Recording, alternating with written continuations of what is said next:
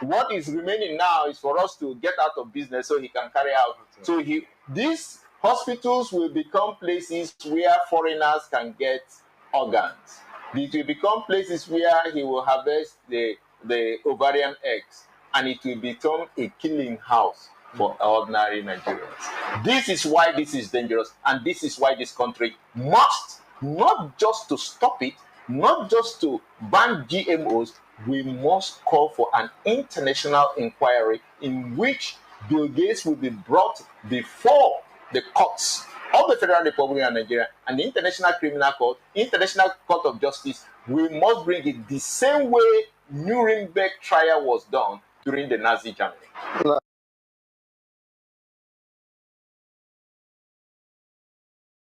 Yes, we have actually written to President Bola Ahmed Tinubu. He's the Chief Security Officer of the country. Yeah. And of course, all the other agencies, both police, army, and all the also have our submission to the president.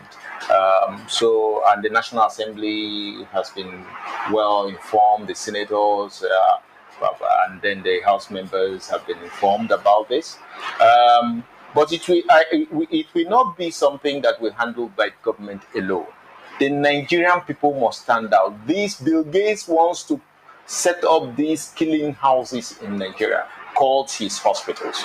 We know that firsthand because there is no way he can invest all this money, he can carry out all these programs only for Nigerians to get better health. No, this is a killing house.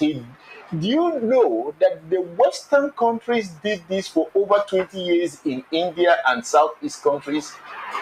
The same type of thing in a way that they use the lower caste people, the black people of India.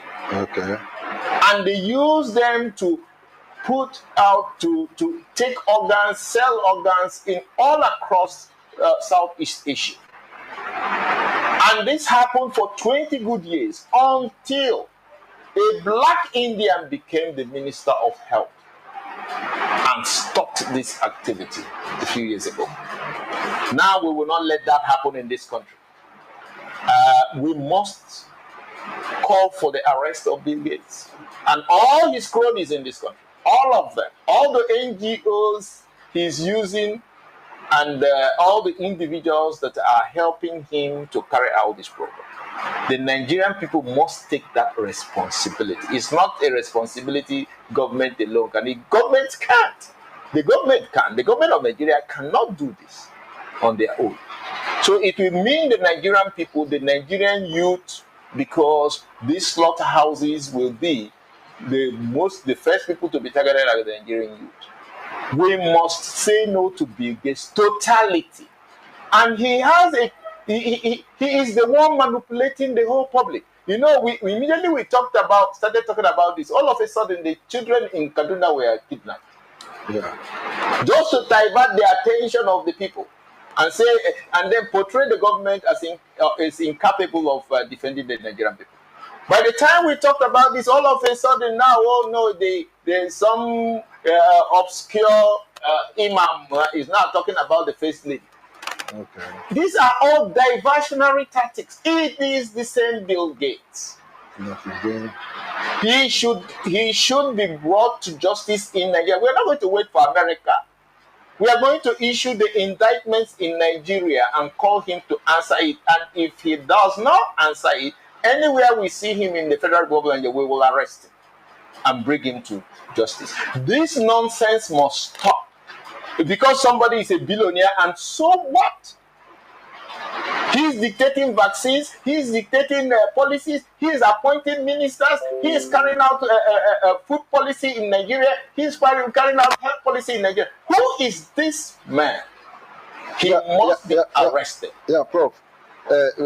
You when you wrote the Senate, you copied a lot of international groups, the UN, ILO, the EU, Conference of Bishops, and so many other international organizations. Now, has there been any reaction coming from? Yeah, there have been different reactions. But as you could see, the Bill Gates charged all his parastatals working for him, the NBMA, the National Biosafety Management Agency, they were all up in arms. The so-called organizations that were set up as proxies for Monsanto, OFAB, and all that, they were all busy abusing me at the National Assembly and writing all sorts of things. But you know, these people are just actors who have been pushed out there by Bill Gates to speak for him. But what we want, the reaction we want, is Bill Gates to answer for himself, to say, yes, okay, look, this is not what I'm doing in Nigeria. Then let us now have the open debate. Let him come to the National Assembly, where he will answer to these charges, and we will go there and let there be a Senate hearing. It happens all the time in America. It happens everywhere. This is a democracy. Let him come. This is not a matter for one obscure lawsuit or anything. Let him come before the people. Say, okay, I've come to Nigeria to help the Nigerian people. Okay, we now ask him, why are you doing this? Why are you doing that? Before, so everybody will now listen, and then they will use their common sense to figure out the truth. Okay, now you've called for the arrest of Bill Gates and for his trial. Yes. Now, beyond that, what do we need to do to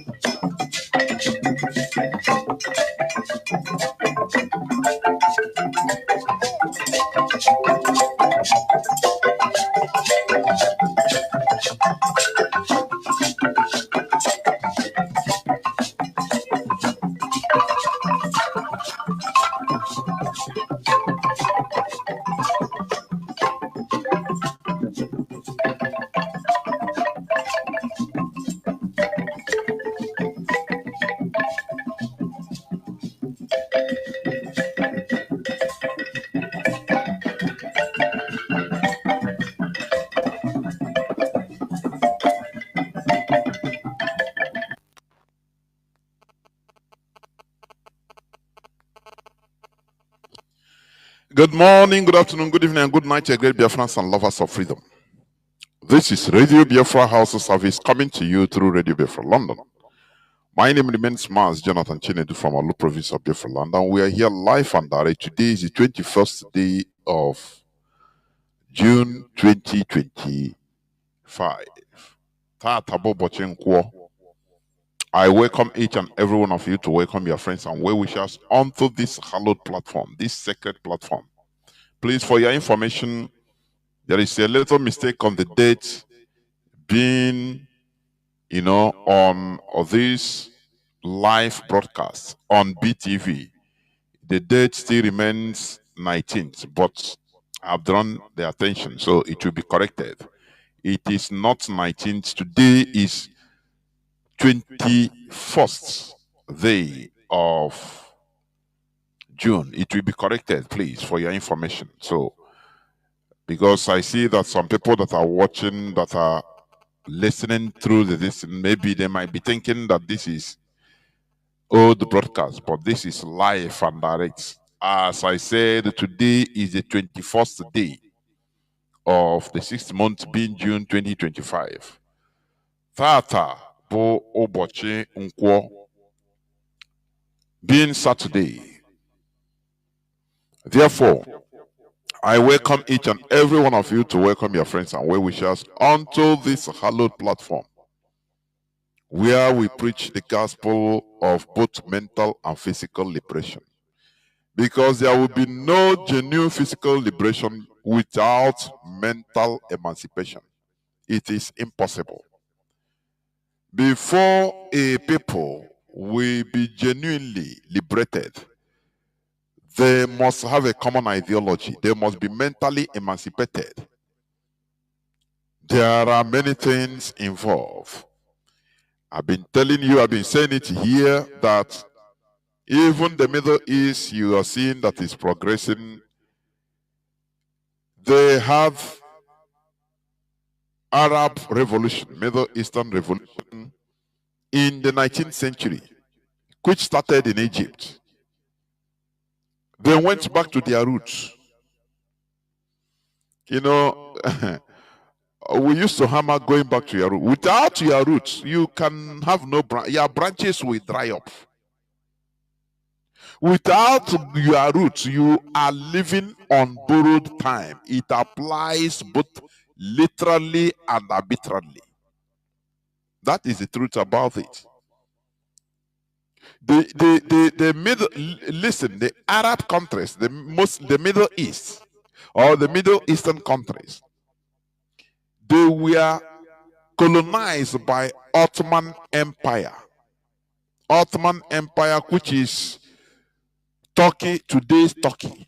Turkey colonized them before the First World War. It was during the First World War that many of them became liberated. France and England deceived them and told them that, look, you revolt against your colonizers, and after we'll give you independence. And they did so. And England and France installed the katakata that you are hearing today, Israel and all the rest of them. England and France, they installed it. When I look at our people, they are not grounded in history. I just laugh. I just laugh. I'm telling you. The Europeans installed the problem that is happening in the Middle East today. That is the truth. So now, during the colonization of the Ottoman Empire, the colonization of the Middle Eastern countries by Ottoman Empire was pushing them towards Western civilization with Western values. Are you hearing me? Notwithstanding that Ottoman Empire is also a Muslim kingdom or Muslim empire, but they were trying to push the Arabs towards Western values completely. That the only way to develop is through Western values. A revolution started in Egypt, I think 1890 something thereabout, or either 1858. Yes, in Egypt, an Egyptian imam, started preaching that no, that we are Arabs, that we need to go back to our roots, and we will develop using our system. That the Western values foreign values they are introducing to us is not the only way to development. It's what we are preaching today. That is why you see Saudi Arabia, they maintained their culture, but they are developed.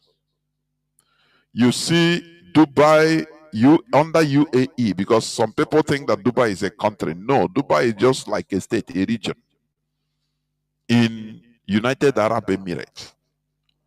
That is why they are highly developed, but under their system their country is an emirate.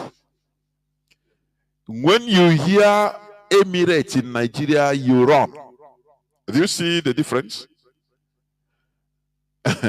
But you are longing to go holiday, to go buy goods in Dubai, to go and spend money to buy apartments in Dubai. You no longer care that is an emirate.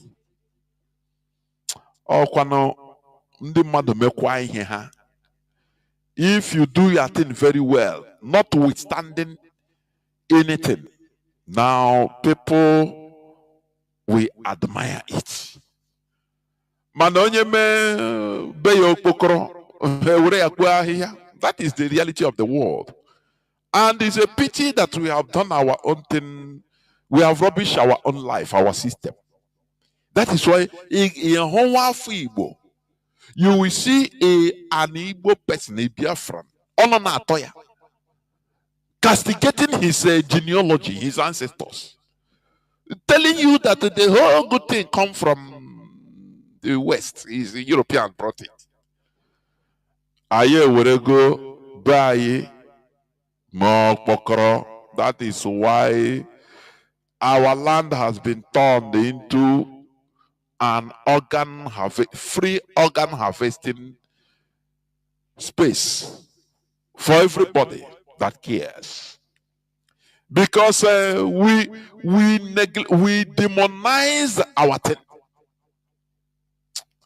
We make sure that we kill our thing, that we neglected our thing, not only demonizing it, making sure to trample on it, that we are nothing. That is what we are trying to revoke here on Radio Biafra. The Arab you are seeing, the Middle East you are seeing, many of us are listening from Middle East. You go to Qatar, you go to Bahrain, Oman, you see how developed they are. Saudi Arabia, with their system. Many of them are still emirates. Some of them are kingdoms, monarchy system. Islamic monarchy system, but they are developed. It didn't prevent them from development because it is their thing. When you are seeing it, you are enjoying the thing. You say, "Nah, what is the difference between? Why not look at here in Dubai? They are Muslims, so but look at the type of Islam we have in Nigeria. Now, wow, what you you continue asking questions without trying to find out the genuine answer through research. People fought for it. They went back to their roots. The Egyptian preacher, Islamic preacher, said no, that we Arabs, that we must reverse our way, otherwise we become perpetual students, perpetual servants and slaves to the West. Because when you engulf Western or foreign values, you will never graduate. You you will continue learning forever. But when you start from your roots, you become grounded because that is your root. No person will teach you. No person can teach you what to do because it is your thing. If there are some ways of that your root that is outdated, it is you. It is up to you to innovate it or to change it. Because you are the authority in your own house. Do you see that? But when you continue clinging on foreign, say this is how we develop. It's them that give us car. It's them that provide this and that. It's them that this and that. Imena beg your pokoro. So how will you be respected? How? I hope my voice is coming out because at the beginning I saw there was squeaking noise. I don't know. But I think I neglected it. Let me check whether my voice is coming out here, please. Yes. Yes, I am completely certain that my voice is coming out because sometimes even my radar will be showing good, but after I will not know that things are not coming out as supposed to. But it's coming out. So, what am I trying to say? The Arabs, you see, they went back to their roots through just one preaching of one imam. That no, if we continue the road we are going, thinking that having in our mindset that it is through the Western culture that we are going to develop, advance, as many of us are thinking today, the mentality. That is why I want to continue talking on religious mindset. The dangers of religious mindset is very dangerous. Foreign religion is very dangerous. What they impose on us, it is very dangerous. You can never, I say, just look at the whole world. Check how many countries that embrace the foreign methodology that is really advancing. Just watch your check now. It's something that is open without going back to who you are. Now taking care, taking charge of your destiny through your own thing, something you master, something that your great grandfathers, your ancestors were born to. You can never succeed. America you are seeing today, it is an experimental country, and the development of America is not indigenous or by indigenous Americans. What you are seeing today, foreigners, Europeans entered America and slaughtered the indigenous population. Now they brought the new ideology, that is enlightenment message that they received from Europe. They brought it in America and fought for their independence and imposed that ideology in America. for your information. Just tell me a developed country that is advanced through using all is foreign ideology, everything foreign. It doesn't happen. Either you see them wombling, no stability at all. But once you continue and become grounded in your roots, from there you start tapping the nutrients in your environment. No plant grows without roots. No plant. Even aquatic plants, they have roots. It is through the roots that they can tap minerals from either the water or the soil. Are you hearing me? Nature teaches us everything. But the issue is that we are not careful enough to learn. We use belief to cover all our ignorance, or can I say ignorances? It doesn't matter how I call it. All our ignorance, we use belief to cover it. So, we must continue in this program. It is a necessity. This is African Renaissance era. Whether you accept it or not, this is the era of African Renaissance.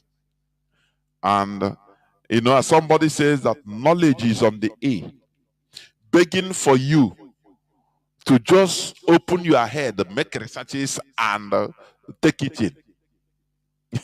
Are you hearing me? When they say end time, before as a religious person, we used to preach the end time. What are the signs of end time? Knowledge shall increase. I'm telling you. Do you know what is the end time? Oh, end time. You will see somebody talking of end time, but he's struggling. He say he's fighting for freedom of Biafra. But he's in end time. For him, this is end time. Now, I ask, why then are you struggling, fighting for freedom? As long as you are in the end time of the world. But let me tell you something.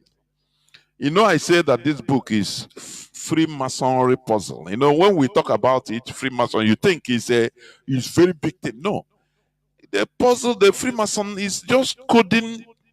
They encode deep meaning, secrets in very little simple words, day-to-day words or statements. And it takes another mindset to understand the meaning. It takes open mindset to research and find out. They tell you end time. No. End time is about end of their religious time. That is what it means. Because once knowledge of people increases, you see religion diminishes. It spells doom to them. That is it. Just the way it is in Western Europe. Most countries of the Western Europe. The religiosity decreases. So the end time they are talking is when this thing happens to all over the world. You see the religion there, where they read in the Bible, their religious mentality will start decreasing, spelling their end. Mentally end. When I'm happy. You see many of our people now. When you ask them now, what about how do you see religion? He said now we do that. I know there for the that is the end time to their religion. It's not the end of the world. No. Because religion abhors reason. It abhors wisdom. So when people forcefully take that wisdom, that is eating that apple. People are now taking the apple. They tell you that, hey, Adam, eat it. It is the fruit of wisdom, fruit of researching, fruit of era of Renaissance, Fruit of, researching, trying to find out knowledge, not belief. That is what it means. Once the people are embracing wisdom, eating that fruit of wisdom, hey, the end has come for the religion. That is what it means. But will you understand? You are looking for a date when because I'm seeing whatever that is, hey, what the conflict in the world. Hey, the world will come to an end. People have been waiting. There is somebody that even in this struggle, during this thing, very much, we are just debating privately. The person I'm telling you is a PhD holder. On the Shabbat, on the Shalom Shabbat.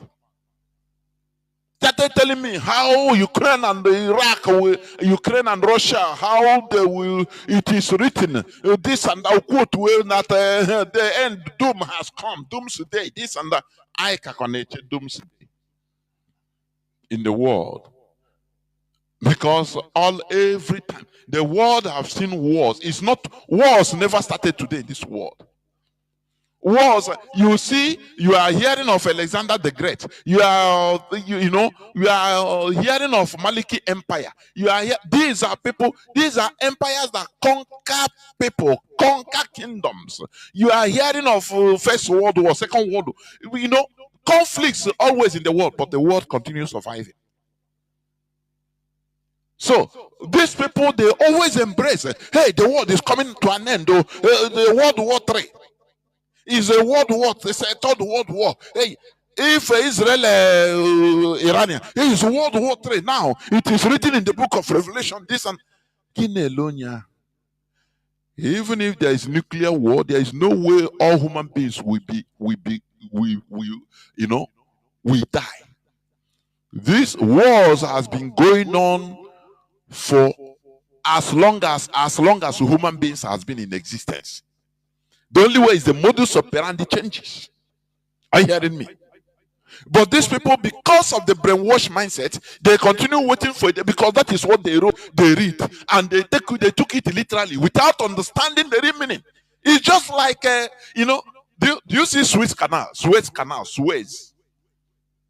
which they built in Egypt? Do you see? Do you Suez, S-U-E-Z?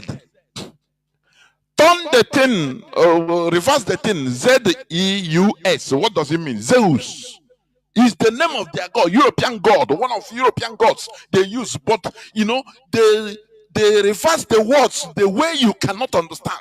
These are Freemasonry, puzzles that I'm saying that you can never understand until you open your minds to stop being religious when researching. You become open-minded. Now you start understanding things. They built that canal. They call it Suez Canal. What does it mean? Reverse the word.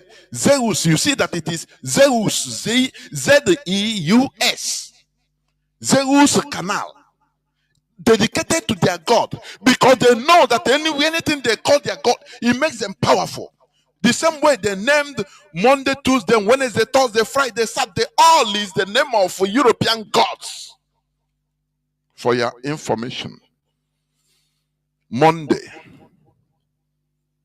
that is the day of the moon. Monday, moon day.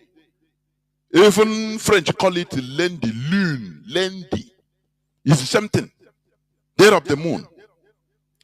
Tuesday.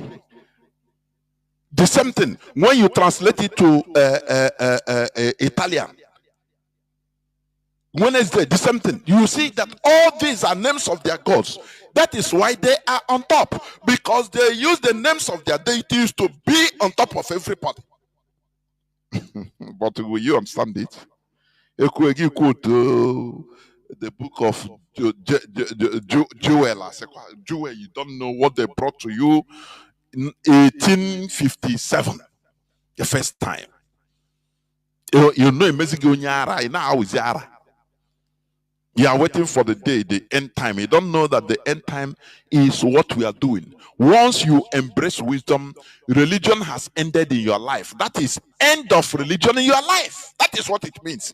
So they are warning people. The book is one. When you read it, you feel that you are being warned against end time. Knowledge shall increase. Don't you? It's in the Bible that knowledge shall increase. That is a sign of one of the signs of end time. That knowledge shall increase. Once you see religious people trying to avoid genuine knowledge, because for them embracing knowledge means end time. The same way Adam, according to the story, Adam was trying to avoid the apple because it's the fruit of good and bad.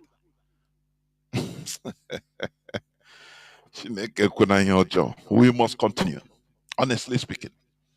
So what am I trying to say?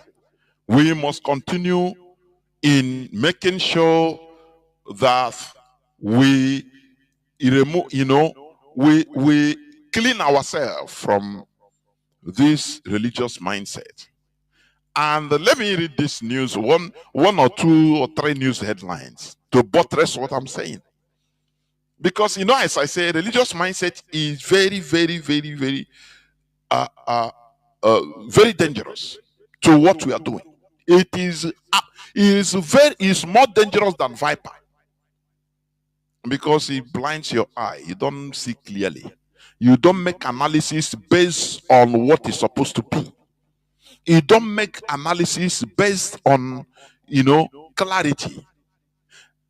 Said Guru said, religious people today, in this world we are, religious people are the ones committing atrocities in the name of their God, that they're on mission. Don't you hear that? Are you hearing me? That is the truth. Look at what is happening to in the world of today. No more diplomacy. You'll be in the midst of diplomacy, and boom, bomb will be raining. So where is the world? Where is the world going? Going back to Stone Age, where might is right. Where might is right. Let me read this news headline. It says, "Era of global peace diplomacy is over. Peace Pro warns." A non-governmental organization, the Foundation of Peace Professional, Peace Pro, has called on African leaders to urgently map out continental strategies to shield the continent from the rising tide of global instability and militarism, because the world has officially entered an era where peace and global diplomacy no longer serve as effective tools for resolving international disputes. That is it. It's true. Because we are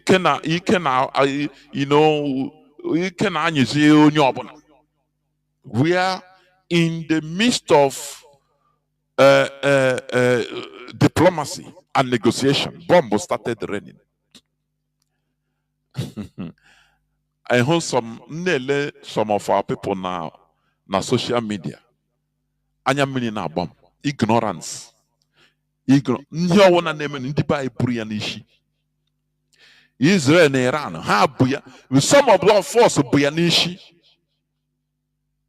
Always follow. If you don't pity yourself, how will situation pity you? In the Bible, follow and support and how Buzianishi, how Israel, how hey, sin na India Kebehashi. Where do they come from? That is the reason why they go to churches, go to all these multi-million members churches. They are the members. Their money, Igbos are the most contributors in all these churches. They are the members. But who is twisting them? They don't go to leadership. Slave character. Otaka Igahonya, Obru Israel Nishi, Obrun Kanishi, or this Enasi, Onya one kaku, even in Israel, when he can Atonia na garbage. No one kaku. Oburi and Ishino Yawa was Elohim Jikwesi. Inagwe Elohim or Wasuso. Do you know how that language came into being? That language you are calling Hebrew today. I have preached it here several times. That language you are seeing today is not original Hebrew. It was the language being spoken in Israel today was concocted by Yosef ben Yehuda. One person is a German. He's a German Jew. He's a German Jew in late 19th century or 19th century. He's a German Jew. The name Yosef ben Yehuda was the name he took after. He has a German name. His real German name is there. He concocted the language they are speaking today, national language they are speaking today in Israel. For your information. That's why when I see people, I look at them, I say, no. Where will you even start arguing or debating or arguing with somebody? When you say something, you will not even understand it. So what is the need? What is the need? Sometimes you say, is it not better you allow people, they will be wallowing in their ignorance and stupidity? But the thing is that it disturbs anyway. It makes you mad. I'm telling you honestly. It makes you mad. Why can't we leave dead people to bury their own dead? Instead, it's very, very sad indeed.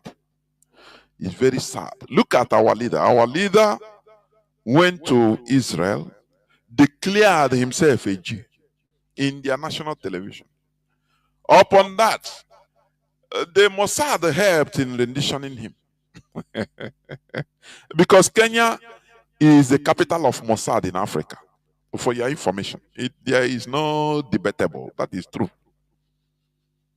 When the Israelis, when they invaded in 1972 or 1978, when they invaded Entebbe, the capital of Uganda, during the time of Idi Amin, when some Israelis were kidnapped by some Palestinians in flight, in aeroplane, and taken down to Entebbe, that is Uganda, the capital of Uganda, where the Mossad, they prepared their strike, was from Kenya, and it has been till today. So, you see that ignorance is played. That is, you are seeing in who average Igbo man wa ignorance. Ofonye no dim bini inele o machama o jego yo o na o chapo mana ihe na ha ignorance, nothing more. Icheme nwere ihe no ya n'ishi o na agwa gị ihe. That is what he's telling you, is that his feeling, his sentiments. You don't want to know again anything. It's very, very sad, honestly. We must change mentality. Are you hearing me? We must change our mentality. Let me go to normal news, because I call it normal news. It's the news that are always now. Is there any other thing? Always. It's no more. It's a normal thing. Bandits kill 30 in Zuru, KB local government area. KB government, sorry.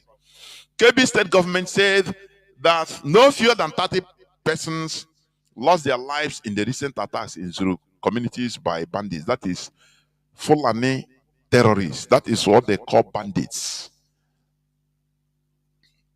Also, the state government condoled with the people of Otanguda in Zuru. They always condole. They always condole. There is not.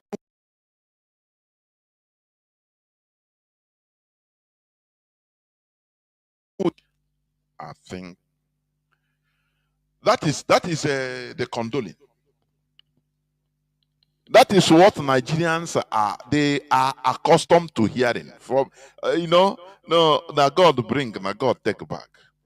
So Divania, you can no longer bring them out. Are you hearing? That is the condole. The job of the government is to come and condole together with Christian clergies. They condole with them. Let me continue reading a page. Chairman of Zuru and Danko Wasagu local governments, Mohammed Gajero and Husseini Bena, respectively, gave the casualties reports. That is counting heads. That is Fulani on the rampage. Who can stop them? Look at what I played, and I continue playing it. The revelations of Njemanze, Dr. Njemanze. I pity Dr. Njemanze because in that revelation, he was in that interview, he was physically annoyed and boasting that we should arrest who is Bigate. We should arrest Bigate. Oh, in Abana, you are talking as if you have a government. As if you have a government, you have a country. You don't have a country. Is it not the same brigade that came, is it last month or last 2 months, to Tinubu, and Tinubu decorated him with a medal? Oh, this life, this life. Yeah. And in Jemaze, this life. Yeah. And in Jemaze, all those conspiracies, all those plans, evil agenda that is going on, initiated by Bill Gates. He was saying that, look, the government, Nigerian government can't stop it. The only thing that of the people.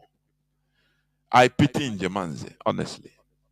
Do you see why no person cares for Nigerians? Because they know that rise up or talk anything. Only one word from Sheikh Gumi, it really gets you. He will tell his audience, the Northerners and Muslims, and say, "Oh, this is the word of an infidel, so don't mind him. You have been cancelled. Your words have been cancelled. Finish. There is nothing you can talk again. Nothing. So, if you are fighting for Nigerians, you make sure go and dig your grave. Nothing. And that is why the Nigerian politicians, they are at ease. You rise up, say you are defending the population. They laugh at you. Say, who will even mind you? Who? Tell me who. You will die and die for nothing. Are you hearing me? So I pity Dr. Njemanze. When he was talking, blasting Brigade, I was even afraid, say, before they just give him one small poison. Poison not the air he is breathing in America. They will. One Reverend Father will go and say, rest in peace. He is a fighter. He was a fighter, a fearless fighter. Mass. I'm telling you. Because otherwise, who are you fighting for Nigerians? The rise of Nigerian youth. The rise of. Because he said it. The Nigerian government, Tinubu, can do anything to stop it. And he said that is the truth. Because the agenda is high. It came from the high places. It is the Western agenda to make Nigeria the supplier of raw materials. Do you know raw materials? When you talk about raw material, people's mindset only go on crude oil. No. It is more than crude oil. Both human being, both your organs. Let me ask, what about the 7,000 plus penis, fresh penis, that was discovered in how many containers in China that came directly from Nigeria? What happened? I ask now, Casey, what happened? Immediately that thing was discovered. The Nigerian senators at that time, I think 3 years back, they said, no, we have to don't worry. We will take charge of everything. Let there be everybody should go and rest. We will investigate and bring the culprits to book. Since that, how many years, how many culprits have they brought to book? Because they are involved, all of them. The Nigerian senators. That is why they immediately, once they saw this thing, they say, "Oh boy, before this thing, enter, people start confessing. Let us take charge of it and close it." That is how they do. What about the kidnappers, which we are calling ESN, which we are not? Right after they caught the kidnappers under the Niger Bridge, River Niger Bridge in Onitsha. Those boys, is it 3 or 5 boys that they caught, that they killed the Anambra State senator, Anambra State commissioner?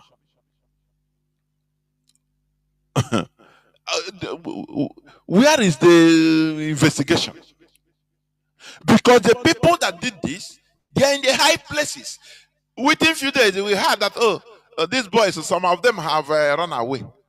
They went and eliminated them secretly, so that to close up Nigeria is to close up the investigation, that before they can call somebody's name. Nigeria is a layer upon layer upon layer of debt.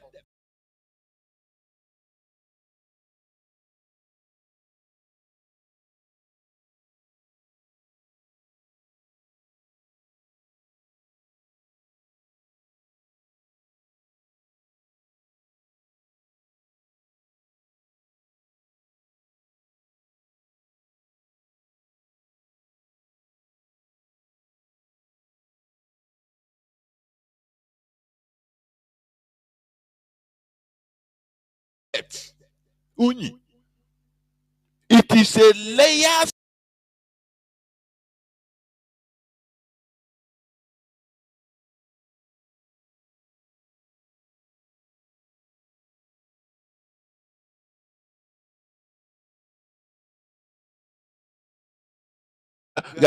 Do you see why they allow this evil called religion to fester in Nigeria? Because it's working in tandem with the politicians, with Nigerian politics, Nigerian government. They work together. Make sure that these people are always checkmated mentally. Because once you are being held in bondage mentally, you can never rise up physically. It's impossible. How will you rise up? Let me read. Senior pastor of Dunamis International Gospel Center, Dr. Paul Enenche, on Tuesday led a prayer and a healing outreach to Yelwata, a community in Benue State recently affected by violent attacks. The visit, which Enenche describes as one of love, prayer, and healing, brought together clergy, church workers, and support teams to offer spiritual encouragement and emotional support to residents grappling with grief and trauma. Sharing photos from the outreach of his official Facebook page, the cleric said that the team came to stand in solidarity with the community, pray with the bereaved, and declare hope and healing amid the pain. Oh, yeah. Okay. Today, according to the God of man, today, God's servants and the crew humbly walked the soil of Yelwata Benue State, a land touched by loss, yet filled with resilient souls and salient cries. We came not just with words, but with hearts to mourn, with those who mourn, to pray with those in pain, and to stand in the gap for healing and hope. In the midst of sorrow, we witness strength.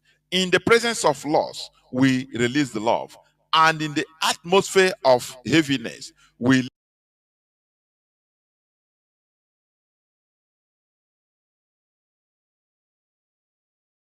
lifted up prayers and that pierced the heavens.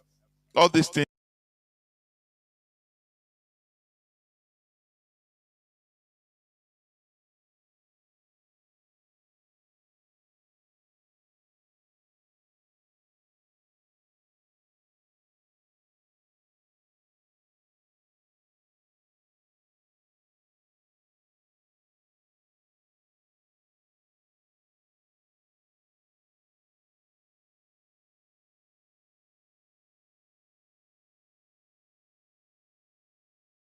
Do you see that these people, they are agents of the government? He declare peace. He declare restoration. He declare comfort of the Holy Spirit. Did he address the cause of the problem? No. Did he tell the people that, look, you need to arm yourself in order to protect? No, no, Holy Ghost will protect you. Do you see why I say, if we don't kill religion, religion will destroy all of us? I am telling you honestly. I am telling you. As we finish, all of them will go sheepishly. And these people, I know since that time, because it is since 18, they have received another 2 attacks. So his peace didn't work. Declaration of peace. These people are evil. If we are talking, please, I don't mince words. Here on radio, are you understanding me? If you can declare peace and it happens, peace of comfort of the Holy Spirit, why not declare peace in Nigeria? But since he went that year water, the Fulani terrorists they have struck how many times? Again, and killed people. Do you see why we say you destroy religious mindsets? Did he go there to open the people's eyes? Say, look, what is happening is something that is very deep. This Fulani onslaught, it is only you are rising up that will stop it. But he went there to declare peace, comfort of the Holy Spirit. And the people say, amen. And everybody need pushing. People that were families that were wiped off, they had need pushing. Think, oh, the peace of God is here. Tomorrow they will come and kill the other people.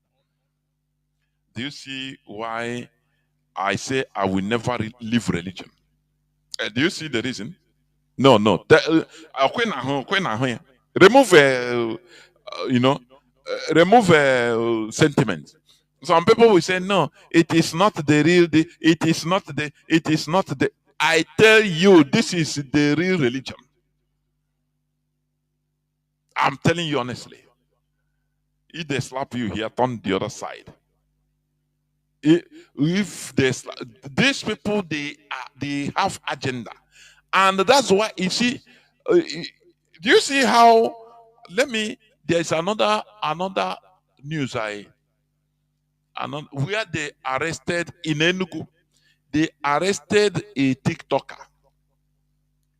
They arrested a TikToker that in Enugu that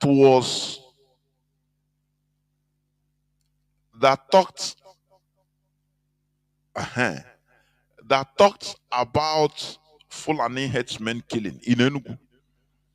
Governor Mba ordered for his arrest because he is going against the agenda. Are you hearing me? Secret Police DSS arrest content creator over comments on armed headsmen killings in Enugu. Do you see that? When you see, do you see the Nigerian government, the Nigerian system? The Nigerian system is an evil system. Any public figure that is flourishing in the Nigerian system, do not trust him. He's part of the problem. I'm telling you. Be it a God of man or man of God, be it a pastor, reverend father that are there, what their job is to come and sedate the population. That is their job. You know, some of us have all these sentiments on the I respect you, man of God, but who tell you that? Who tell you? These are scammers. That is why the Bible says that at the end time is coming. Once you see that knowledge is increasing, know that end time. And I'm here to tell you that it is not the end of the world. Stop thinking like a toddler. It is the end of their dominion, the religious dominion. Because once you Embrace wisdom, knowledge over religion. Finish. You diminish religion in your life. It has ended in your life. Don't you see that? Don't you see? It's a simple meaning. It has ended. Onye kwute okwu Jesus ga-ese na akọrọ nkọnshapo. Ịjọ ya ofu ajọ ya agbala gị. Before you know, that person you ask that question might go, even if he debate with you, but after he will sit down in his quiet corner, if he's a reasonable person, and start reasoning. Now, what this man told me, what this man said, not true. But do you know what? There are people with a reprobate mind. They don't want anything reason to enter their heart. They will say, no, leave it aside. I know what I beg. I met many of them.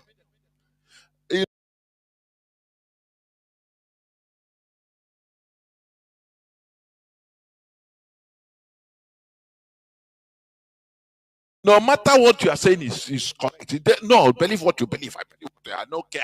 I know. I beg. I no one listen again. Do I listen? I no one. They shut up their minds. There are reasons for that. Many of them are part of those that are gaining from the stupidity of people. Many of them. Just watch them. Watch them closely. You will see, you understand, say, this is why. A lot of them are urundis.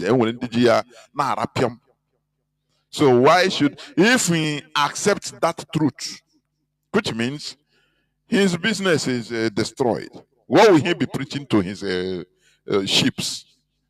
That no more, no more. What I put like is it Adebayo or what is that pastor? Say no, what I made mistake, what I preached, the tithe was wrong. That if you don't pay tithe, you go to heaven. You cannot go to heaven. I was wrong, and he has been preaching since donkey years. Enriched him, made him to buy private jets, build churches and mansions worth billions of dollars. But he is standing in the presence of his sheep. Say, I'm sorry. And all of them cry, say, oh, daddy, no need. Oh, this man is humble. He have apologized. They don't care the evil, the damage he caused in the lives, in family lives. They don't care the fight he caused that made the families to divorce. Because there are families that because of that fight, I am telling you, they divorce. Man and his wife will divorce. Because when they will do business, after their business, they want to bring, maybe the wife will say, we have to take out the tithe. Remove tithe from our income. The man will say, no, don't leave that. Before you know, you say, he will go and tell his pastor. His pastor will tell him, you are living with devil. So it's better you go. Run away from devil. And they will divorce. The woman will divorce. They don't care about all this evil they have caused. That is how bad it is. I say, one of my main missions here, to liberate our people, to open. I will not. You see religion. I know go pity them. When I listen to some people thinking that maybe if I don't come up on Saturday, they say, no, you know, what we are doing is voluntary. Yes. Some people don't know what it means to make your researches in a day. Or he will knock you, sometimes he will knock you off 3 hours, 4 hours, 5 hours of research in 24 hours. Now, after everything, you rally around, you come, you sit down 3 hours. Check how much you lost just in your day, 24 hours, you lose. And you have to catch up with your work. You know, some of our people listening, they don't understand the sacrifice. They don't understand. What they are, I'm enjoying what you are. That's why if you call me telling me you are enjoying what I'm taking, I ask you, am I a content creator? You're enjoying me. Let no person call me and tell me I'm enjoying you. You are enjoying. You don't know the sacrifice we are putting because of our collective interest. You don't know. You don't know. Might as well say we be there. An old man like that. Oh, 5 o'clock in the early in the morning. Oh no, oh now, oh no, 6. Mazi Peters. You don't know. You don't know what it takes. Because of the love we have for all what we are doing. You don't know. That's why when I see people that are using this to try to enrich themselves or to put money or counter anything for ulterior motive other than what we are on our body mobi. I'm telling you honestly. On our body mobi. Because there are people that are sacrificing, even silently, what you don't know. Sacrificing silently in order to make sure that so what am I trying to say?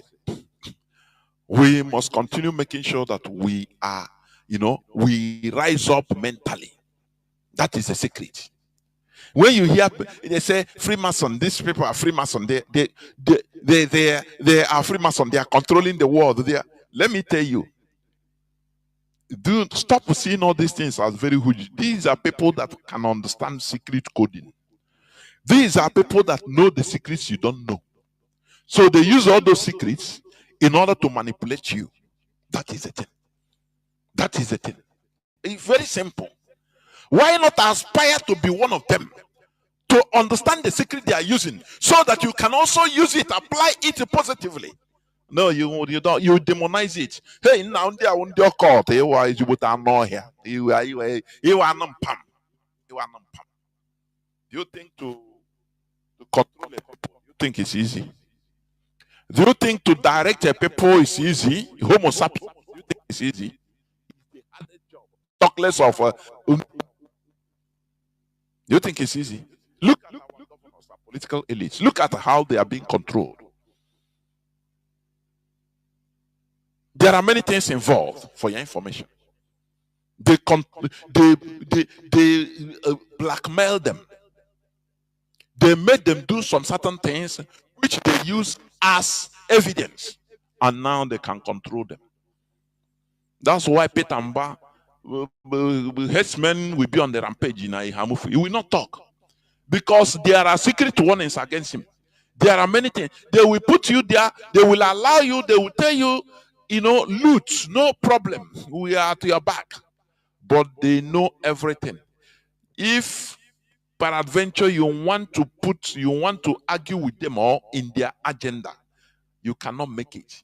Look at a whole presidential candidate that is president today, Tinubu.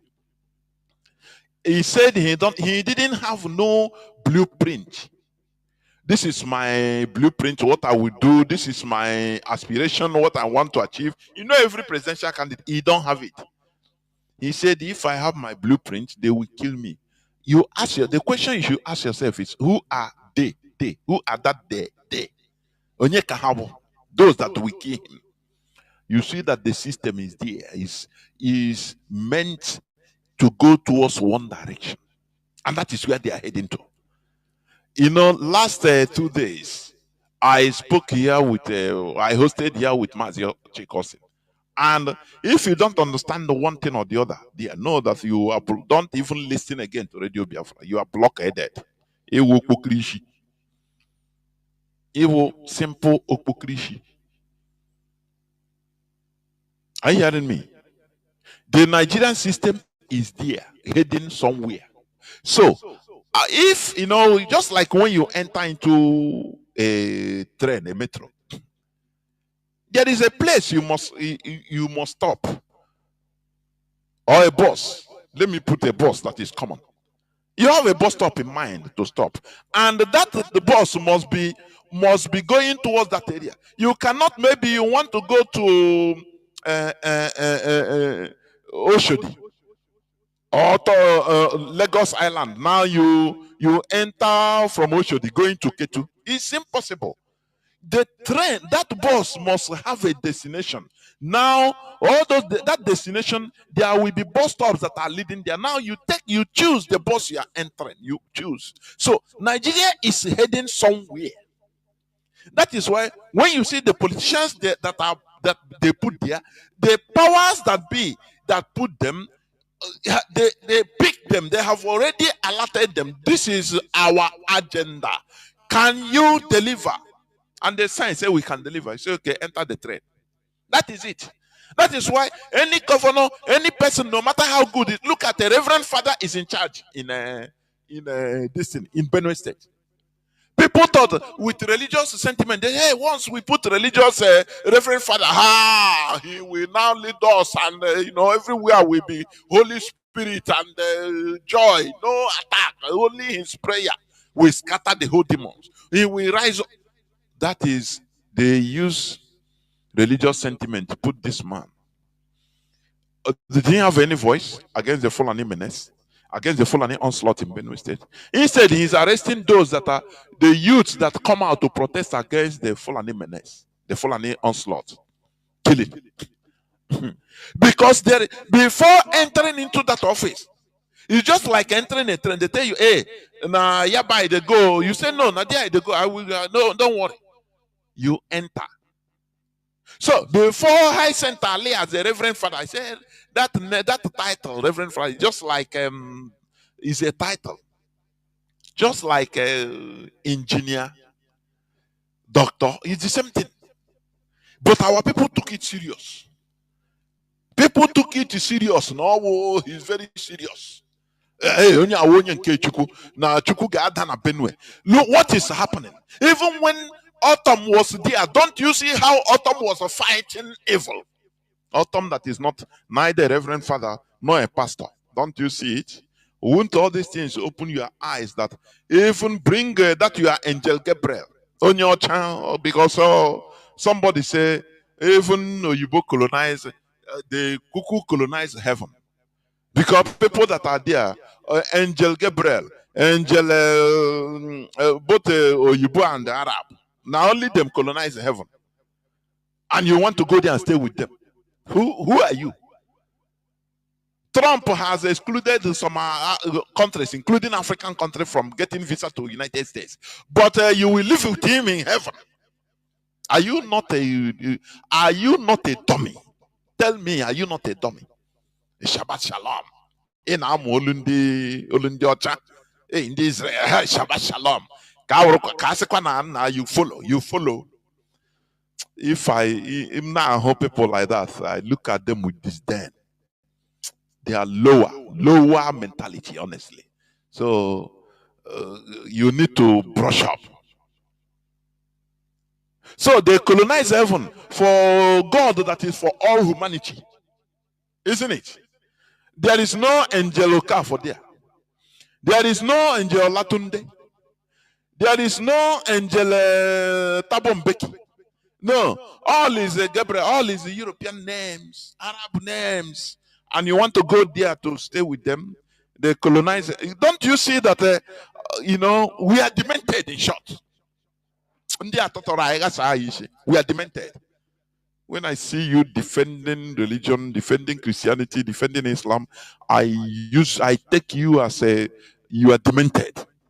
Because you need deliverance. I'm telling you, you completely need deliverance. Because there's no way you can tell me that, look, if something is for the universe, at least you must see at least Angel Tansi, Angel Okorafor, Angel Gandhi on India, at least to represent on India. Angel Angel Mbeki, Angel Mandela,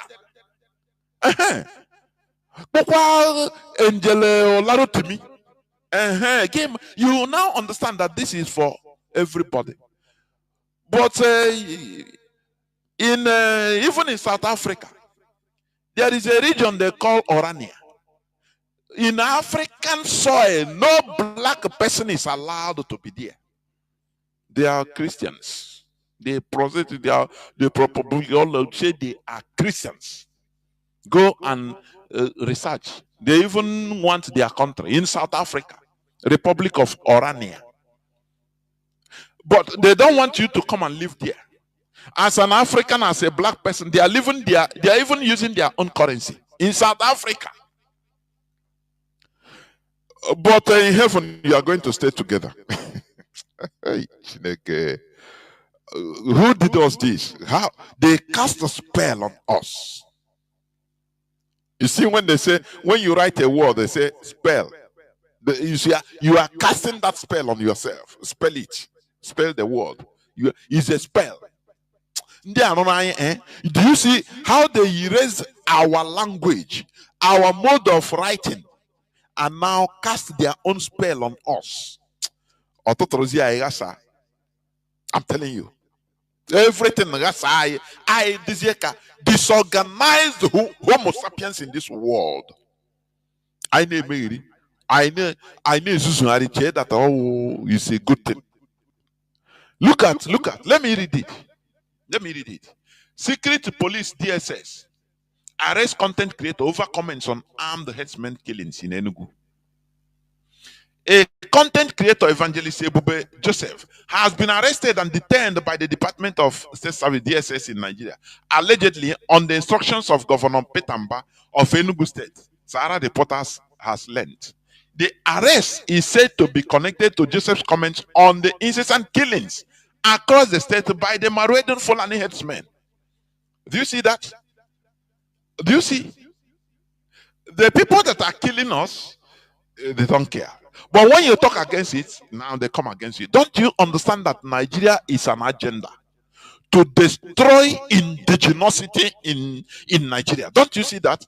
That is why I brought up that topic with Mazi Johnathan.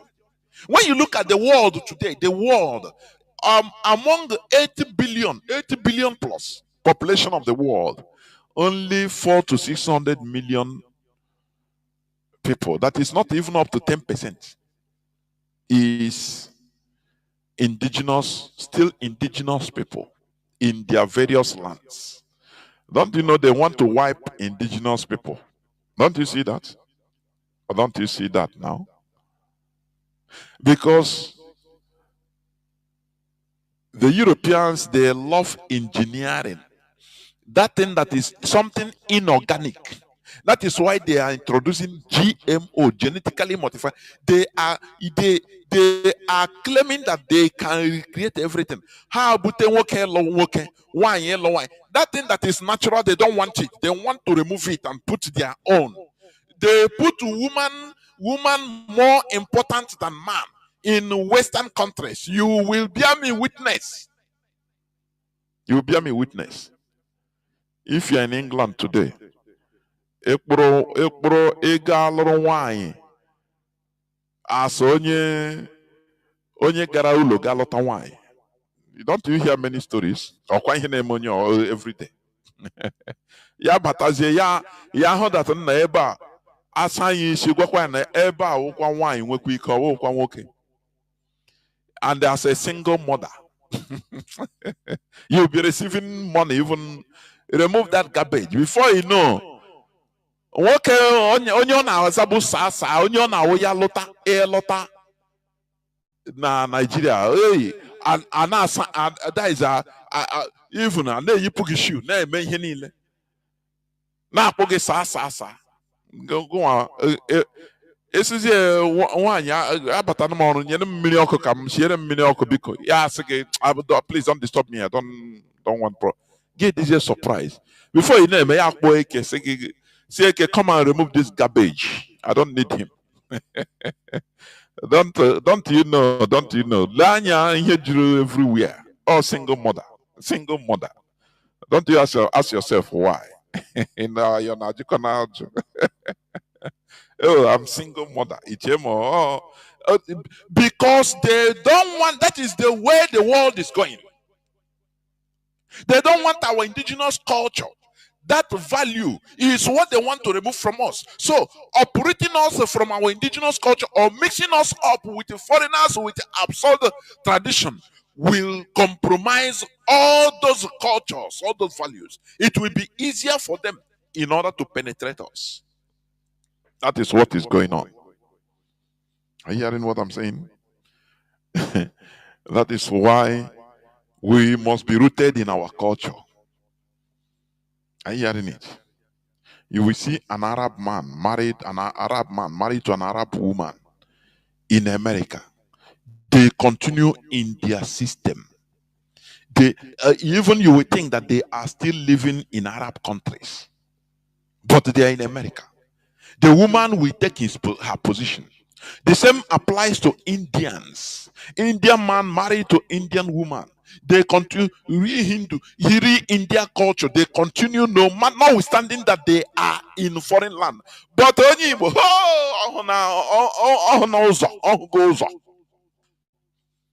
ahụgo n'ụzọ ọ pụta ahụ ebe ọkụ na-enwe elu hụzi ụzọ ọ na-akpọ ikolite ịwa anya because we are fools. We are fools. We are fools. Don't you hear? Don't you see what Adaka made in this struggle? Mostly from America. I don't know really why. You know, in even intelligent reports from powerful countries have told the IPOB that look, be careful of your people in America.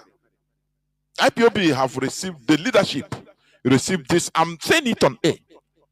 Yeah, with intelligence. Agwara IPOB leadership in one powerful country say, look, be careful of your people, not any other place, most in America, because they are susceptible to, they are proud of serving against the interests of your people. Yeah, some years back, what I'm telling you is not, it's a fact. Do you think it's for, it's not just his hatred? No. There are intelligent reports. I'm telling you. I don't know why our people are like that. Mostly in America. I don't know what they see there. I don't know. But we must continue. We must. I'm not stereotyping. I'm saying what is real. And when you look at what is going on, it is like that. Don't you see? What do you call him? The former governor of Anambra State. Is he not in America? Is he not from America? He was not living bad before becoming a governor, but he came in subdued. You thought that he will come and bring development that he saw in America, not knowing that he come to serve the people. Greed in America. Greed about the capital in this world. It's true. I'm not. It's not. It's true. Greed. That is the capital in this world. So we must continue. So what am I trying to say? You know, here we don't pity ourselves. Peter Mba arrested a content creator that is trying to highlight, talk about the killing of his people. According to reports, Joseph was initially arrested and detained in an underground cell for 10 days, before being released on bail, despite his health condition. However, after his release, he was later invited to come to Enugu State, where he was detained again and secretly charged to court without legal representation or informing his family of his whereabouts. Another content creator, David MC Dave, broke the news of Joseph's incarceration to Sahara reporters on Friday, saying that Joseph is being charged to court on the ground that he defamed the governor. Look at it. They are slaughtering our people. Governor Mba became powerless. But somebody came out to talk against what is happening. He got him arrested. Do you see the type of people we have? Don't blame anybody, you know, Mba or this. The problem is the population. I say it always. The problem is the population. That is it. Because if the population rise up, the few politicians will be overwhelmed. Look at the killings that has been happening in Benue. Other places kept quiet, and now it's spreading everywhere. In Enugu, in Kebbi, in Taraba, everywhere. And it's the same set of people. The same set of Fulani terrorists that are doing all these things. Because when they finish in one place, people do not react. They will drive and go. Now they are being aided by helicopter, by government helicopter. They carry them. Because going on motorcycle is no more fast enough. And the Nigerians are not rising up. When it's happening in Benue State, other people will say, no, hey, na Benue or na wow, na Benue people, more na fight now, more na protect on our land, more na do this now. You'll be giving them suggestion what to do. Instead of you to rise up everywhere in that zoo called Nigeria, no way. They will be giving you suggestion. Now, wow, more na rise up there now. No, not get men again. Now, wow, when they finish with them, they will come to you. And that instruction that advice you are given, you cannot be able to do it because you are separated. You are divided. You don't know how to fight a collective war. One of the main reasons, Igbo hatred. Igbo hatred now, that is it. When, you know, whenever people want to rise up, they will say, na Igbo. They will say, na Igbo agenda. Igbo want to dominate. Oh, hey, I beg. Everybody will say, okay, if it's like that, let Fulani continue killing. I ask a question. Why is it Fulani that is less than 1.5% of Nigeria population? Killing, domineering, killing, slaughtering more than 98.5%. Don't you see that there is something? It's very huge. It's very huge. It doesn't matter the West is supporting them all. It doesn't matter anything. If the population, if the indigenous people is able to rise up spontaneously, all those supports will fade because they will be overwhelmed. Imagine the attack, the Fulani killing in Kebi. Imagine the whole Zamfara, Bauchi, everywhere, Enugu, everywhere rise up and say, no, this thing is too much. And any Fulani enclave in their land, they will go and attack everywhere. What do you think that will happen? No, tell me now. It's very simple. This is very simple. But who will do it? No organization.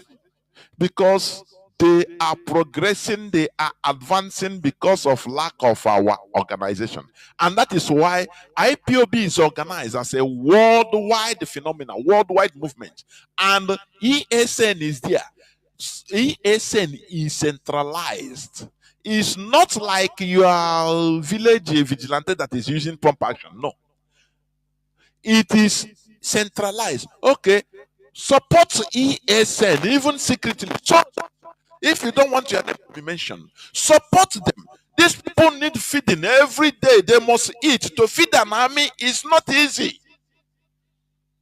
When we say, oh, we're ESN, do you know how they feed? We just, let's say, feeding 5,000, let's say 5,000 people. Just I'm giving an example. But ESN is more than that. How do you feed 5,000 people every day? Tell me. How many cows we provide meat for 5,000 people every day? No, tell me now. How many bags of rice will feed the 5,000 people? Not that they will eat today and in the next 2 days they will not eat. They will eat. No. They must eat in order to. We are not even talking of their equipment. Food, only food. So you see that our people, we need to rise up. We need to buckle up. We need to buckle up.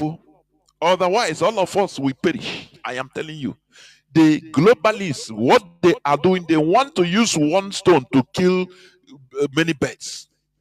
They want to use the destruction of the indigenous people in order to introduce GMO, that is, destroy natural crop farmers, natural crop farmers, and also use the same agenda in order to compromise our indigenosity, so that in the next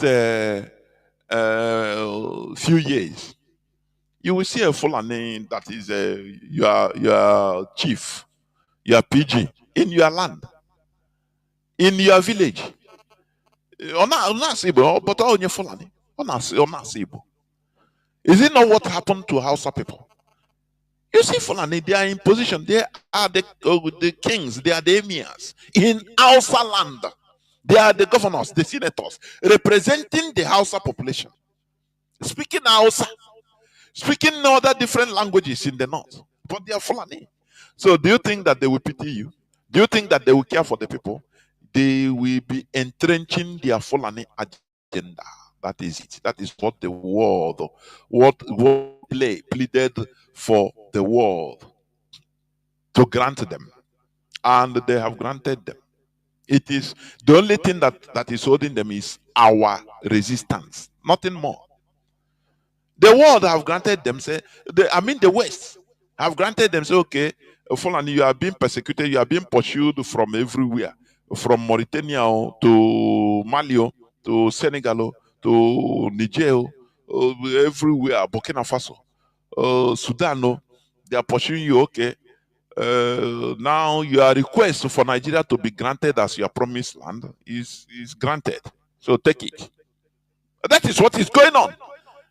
And Nigeria is not a virgin land. It is a land of indigenous people. The same way you have the land of Canaan that has indigenous people. The Jebusites, the Amalekites, which for you is the promised land of this release. And you are clapping. They are the indigenous people that we are crying like you. They are people we are massacred and slaughtered, and they were crying. You say they have sinned. Now you have sinned too. That is why they are massacring. Why are you shouting? They are massacring you. The Fulani foreigners want to take over our land. That is the truth. That is the truth. They are taking over our land because they say our land is their promised land, a land flowing with milk and honey. The land you are running away, they are coming. Are you not clapping for the God of Israel for chasing out, killing the indigenous population? Is it not what you are clapping for? Is it not what you are advocating for? Is it not what you read every Sunday and you praise the God of David for clearing them? Now it is your turn. What you request is what you seek for is what you receive. Do we pity ourselves? If you want to continue in your Iberiberism, according to Okorocha, continue in Iberiberism, and you want your own case to be separate. No, until you denounce some certain things in your mentality, now that thing will denounce you also physically. That is the rule of the game. But when you support cannibalism, one day you'll be cannibalized. Don't shout. Don't shout. When you support evil against others, one day evil will touch you. That is the thing. But when you treat issues as it's supposed to be, your mind knows. You condition your mind to be neutral. And just things. When you are fighting for just cause, now your mind will no longer refer, because your mind can judge you. There might be judgment inside you, your conscience. That's your mind. Now, but you are crying, you want freedom, but you are supporting people that are destroying other people's land, aren't you? Because of one religion or sentiment, you are supporting them. So why are you shouting? I beg, suffer the same fate for you to understand. So are you hearing me? Now, let me also read this news. It will be the last news because today I will be brief. I'll be brief. Now, there is another news headline, June 19th, 2025. Catholic bishops in Onitsha province declare Friday for fasting, call for prayers to end the killings in Nigeria. This is not the first time. This type of thing has been declared, I think, in Borno, in many other places. Now, Catholic bishops, now for them, they are telling you now, they are telling the population now that the solution is no longer human. It is through prayers. Do you see why I say, if we don't kill religion, religion will kill us? They themselves, they know know. They know the solution to the problem. They themselves, these Catholic bishops, they know the solution. That it is we human beings.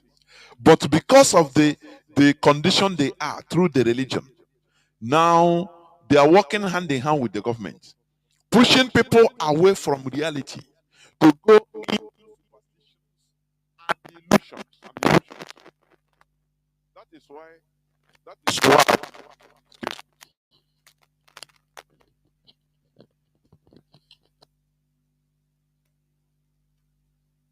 That is why they are now telling you, the Catholic bishops of Onitsha, they are telling you now that Nigeria needs a divine intervention. If you see how I hate that mantra, divine intervention, how I hate it with all my might. But it's everyday mantra for us. Catholic bishops in Onitsha province declare Friday for fasting, call for prayers to end killings in Nigeria. They can never tell the people the truth that look, what is happening? Look, as Njemanze revealed. In Njemanze has spoken, who care about his statement? The Commodore Kunle Olawomi, he revealed himself and came thinking that he's going to raise a human being. He don't know that Nigerians are stupid dead bodies. And told Nigerians the reality of what is happening. That the problem is religion in Nigeria. When you hear the killings, it is religion. Who cares? Do Nigerians even care? Njemanze spoke and shouted how many times? Who cares? Tinubu invited Bill Gates and gave him national honor, national medal. I believe maybe when Tinubu and Bill Gates was in closed doors, only two of them without nobody, they will laugh. Jemanze will tell him, I heard that there is one rat that is talking, they call him Jemanze. He's a doctor. Jemanze, what was he? He think, Tinubu will tell him, leave him, Olori Buruku. Anything he talk, do you think that Nigerians will listen to him? We know Nigeria. I know. They will laugh, quack, quack, quack. And say, oh boy, I'm going to give you national honor in the next few minutes. Be prepared. Leave this man. If it is another country's population, I will be afraid.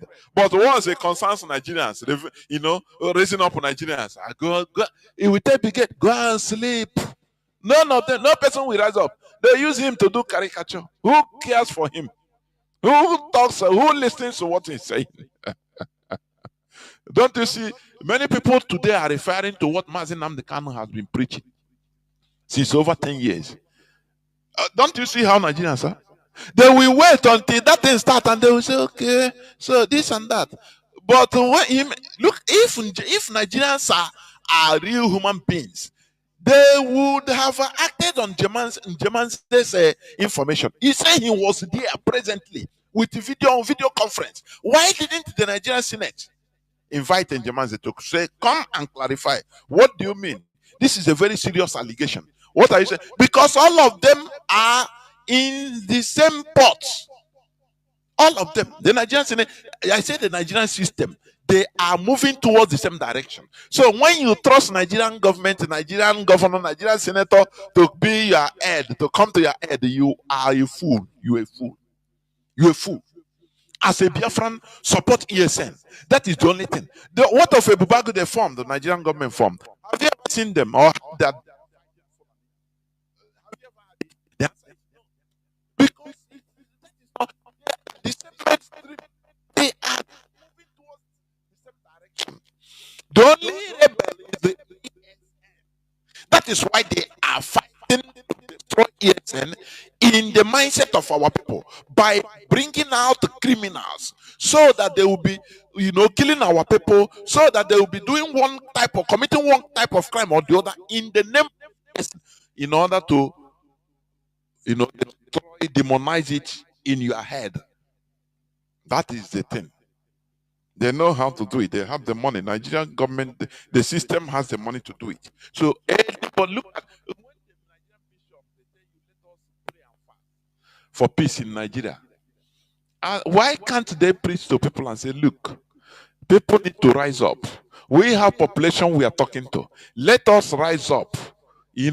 Rise up leg for leg, hand for hand, in order to reclaim our country. Will they talk it? The answer is no, because all of them are in the same direction with the Nigerian government. The let me read. The Catholic bishops of Onitsha Ecclesiastic Province have called on Christians and people of goodwill to pray fervently for an end to persistent killings and bloodshed in Nigeria. Let me tell you something. Do you see why we want to diminish religion in our mindset? In Biafra, we are trying to restore. If somebody, be it a clergy, came and make this national announcement, he will be arrested. That the problem should be solved through prayers, to pray fervently. He will be arrested. Biafra government will arrest him. Even if he's a politician, or a clergy, imam or anybody, he will be arrested. Come and tell us how prayer can solve this problem. Tell us. He'll be arrested because he's deceiving our people. He will be arrested for scamming the people. Are you hearing me? Making the people start scoring off goal. They leave the post and start scoring on throwing side. Shooting ball in a throwing side, say it's goal post. It's impossible now. Do you see what we are doing? Do you see?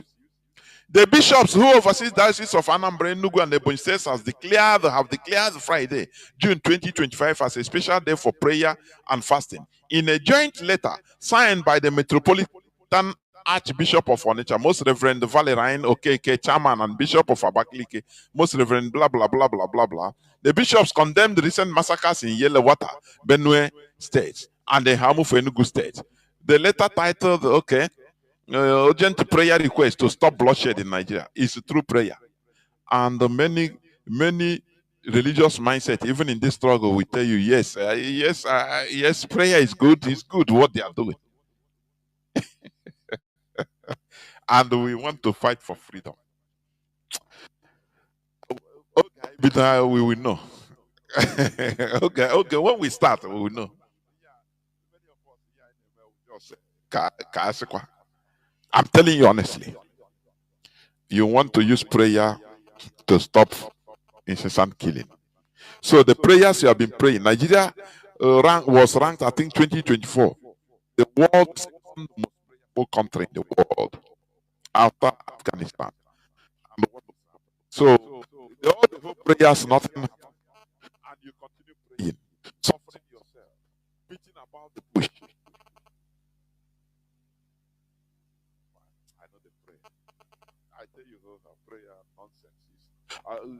I'm telling you, some people will say, no, I don't, that is my own. Me, I'm not telling you if you want to stop praying or don't pray. But me, I don't stop praying since more than 10 years. But I'm go pro from the nnọchitere aha ndị nna nna anyị ha gọpụrụ ha ọfụ ya won ịpụta ikele nna gị, good morning sir, ị gawara onwe gị ejụọ ya ka ekwen ahụ dịkwa ngwana nna ha apụkwa ma enwekwe ngozi inyekwe finish. Ka mpụta kpewekwe m na-ekpetu anyị kpegide na kpe Biafran war. In the name of Jesus, we must conquer. Atatraita. The people that gave us Christianity, they armed our opponents to kill us, to slaughter us. We don't care. We didn't care. We didn't care. Millions of us were starved. We are slaughtered and starved. Go on, in your presence, go on said the other day that, or whatever the slaughter of Biafrans, I read it here, is on the news. Go to Google and Google it out, what go on said. That it was during the 1967 to 1970 was his most difficult time. Everything he did was under God's guidance. He is a Christian. that he was always praying, asking God, what is the best for us? And God told, yeah, God, you are worshiping today, that you called, you love us. You told him to massacre Biafrans, kill everybody. And he said, okay, that is the best way to keep Nigeria in war. And he killed us. And they continue killing us. Won't you remove yourself from stupidity? No, I tell you now, I'm asking you, as you are, you are listening to me. As Dinkpabini, won't you remove yourself from stupidity? I'm asking you. Go on. Say, if he's a Muslim, you will say, you want to Islamize also. No, he's a Muslim now. He's a Christian. He said he's a Christian. God told him to slaughter Biafrans. I read it here. He's still, he's in Google. Google it. You see the news. You hear it. You read the news. I read it here a few days back. That every time what he did is not only him, it is God guided him to do it, to kill Biafra, so to keep Nigeria war. And that is what they are doing till today. And you are crying to the same, praying to the same God that instructed him to kill us, to save you. Are you not stupid? Are we not are we not demented, please? Oh, you sure God instructed our killers, the same God you are serving, and to kill us. And this statement, go on, made it in church, in is it All Fellowship Believers Church or something like that? They gave him award, lifetime award, merit award in Nigeria, in Abuja. He told them that it is God that guided him. How are you going to dispute him? After all, you will come here and tell me, God to say, if you dispute him that no, it's not your God, that which means what you are saying to God to tell you, God to say, it is a lie. Because you people are serving the same God. You people are serving the same God. It's not me. So why are you crying? Once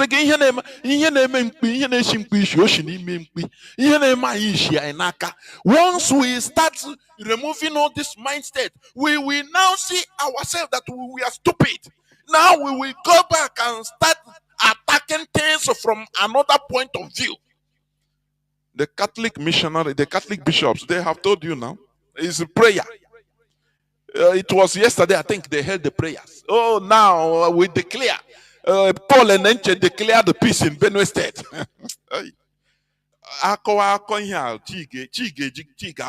I'm telling you, the stupidity in this religion. You see that it is meant by the Freemason. This thing was concocted by the Freemason in order to push everybody down so that they can have it their way. And we must be the higher Freemason in order to decode all these things so that we liberate ourselves and embrace knowledge so that the end time of that religion will be here. That is what we want. End time of that religion. Once you embrace wisdom, once you embrace knowledge, automatically religion is diminished inside you. That is the end. That is the end time he's talking about. I continue saying it. You will see even IPOB member, they are there. They might be there praying. Oh no, Catholic bishop, we have said it that it is prayer and fasting that will stop it. The massacre. They are praying. They don't tell them that look, go and arm yourself. Support the ESN. No. Is kill me, I kill you. That is what we say for us. No, the day is prayer and fasting. Some of those that prayed and fasted yesterday, Fulani headsmen will kill them in the next few days. And do you see that? Abara kana adwala. Onye nwe ji na akonye nke, onye ma ihe na akonye ji. Na akonye ja, onye akonye de na ose na habuga ana agba gị agba aka na azwala. When you are doing this, the Fulani, they are happy. Don't you know that the Nigerian system, these are agents of the Nigerian system. Continue sedating the indigenous population. Prayer is the key. Sing it. Put the music. Prayer is the key. Prayer is the key. Prayer is the master key. No.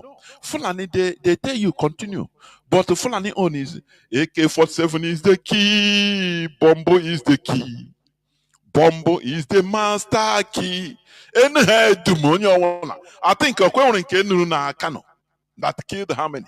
In Boronu, they exploded it. He killed how many? Continue praying. Prayer is the key.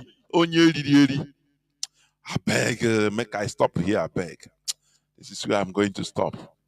Make I go into a few minutes break, I beg, so that when I come back, I will open the line. Because that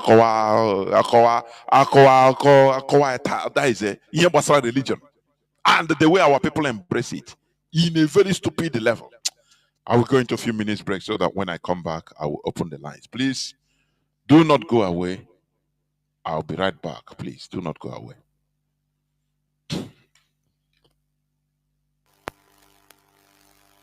Then the academy put up this press release saying, yes, it's been compromised.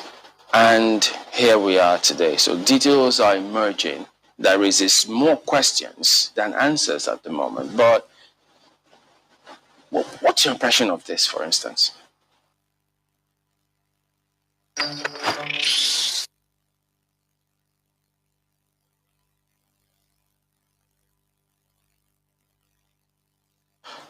Thank you very much. My impression, I think, is just the impression of every Nigerian at this point. This is an aberration. I mean, you don't attack a Nigerian Defense Academy and kill officers and get away with it. Yeah. The last time I was in NDA was in 2017. I went to carry out an investigation by the Minister of Defense. I wanted me to check what is going on with the training and the security environment there. I remember I spent about a week at NDA with the commandant and with the staff, you know. But something struck me, and that was every Friday, the gate of NDA is thrown open, and everybody have access to come and pray in the mosques. And I want to actually enjoin journalists to go to all military formations across the country on Friday by 1 o'clock. You are going to see the same thing happening across all military formations, including Naval Training Command at Papa, including the division in Ibadan, including NDA, including Jaji. I was in Jaji in 1994 for my junior division. And every Friday, our gate is thrown open. And everybody comes in to pray in our mosques. Even though they have their mosque outside. If you go to Defense Headquarters, I serve at Defense Headquarters as the Deputy Director, Defense Administration between 2015 and 2017. Throughout my 2 years at Defense Headquarters, I received visitors only twice because of the strict security architectures at the Defense Headquarters. But every Friday, the gate of Defense Headquarters is thrown wide open for everybody to come in and do Jumat. That is the time the terrorists have the time to profile our security environment. Has that always been the case? It has always been the case. I've served the military intelligence for the past 35 years. It has always been the case. Our problem is religion and social-cultural. I mean, people will expect me to come here and start talking about kinetics, about operation and so on. I've been an operational commander all my life. I've commanded warships, I've commanded troops, I've commanded men outside Nigeria and so on. But I'm not going to come to your station to discuss kinetics. The problem is not kinetics. In 2017, 2016, I'm always a member of the Security and Intelligence Brief at the Defense Headquarters. I told them, General Lawrence Shakin then, that the challenge we have in this country cannot be solved the same way we solved the problem of Niger Delta. The Niger Delta problem was solved during Yar'Adua time basically by me. And I told them that we can't use that same template for Boko Haram. I told General Shakin to look at the center of gravity of the problem. And we all came together. I was made a member of the committee, including Atahiru that just died was a member of that committee in 2016, 2017. And we came to a conclusion after several arguments. The arguments were three. To identify the center of gravity of the problem, one group said it is the fighters, the Boko Haram fighters are the center of gravity, so we should go after them. Another group said the center of gravity of Boko Haram is Abubakar Shekau. So if you go after Abubakar Shekau, then the problem of Boko Haram will be solved. I took exception to the group.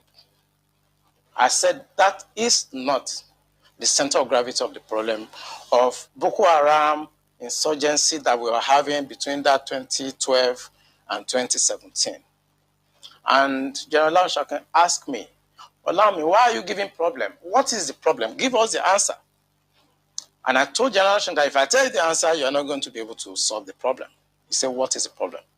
I said, the center of gravity of Boko Haram and insurgency in Nigeria are the sponsors of that program. It was beyond us. Because the job we need to do is kinetics. Fight, destroy places, resolve issues. Yep. But we cannot resolve issue of sponsors of Boko Haram that were in Buhari's government, that we know them. When you say we, who? I was in the military intelligence. Okay. And the defense headquarters staff that I work with, they know. And that was why we couldn't pursue that aspect that could have resolved that problem. Because you need to arrest people. And recently, 400 people were gathered as sponsors of Boko Haram. Why is it that Buhari government has refused to try them? So the government knows sponsors of Boko Haram? Of course, it's in the news.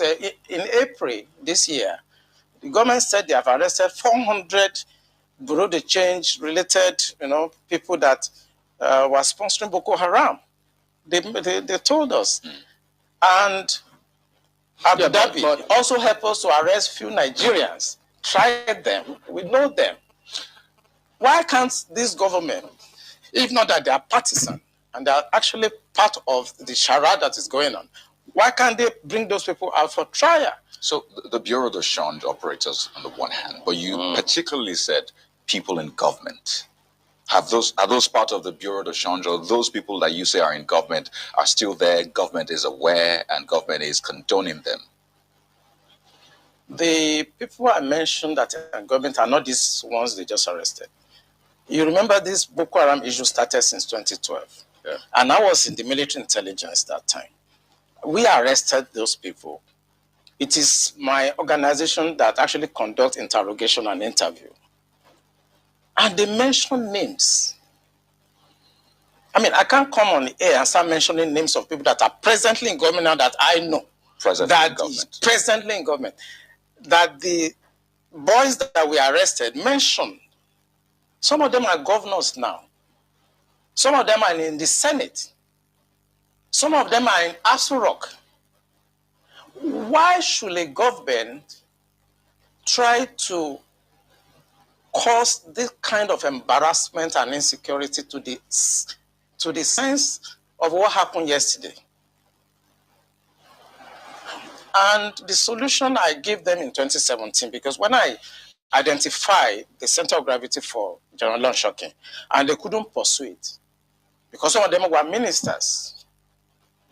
And what I'm saying now, the Department of State Services are listening to me. They know them. Yeah, so the solution I gave them.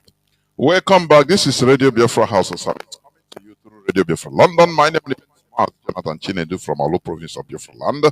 We are here live and direct. Today is the 21st day of the 6th month, being June 2025. Therefore, our lines are now opened. Our lines are open, please.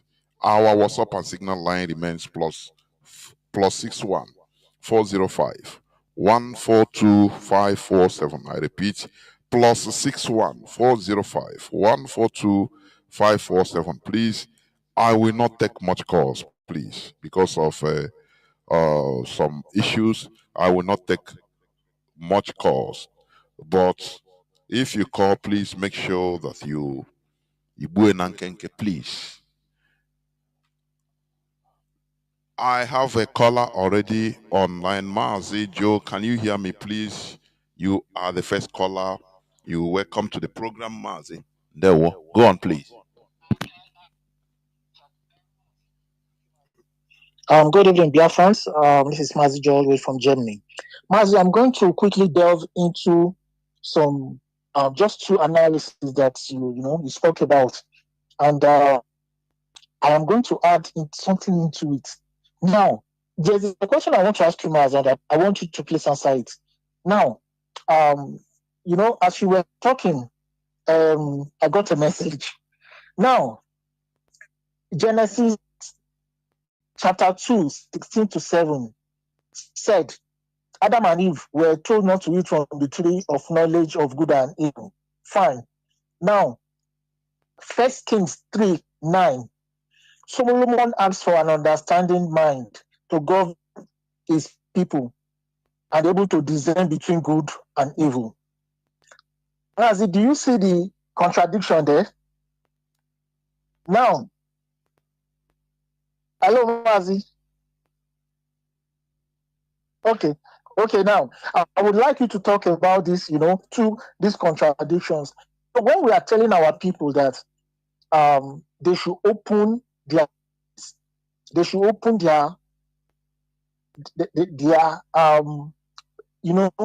their inner self to understand practically what is happening in this world. They have been cajoled to believe that every problem is spiritual. It's a lie. Now, all the problem in this world is physical. If there are spiritual battles to be fought, Israel would have defeated everybody today. They will not need the help of US to go and defeat ordinary Iran. They will not need it. They can go to their Jerusalem Mall and be crying. Then maybe earthquakes will be happening in Iran, but it's not happening. Look at this contradiction between these two part of. Are you talking of contradiction? Bible. That one full ground now. That contradiction full ground is only that our people have been our brains have been messed up. I said you are in Germany. There are any German you see that is not maybe originally from Turkey or from any Muslim country, he will tell you he's a Christian. But tell him any quotation from the Bible, he doesn't know nothing. He doesn't know, he doesn't believe it, but he's a cultural Christian. Even they have Christian Democratic Party in Germany. It doesn't they don't take this thing the way our people have taken it. Look at bishops calling for fasting and prayer. Even Christian Democratic Party in Germany, do they ever call for fasting and prayer in order to win election? Never. What is the mess? Something people concocted, they use it as virus and spray it on everybody, and we take it so serious. Whereas they are using it lightly. They have the end time of that religion has come a long time in their land, and that is why they are progressing. That is why we want that end time, which the prophet they said in the Bible. It is about wisdom. Once you embrace knowledge, the end of religion will be, and you will progress as a human being. Because do you know that even according to the Bible story, God was not happy that Adam and Eve they have wisdom. So the same God is not happy if you embrace wisdom and knowledge. That is why I call it end time, so that he will leave you alone and you now take your destiny in your own hand as human beings. And that is what we want. Let that God leave us alone. God that instructed Gowon to kill Biafrans, more than 5 million Biafrans, and we are still calling on him to save us. Is it not stupidity, Mazi? Mazi, please go on and round up. Mazi, you see, the program that you had the other day on foreign international relations, I said something that any IPOB member that does not understand what is being preached on this platform, Mazi, I'm sorry to say that IPOB person is lost. Because how can you be fighting for freedom, for yourself and for your generations to come, but you are still supporting Israel that is being guided by the people that are oppressing you down? Because why? Britain created Israel in 1948. Britain created Nigeria in 1914, gave it independence flag independence in 1960. Don't our people think? Don't they think? Mazi, do you know that Israel has nuclear arsenals? How did they get it? Till today, they've not said anything about it to the world. They are not a member of IEAE, the body Mazi, in charge of... please, we yes. are not supporting one person or castigating another. No. Rather, we analyze issues as they are. IPOB officially, Yes. we are not supporting one person or the other. No. You understand? No, Mazi, I'm not supporting. Yes. I'm not in support. Like, I'm not saying that IPOB supporting. No, what I'm saying is that some of our people that are amongst us that are believing, you know, the way you see them write and the way they see them talk, they said, yeah, personally, I am supporting Israel to win Iran. But your own people, the people that created Israel in 1948 are using Fulani Islamists to oppress you, to kill you. But don't our people think? Don't they sit down to ask themselves questions? That everything, okay, Maz, look at the Bible. It started with the garden of the fountain of knowledge of man, understanding, wisdom to live as a normal human being. But their God was angry that they now know things like that he knew. Isn't that contradictory enough? That our people should understand that these people that wrote this thing, they use it to cage our people in their mind, so that they cannot be able to produce what is inside them, what wisdom, knowledge, and understanding has given them to produce it. Look at our people. If you keep talking with them now, they will tell you, but it is them that came to save us from Epoinsu. It is them that came to save us from this, that. And Mazi, let me give other people space to talk before. There were Mazi. Thank you, sir. What we are saying in effect is, can they buy why you're not religion? Religion is destroying us. Any person that is saying otherwise is either you are mischievous or you are lying to yourself. You look at in a country, they are telling you to fast and pray. Governors have said it. Now bishops are saying it. And you see they will have massive crowd praying to bring in security. I mean, to bring security, or to use prayers to fight insecurity. Dr. Nenche of Dunamis, he went to console, say God, he declared peace in Benue. Is the world not laughing at us? Caller on WhatsApp, please. Go on. Caller on WhatsApp. Thank you for holding on. Can you hear me, please? Yes, I can hear you, Mazi. There we Mazi. Greetings to all Biafrans. My name is Mazi Onyemechi. Mazi Onyemechi is from Msuka province of Biafra land, and I am calling you from the blessed land of Biafra, Mazi. Mazi Asimo, ihe dịka Radio Biafra, and ihe dịka preaching na-abịa na this Radio Biafra na onye ọbụla kpọrọ onwe ya an IPOB member because of gịnị? A lot of wisdom ka anyị na-eme acquire n'ige this Radio Biafra because of na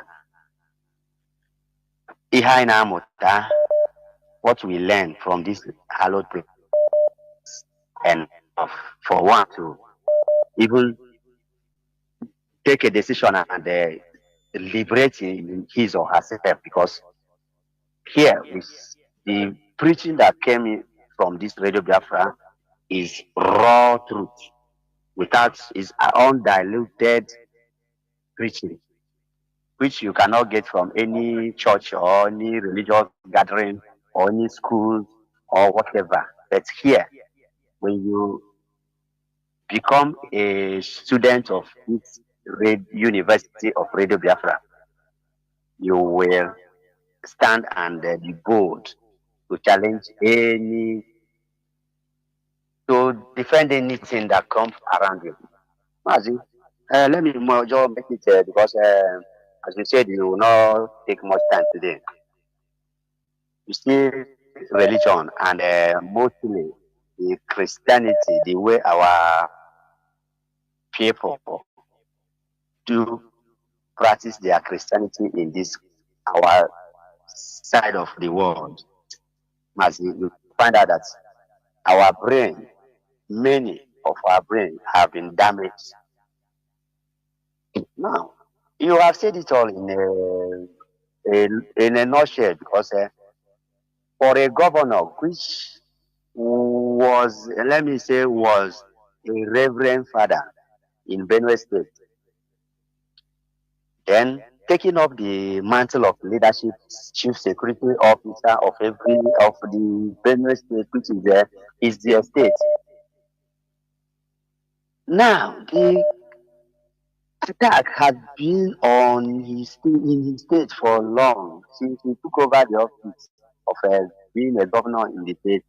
The attack from the Fulani have a kind of skyrocketed, even more than the time, as you said, before his predecessor, Samuel Autumn.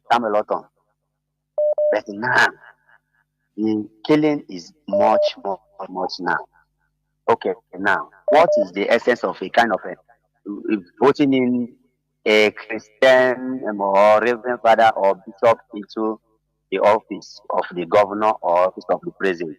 To show you that the same thing happened when Buhari and Osibanjo. They said Osibanjo was a pastor in the Redeemed Christian Church of God. And now, when Osibanjo was there, he couldn't do anything. To show you that once you migrate from becoming a governor of a state, all the religious life, whatever that have been preaching in those that are pastors or fathers, whatever they preaching, they cannot practice it anymore. And I ask why. Okay. Another one in Onisha, Anambra State, the Catholic Bishop of Onisha calling for a kind of a special day for prayer for work. Which way? Just use that and our teeth and counter at home because of what? You cannot use prayer to solve practical thing in this our practical world we are living in.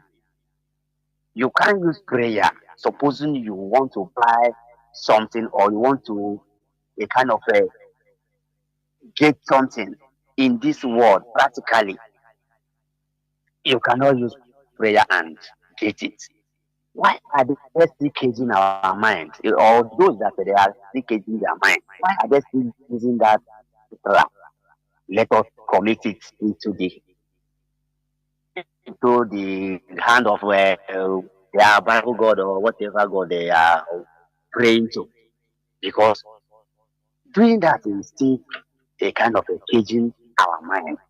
Those that still believe that a prayer works or prayer changes things in this practical world.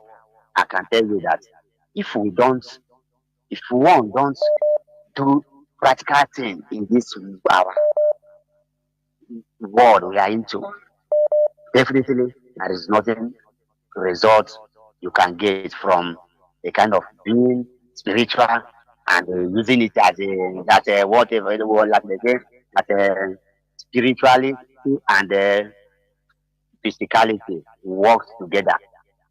Where it will work together is when you kind of think of something. Yes, that is a actuality. You can think.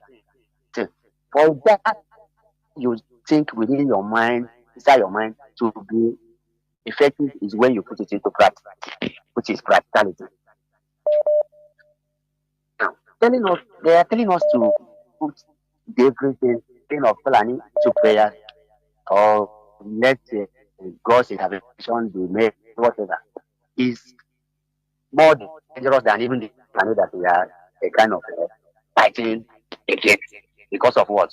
Your mindset will be that you have committed into your covered your home, your community into the hand of one spirit or the other.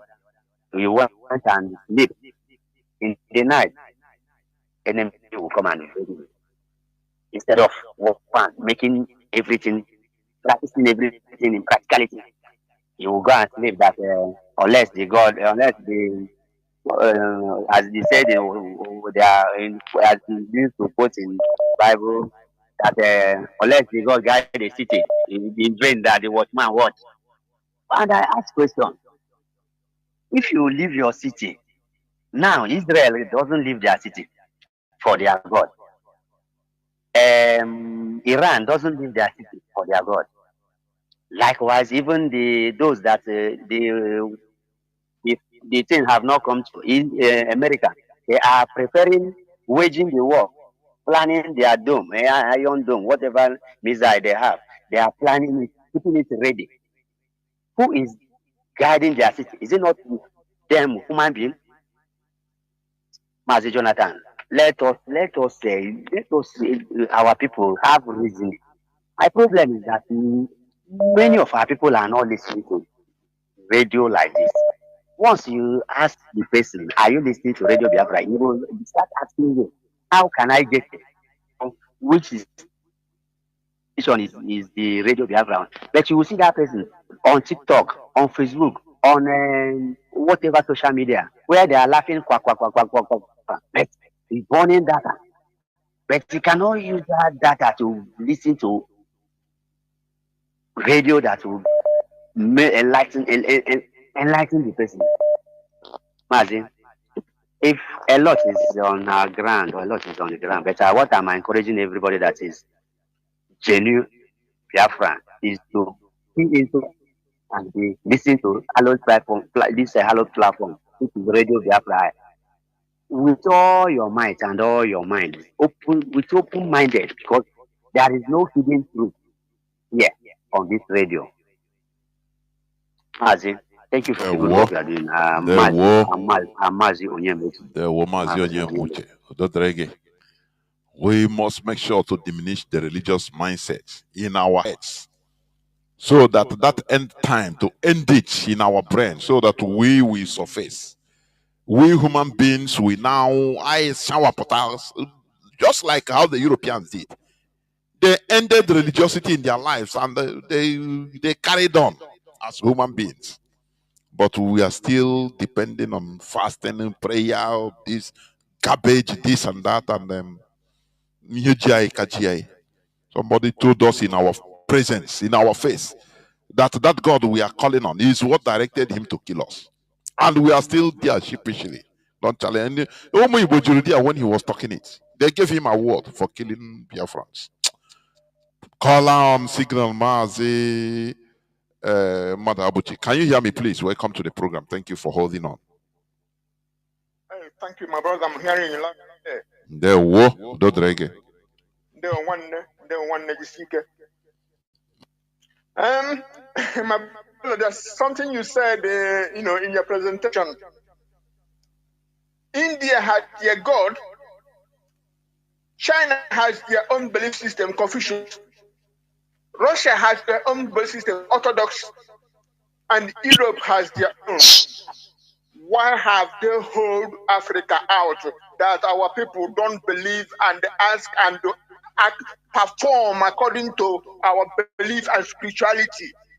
Because when Ekumek was on board, on duty, who told you they didn't believe in Chukwuka Biama? but they believe that they have to do what they need to do. Anyway, we must continue. This will be a topic for another day, my brother. You see, United Arab Emirates is made up of 7 emirates, a union of 7 emirates, of which Dubai is one. The Emirates, the United Arab Emirates, organized and developed themselves and their respective emirates. Now they are developing other aspects of their economy, besides oil and gas. They are developing tourism and financial services, etc. Now Nigerians, whose so-called country is much richer than the United Arab Emirates,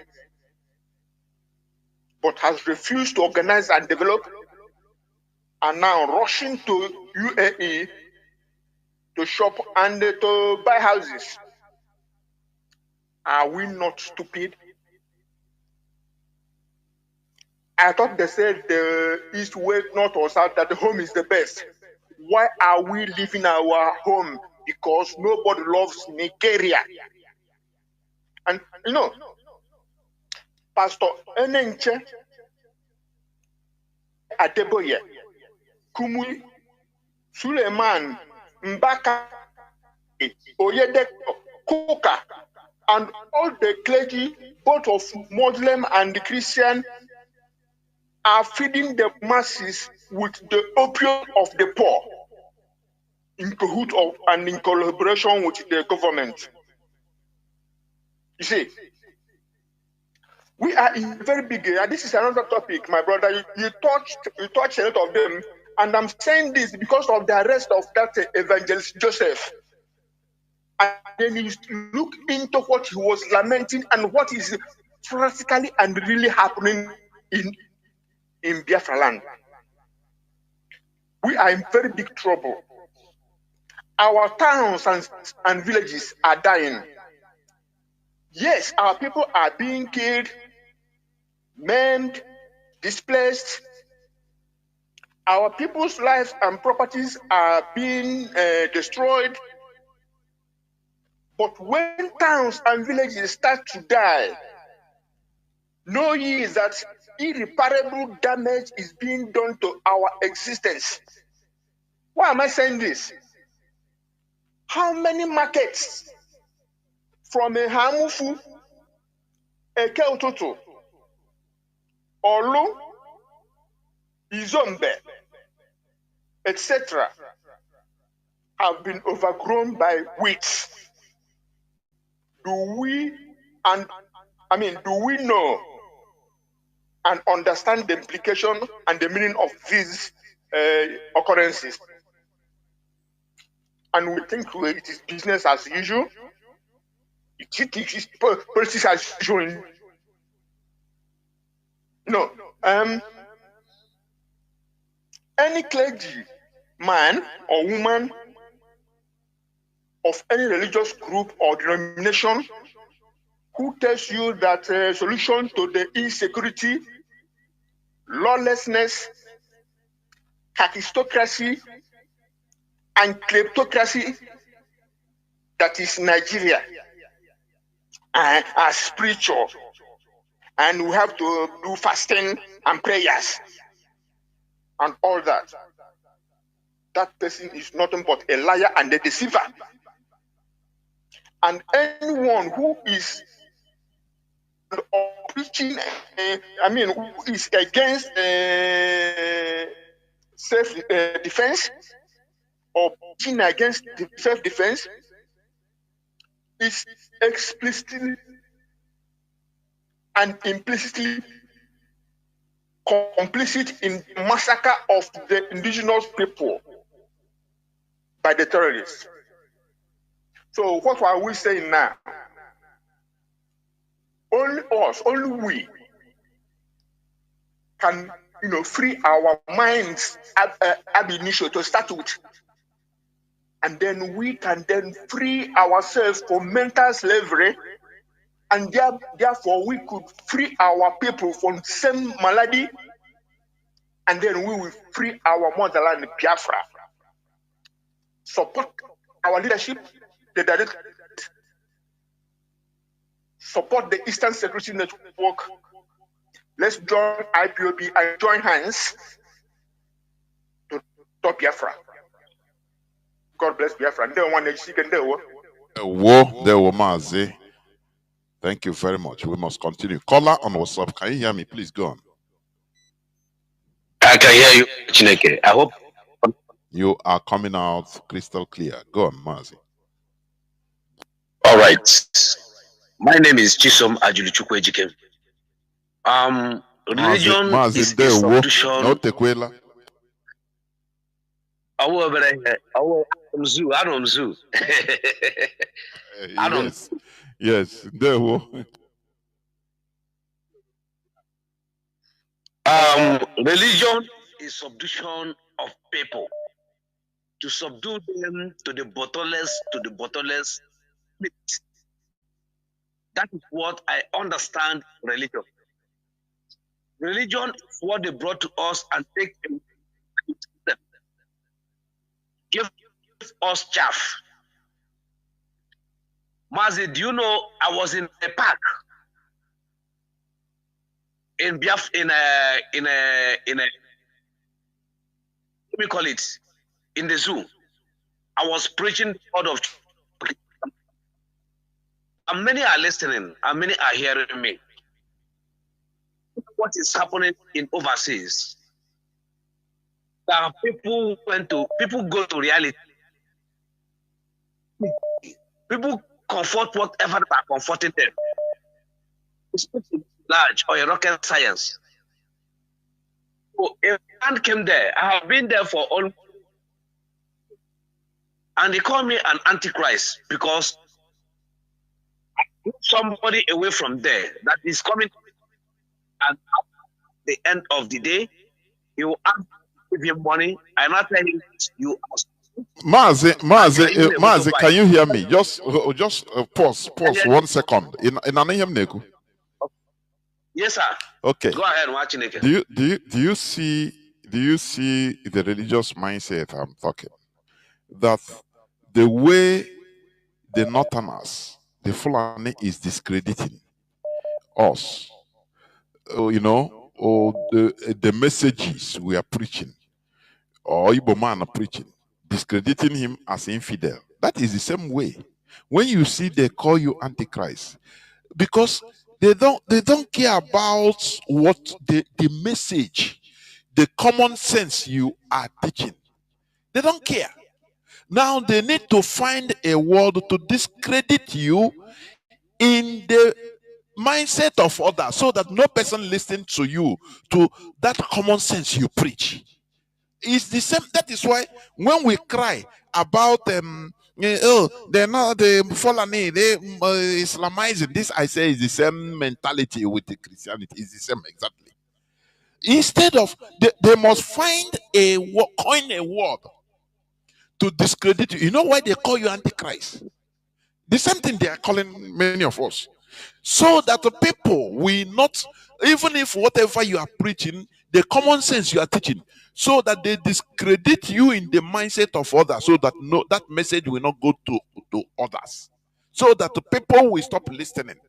The same thing, if an Igbo person, for example, is saying something or bringing up, making suggestion for how, let me say, Nigeria will move forward, for somebody like Nasir El-Rufai to discredit him, say, he's Arne, he's an infidel, or he's an Igbo man, so that he will discredit him in the eyes of their population, so that nobody listens to you. They don't care. They don't no longer care about what you are teaching, how the message of light you carry. That is not their problem. So that is how they work.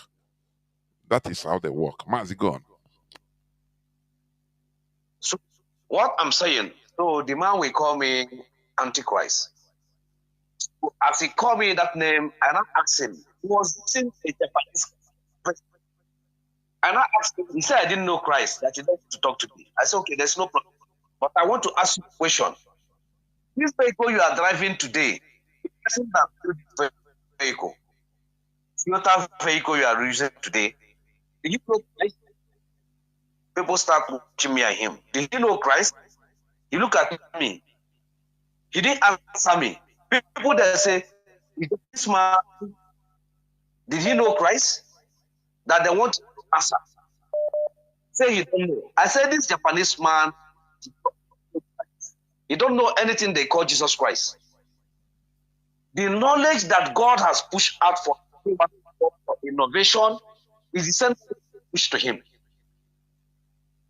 The witches and wizards you are calling today in NGO and everywhere is the politicians. There is no witches and wizards anywhere. The witches and wizards you are seeing today is your politicians that made you not to use the natural thing that God has given you. The man that built this car you are using, he doesn't know Jesus Christ. I told him I have been in 7 continents of this earth. When you talk about church, talk about it, make you a lesser human being. You became a lesser human being. You cannot compete with them because you are waiting for your miracle somewhere to come. Somebody are telling you to come to night vigil to pray. Next day. Ask the man, how many companies that you will get that job? Is it a village? So watching again, as I was drove, I drove towards Benue, coming back from Cross River. Let me go to Benue. I came out where they call one. I saw people gathering. People came there and shoot after Tinubu went back. People went there and shoot. 4 people down with bike. Nobody know who they are. So there was a little hold up. They are shouting, flying. So I had the opportunity to come down inside my vehicle, asking 1 or 2 questions. The people, they are friends. I start telling them that you people are calling the government cannot help you. It's the time for you people to organize and fight them back. Going towards the Chukwu site. I asked him. He said, the Chukwu people are. They are so. Can you understand the language? He said they are so medicinal. I said, what do you mean medicinal? I don't. People, most of them don't believe in. They are not Muslim. They are not Christian. I said, he said they are not Muslim. They are not Christian. I say yes. What? He said they are diabolic. They are diabolic. These are not all that. I need to penetrate them. I said for Fulani, I think he said it's very hard.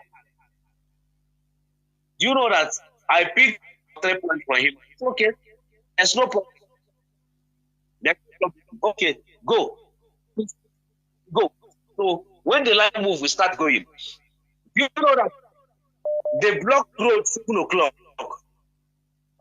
And we drove enter to the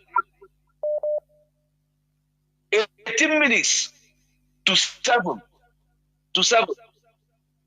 The army stopped me. Stop my front. Stop. Then we are wasting our time so that 7 o'clock reach so that we allow us to cross, start heading to Ubolafo, start coming to Ubolafo, coming to Ekajide and the rest of them. So I see people now turning, going towards run a Appian way, according to our people. So I found courage and come to the military man and asked him. But it's not up to 7 o'clock. And they gave us to pass. We do respect. Can you open for me to go? For some days now, I've never slept. He look at me and look at me, he say, I said, what is the offense? I said, what is the offense? Yeah, I should pack. I look at him and look at him and look at him. I said, I will pack. I cannot pack. People are dropping guns the other way. I said, let's see what this man wants to do. I pack. We are back by side of me and the back of me. 7 o'clock. They start to go to give them 3,000 more people. Mazi, you are this thing. We want to get the gist, every detail, but you are lying sometimes. I don't know whether you are using earpiece or something like that. No, okay. Can you hear me? He's Can you hear better. me now? He's better. He's better. He's better. Go on. Okay. So others they're packing. So they start negotiating. If you the long you pay 3,000 to go, then the stars should pay 1,000 to go. The receiver should pay 1,500 and go. When they came to me, I asked me stand up and call him and say, why are you oppressing us? So I said, why are you oppressing us? People that hold our money from us, you want to ask them to give us our back, you use your. And the little one I'm using now to buy food, and you want to collect from me. He said, where I'm coming from, people are crying. To go. He said I should go. Speak too much grammar that I should go. That I should go. I said, okay, I will go. How about show him I should go? Drove and what happened to other people? Because I asked him, how about people? Will you leave them to say I should? How about and leave that place? When I watched, nobody come close to them. I hear what I'm talking to them.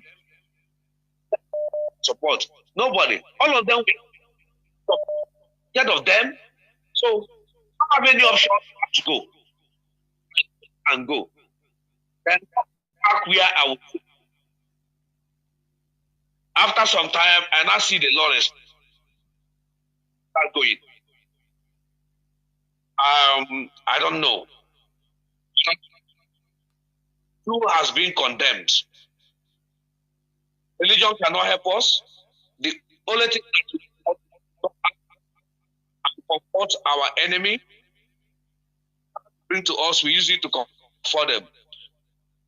That I have in this country. Jonathan, I have seen a lot. They use religion to do what? To bully me. Nobody can bully me. Nobody can bully me. And the little thing, they will take it from me. And I will keep on it. I'll stop here so far. So that other people there were very, very sad. But there is no more time. This is no more time to mince words. We must tell ourselves the truth. Caller on signal. I think you'll be the last caller. Caller on signal. Can you hear me? Please go on. Yes, I can hear you, Mazi Johnathan. There were. My name is Mazi Johnathan. Calling from his location. Mazi, religion is our problem. And that is why we must deal with it. And according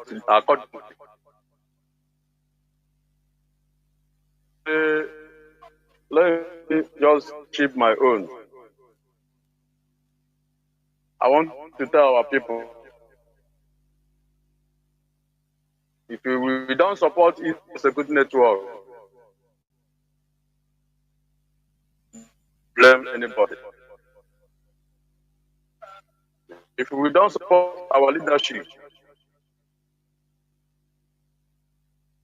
Blame yourself. Don't blame anybody.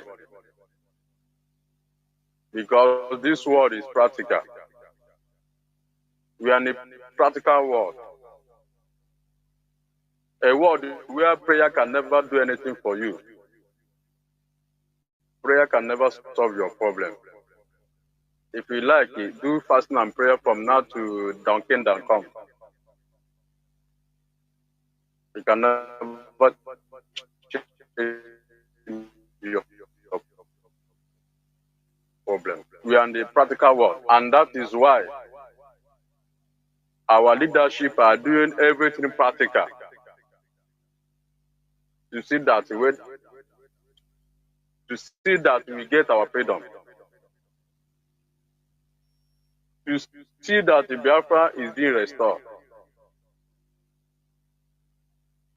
It is practical, it's not spiritual. Mazi, most of our people, did you know that this thing is not, your line is not, Israel. it's cutting. Most of people didn't know this. Not now. Am I coming out? Mazi, you are coming out, but you are cutting sometimes. Go on, let's see. Mazi, No. That's the Zoo network. I'm telling you, anyway, it's understandable. Yeah, let me just leave it as for now, Mazi. That's it. The zoo can frustrate you. That's it. The system can frustrate you. It's understandable. That is why we are trying anything possible for us to get out. It needs our contribution, our individual contribution to our collective goal. That is why we are calling you to support ESN in anyhow you can. That is it. Before I close, because I'm no more picking calls, please let me read a memo from the office of the DOS, 21st June 2025. The DOS faults His Royal Majesty James Oteze Lozua Ayase, the Thor of TV, for reminding Biafrans how they were massacred in Benue. The Directorate of State of the Indigenous People of Biafra observed with utmost disbelief and total disappointment how a traditional ruler of the caliber of the Thor of TV could condescend so low to pride on his ancestors' abominable and sacrilegious act of killing vulnerable, innocent, unarmed Igbo civilians who were escaping the pogrom and war from the core north in the late 60s between 1966 to 70. The Thor of TV, while addressing the president of the zoo, Bola Ahmed Tinubu, on the massacre of his people in the Benue recently in Makurdi, prided and boasted in his people's killing and cutting open pregnant women and mess sports with their fetus and embryos. When people hear you say your people's sacrifices in keeping Nigeria warm, we will think they breed unity and prosperity. Or maybe they went to war against the British for Nigeria's independence. Or maybe they built rail lines from Ajokuta to Jalingo, to Lagos, down to Aba or Nisha, not knowing it was their betrayal, hatred, and killing of the Igbo people that were running back from the north to east between 1966 to early 1967 during the pogrom. Igbo people that were running back from north to east. Thor of TV, we are supposed to fearlessly confront your president on his failure to secure you and your subjects' lives and properties. Rather than do that, you decided to remind the world that you killed innocent Igbo to keep the British investment booming. What sacrifice exactly did the people of TV do to keep Nigeria warm, if not the blood of innocent, unarmed Igbo women and children? We are not happy seeing people killed in Benue like fun, but what can we say then? It seems this is the reward of the sacrifices of your ancestors between 1966 to 1970. For whatsoever a man sow, the same he will reap. You cannot sow death and reap life. The blood of innocent unarmed Igbo civilians killed in the Benue and the Kogi is still crying for vengeance. The evil that men do, they say, lives with them. We will never forget. Dr. Kadibo Chiwendom, DOS Press Secretary. It's very, very abominable that the king of TV land, who is suffering, who his people are being massacred, is priding himself that, remember, we, in order to keep Nigeria one, we killed the Igbos, we massacred them for Nigeria unity. Do you see the hatred of Igbos? I said it. I've been saying it. That it is the hatred of Igbos that are killing, destroying Nigeria.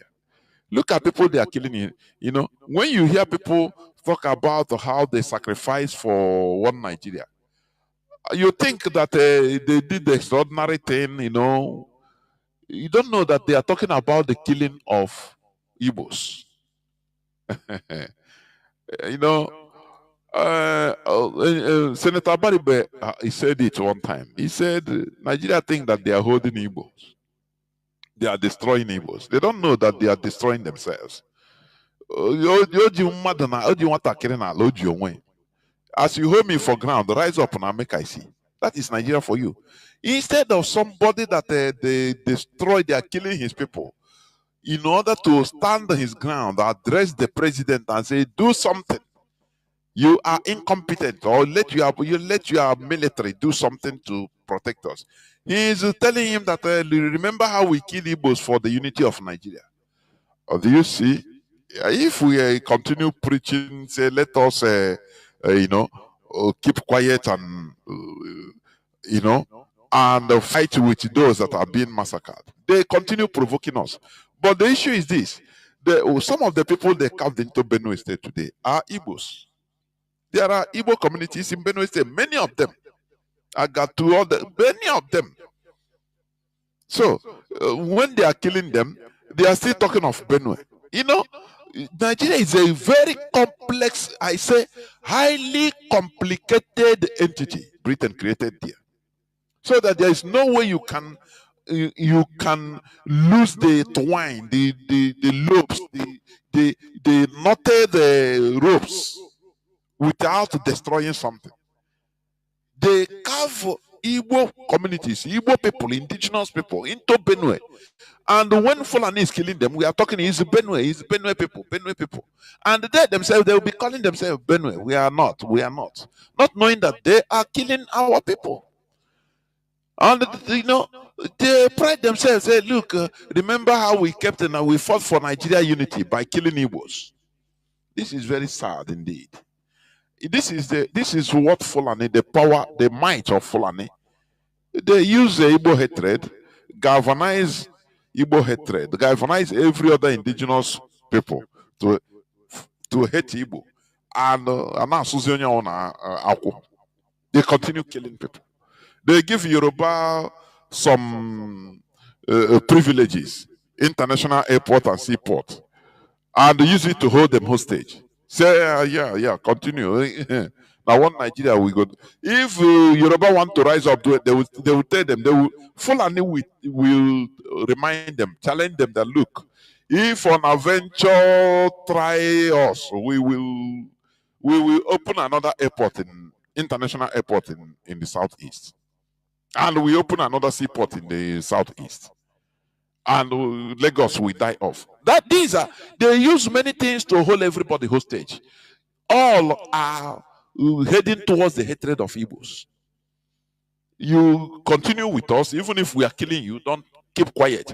If you say, if you do, we will tell Igbos, we will build amenities for the Igbos to take over everywhere, to take over Lagos.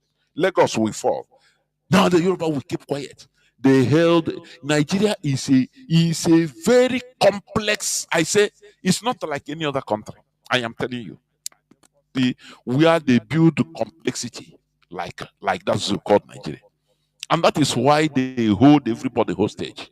The politicians are on the rampage. They are feeling at ease. No worry. They can do anything because who will hold them accountable? Who will organize? Which organization? You organize, they will tell you, say, na Igbo man, no, Igbo man, they there. He want to use you people, he want to dominate. Everybody will to look around and say, oh boy, make we go back. Nah, he leave, let fall and let them continue. This is what they have been using. And the plan has been working. Britain planned this thing. That is, MI5, MI6, M16. They did this thing in that is airtight, watertight. They deceived the innocent Nigerian soldiers of Igbo extraction and others to plan a coup to save Nigeria, to put Awolowo in power, not knowing that they have another thing in mind to destabilize and now start the nonsense that will never end to their advantage. And when these people struck, they turn around and say, Igbo coup. I think I've told you this story. When they wanted to solidify, France wanted to solidify because they were suspecting Yadema, not the Yadema son, the president of Togo. They were not trusting him. He's not responding. He wasn't responding as usual. Whenever they call him, he says, sir.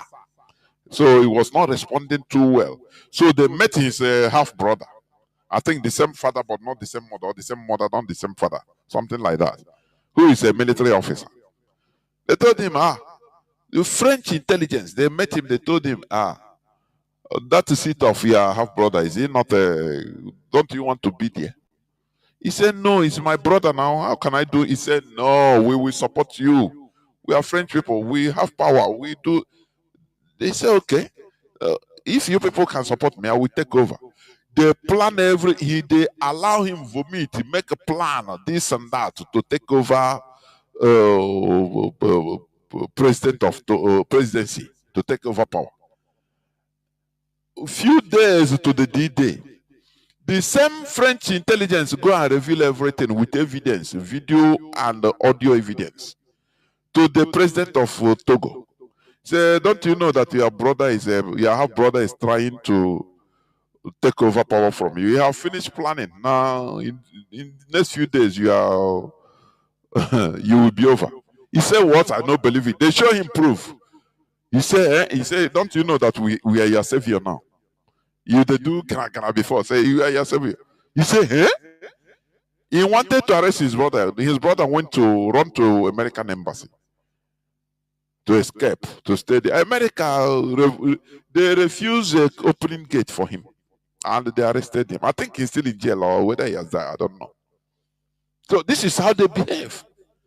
They will, they will plan something, make you think you are with somebody, with your people, only to sabotage it to get what they want. They told the Ifajuna, Kaduna Zogo, hey, you people, we train you in sandals in order to save Nigeria. Look at how Nigeria is going down. Look at this, there is this Sadwana of Sokoto. That man, he don't love Nigeria at all. He wants only the north. And this is not a patriotism. So these people, these are corrupt politicians that are supposed to be removed. The British intelligence, cornered this innocent voice that never know nothing. They cornered them, say, save Nigeria. This is why you are military officials. Take over power and refine Nigeria. These politicians they are horrible. Look at Sadwana of Sokoto. Instead of talking of Nigeria, he's talking of northernization. So he's a nepotistic human being. He's a racist. His life is not good for Nigeria, Okay? So you people should eliminate him. That is number one. He will be number one person to be eliminated. Look at the crisis in the southwest. Look at everything. So that once you take over power, now Awolowo, you bring him out and put him, and the country will be okay. And you will see progress.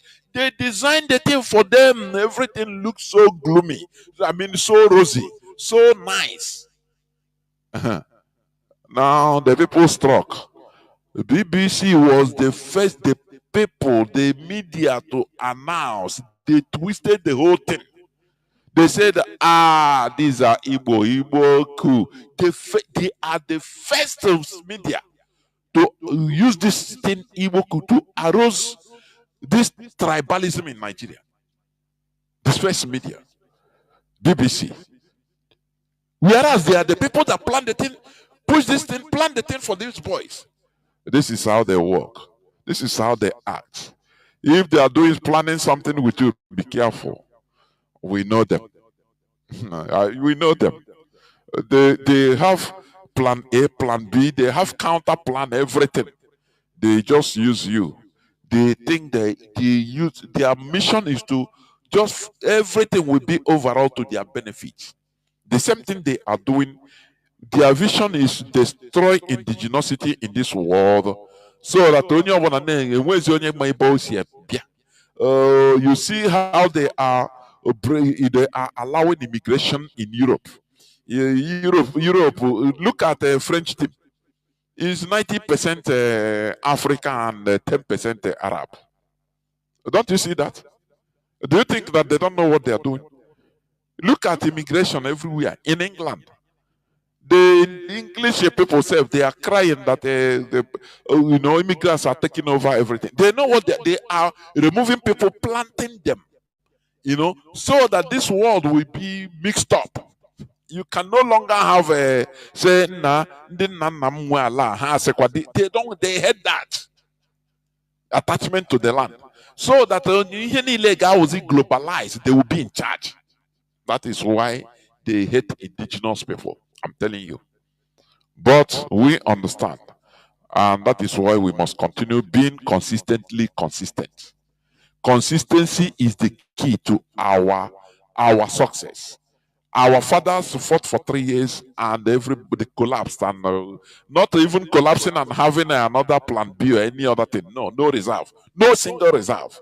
Our people went back to stupidity. Today, we are suffering the same thing. That is why I am on microphone still talking about the restoration of Biafra.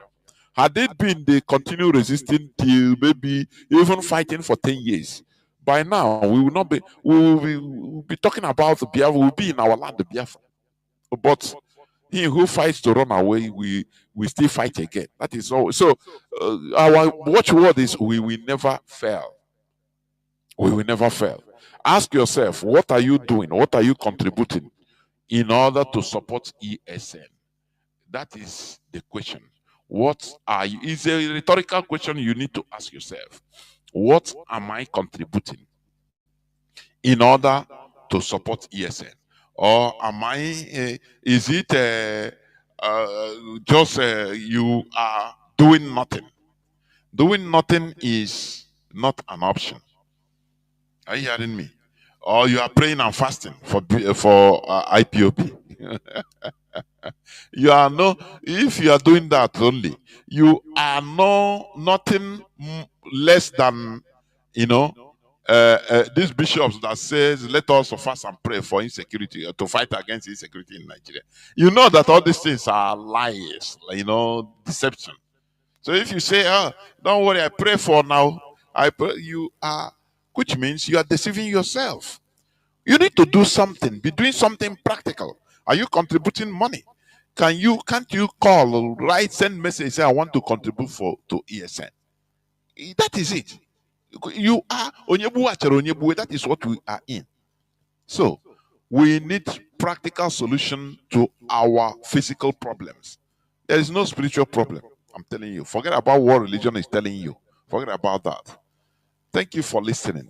Biafra remains our ideology. Biafra remains who we are. Biafra is our religion. From me, Mazi Johnathan Chinedu, from here, it is simply good evening.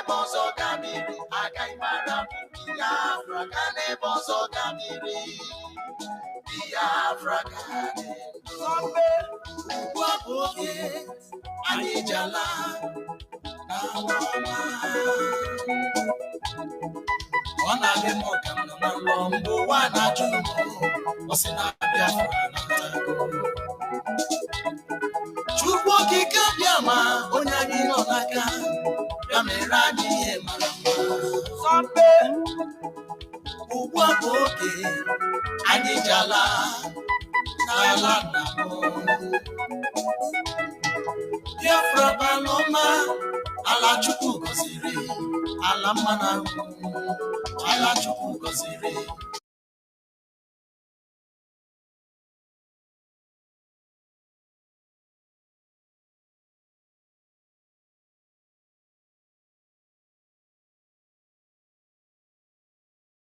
Are you on Google now? Let us go to Google, because I have told our people that Bintanyako is compromised. Bintanyako, her full name, let me call her full name, Fatima.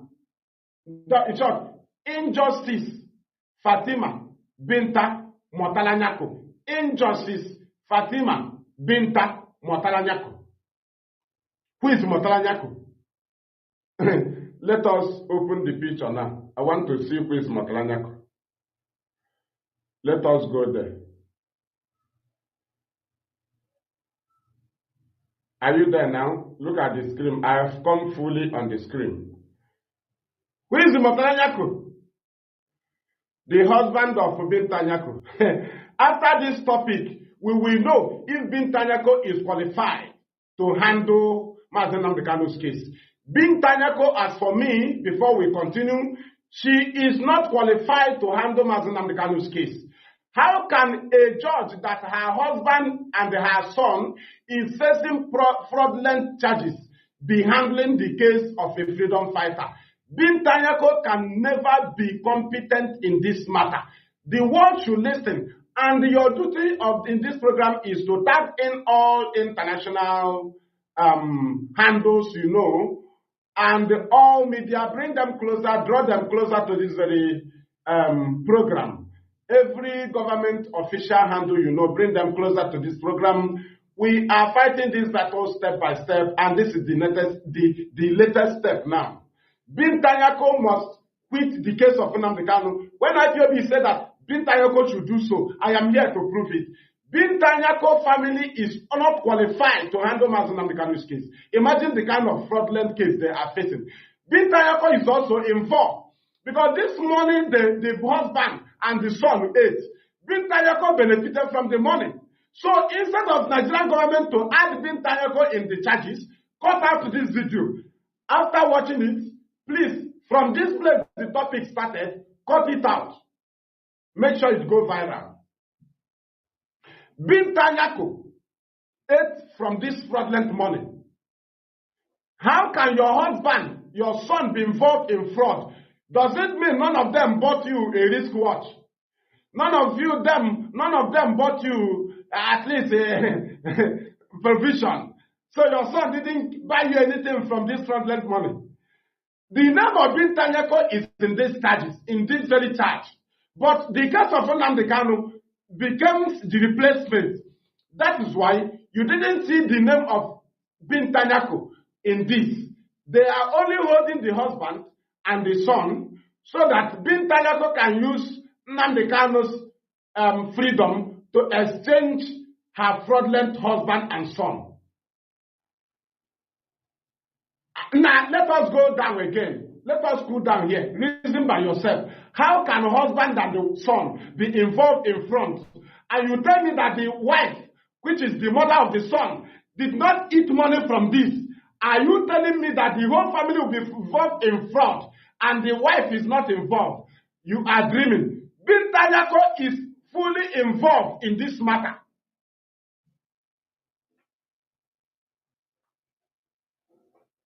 Bintanyako is fully involved in these fraudulent charges. Let us read. 29 billion naira fraud. EFCC rearranges Adamawa Governor Nyako and the son. Now, which is it? Look at it. It is a current threat to Bintanyako. A current threat. If you fail to join Nnamdi or if you quit, that's why they brought this case on Thursday. Look at it there.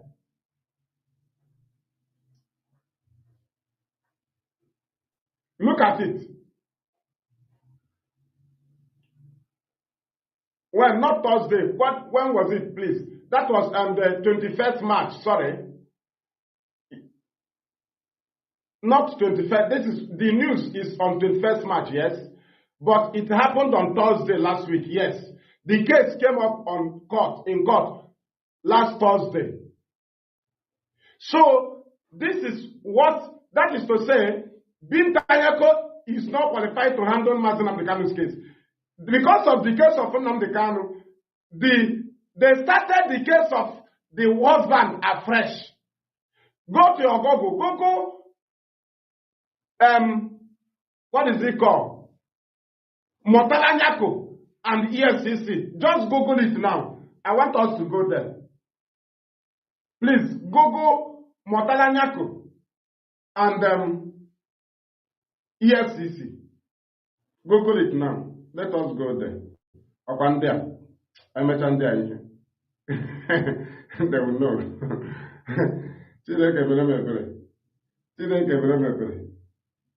Motala Nyako and EFCC. Okay, I can see now. Punch newspaper. The first one I'm seeing here. Thank you. Okay, what I'm seeing is this one. Let me go to I want to be bringing it here. Let me shift this one now. And come up with the other one.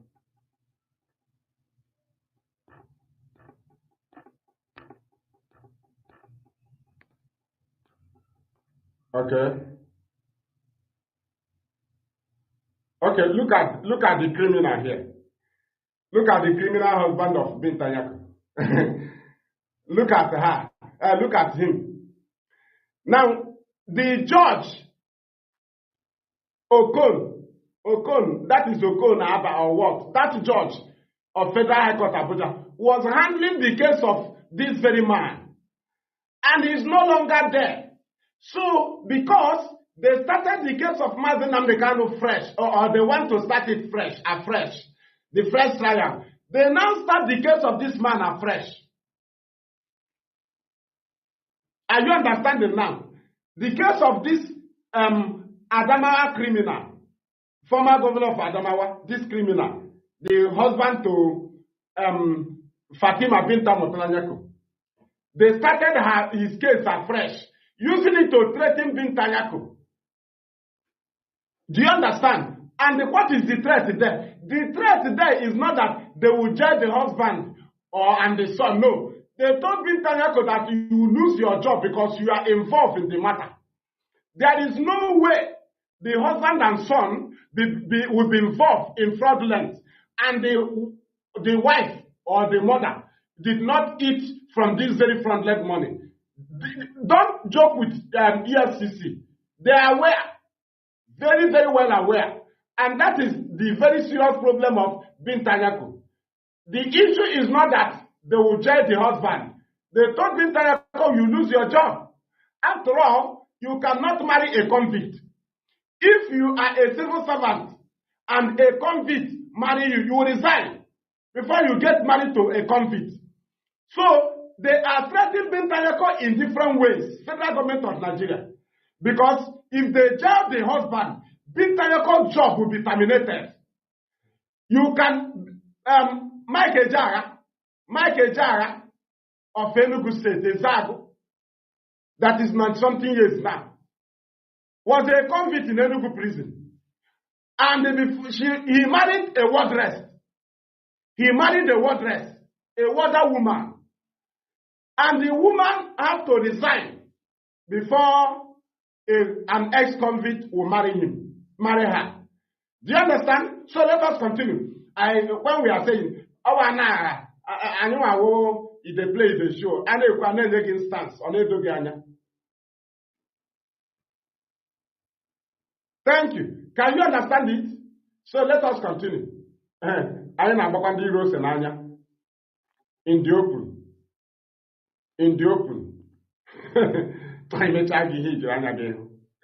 So let us bring the picture of Mazi Nnamdi Kanu and Binta Nyako.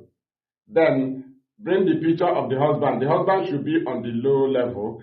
Let us look for the picture of the husband. Very, very important. You know where we are going now.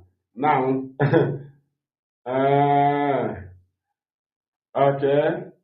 We are there now.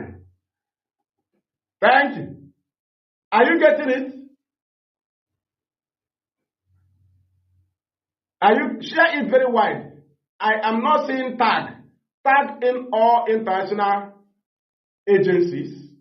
Tag in all government bodies of the world that you know. Tag in international and the local medias in this very program. We are presenting our reasons why Bintanyako must quit the case of Mazi Nnamdi Kanu. Why is it that a corrupt family will be handling a case of a saint and already discharged Mazi Nnamdi Kanu? That a woman, that the husband and wife is corrupt, facing criminal charges, ex-governor of Adamawa State, Murtala Nyako, the husband to Bintanyako, and the son, and Bintanyako is involved. And EFCC said, we will remove your name from the charges if you will accept to jail Nnamdi Kanu. And that is why they started the case of Mazi Nnamdi Kanu fresh, and they started the case of the husband to Bintanyako, that is Murtala Nyako, afresh. It is a fresh street to Bintanyako. It is a fresh street to Bintanyako. They have threatened her 2002, 2022, sorry, it didn't work. They have brought a fresh street and said, when your husband is jailed, your job is terminated because a civil servant cannot marry a convict. A civil servant cannot marry a convict. You must resign before you marry an ex-convict.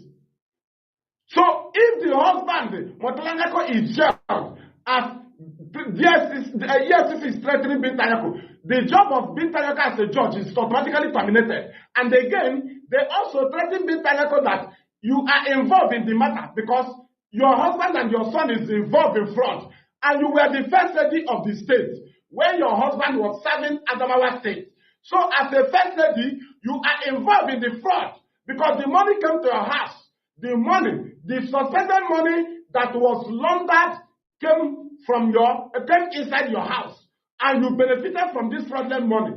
And EFCC said, we cannot charge your husband and son alone. You are involved unless you jail Nnamdi Kanu. That is the situation Bintanyako is. And if you are sensible, you ask yourself, why is it that Bintanyako was busy welcoming amended camp charges? And you ask yourself, was Bintanyako in the discussion to kidnap Nnamdi Kanu in Kenya? Through her attitude, let us go to her attitude. Bintanyako was aware that the house of Nnamdi Kanu was attacked and the 28th man was killed, including her dad, who had made them 29, and the jack that was in the compound, not outside the compound. Because after the very massacre, we discovered 7 graveyards in the bushes and forests in Biafra land as a result of the python dance. Let us continue and analyze this very matter. Do you know that when Nnamdi Kanu was kidnapped from Kenya and brought back to Nigeria, share this program very, very well. Don't be stingy. Share it very wide. Unless some people may not share because of their page, according to where they are working.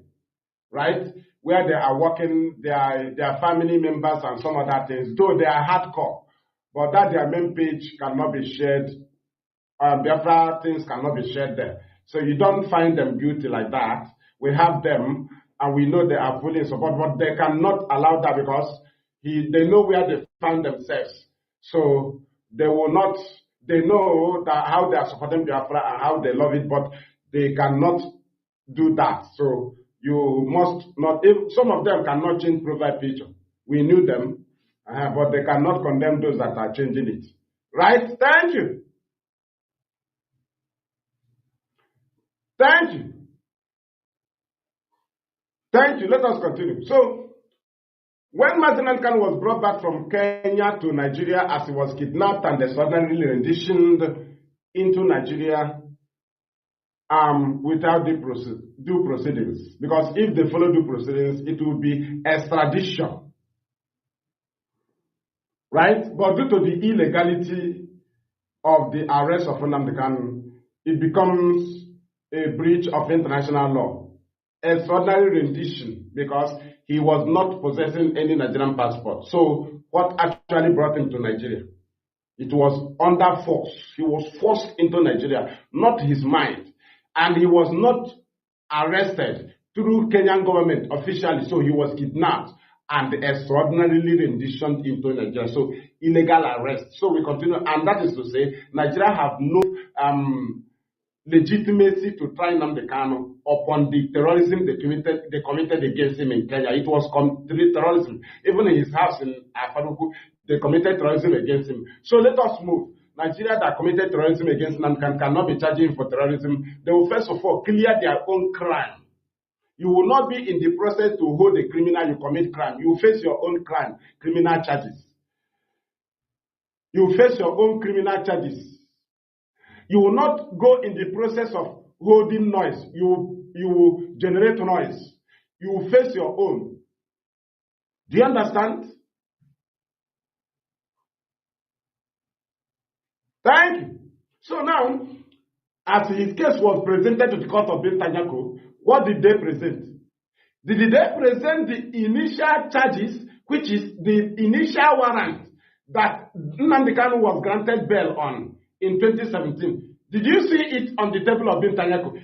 If Bintanyako was not in the conspiracy of the kidnapping of Nnamdi Kanu, this is why I am hitting here, to show you more ground that Bintanyako is compromised. She has no legitimacy because of the corruption in her family to handle the case of Nnamdi Kanu. Bintanyako's family is highly corrupted and she's involved. And then they will understand. Right? So now, when they attacked the house of Nnamdi Kanu in 2017, what did they present to the world? They said he jumped bail. He escaped. He jumped bail. He ran away. He refused to come and sign his trial. Just follow me here. Don't shift. Don't allow distraction. Follow me up here. I know they are listening. You know, they have shared it to them. So they have their agents here. They copy and share to them. Very, very important. Don't underrate our analysis. They are there listening to you. So now, follow me now. Ask yourself, why is it that they told the world that Nnamdi Kanu jumped bail? That bail he jumped, where was it granted? It was granted in the court of Bintanyako. Do you know that there was a warrant, detention warrant, which is always in the court, right? In your matter. If you are in a waiting trial, the warders will be using it to bring you to court. Detention warrant. It is in that warrant that your charges are. Now, why was it that Mazi Johnathan Chinedu was brought back to Nigeria in 2021 and that warrant was missing in the court of Bintanyako? If the warrant was there, why was Bintanyako busy welcoming amended count charges?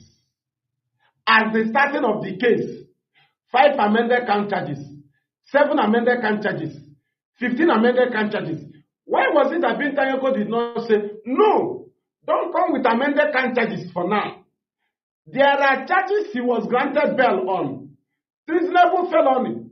Why can't we proceed with it? Then, as the case proceeds, you can be coming with amended count charges. But Bintanyako don't want to go to that warrant because the invasion of his house by the army will be remembered. So Bintanyako automatically boycotted that warrant because the warrant immediately you presented in court. The lawyers of Nnamdi Kanu will tell the court that this man was attacked, that Nigeria was the people who is guilty of contempt of court. So Bintanyako don't want to go there. Bintanyako and federal government discuss it, and they boycotted the particular warrant that they told the world he jumped bail. He refused to come and stand the trial. Now ask yourself, if they are proud of that very charges in the warrant that they told the world, he's afraid, he cannot stand the trial, he ran away. Why was it that Bintanyako or Nigerian government did not present that very warrant in the court of Bintanyako in 2021? Why did they ended up coming up with amended charges that the date started from 2018 to 2021, while the House of Nnamdi Kanu was attacked in 2017? Now let me give you one example of the 15 amended charges, and I will read from the 3 of the 15 count 3. out of the 15 amended charges. Now, the same thing in all the charges, the same date, the same year in all the charges against Nnamdi Kanu in the 15 amended charges, which is no more or no longer existing. 7 was trashed in the Binta Nyako's court. 8 was trashed in the Court of Appeal. There is no more charges there. Then we continue. Let us read the talk and tray of the 15 amended charges. It said that you, Mr. Nnamdi Kanu, from Faruku, Umuahia South, Umuahia North, local government of Abia State, from 2018 to 2021, professed to be a member, stroke leader of a proscribed indigenous people of Biafra. And then Nnamdi Kanu pleaded not guilty, right? When he was taking plea. Do you understand? I want you to pick the date, the year they mentioned. They said from 2018 to 2021. But the House of Nnamdi Kanu was attacked in 2017. He was granted bail in 2017. Now ask yourself, why do they come up with the charges from 2018? What is the charges that he jumped bail for? Was it a charge of 2018 or charges that was prepared against him from 2015, 2016, 2017? So now, why is it that he was kidnapped from Kenya and brought back to Nigeria in the Binta Nyako's court? Nigerian government refused to present the very warrant which the charges that they told the world he refused to come and stand the trial. Those charges are in that warrant. But they come up with amended charges, attack on annual facilities, attack on security information, NSAS protest. All was added against Nnamdi Kanu. And I asked Binta Nyako, was this the charges he ran away from, as Nigeria alleged? Was it charges bordering 2018, 2021, 2019, 2020? Why Nnamdi Kanu, you say he jumped bail in 2017? Now, which charges was he facing that you say he jumped bail? Why didn't we hear it in the court of Binta Nyako in 2021, 2022, 2023? You all come up with amended charges. Why is it that you lied to the world? Why didn't you come up with that warrant? And the charges of treasonable felony is in that warrant. Why did you boycott the warrant? You lied to the world that he jumped bail. That is to say, Binta Nyako is in the conspiracy with the federal government to kidnap Nnamdi Kanu because he promised them to hide the warrant, which he granted Mazi Nnamdi Kanu bail on. Because in that warrant, there are charges in that warrant, which they cannot defeat Nnamdi Kanu on. And they failed by failing to present that warrant. That is to say, Nnamdi Kanu was standing illegal trial in the court of Binta Nyako without a warrant. Because the fresh warrant they brought from the court, any warrant they brought is illegal since 2021. That fresh warrant, because what you presented to the world is that he jumped bail. So where is that warrant you granted him bail on? Where is it? If you bring that warrant, why didn't you confront the charges in that warrant? When was those charges struck out? So why did you run away from those charges? When was those charges struck out? Binta Nyako, tell us. You rushed to cut off the bail, to revoke the bail. Which bail was that? Now, which charges was that bail granted on? When you revoke the bail, where are those charges of treasonable felony? Where are those charges that are demanded discharged on the 17th of December 2015? Still, you continue. Where are those charges that Honorable Justice Johnson discharged in 2016? Where are those charges that you, Binta Nyako, granted bail? Where is it? It is in a warrant. And the warrant was where you signed the bail. It is at the back of the warrant that you signed the bail. The court pronouncement was signed at the back of that warrant. That warrant becomes valid, remains valid, as the trial has not been over. So where is that warrant? Because I know what I'm saying.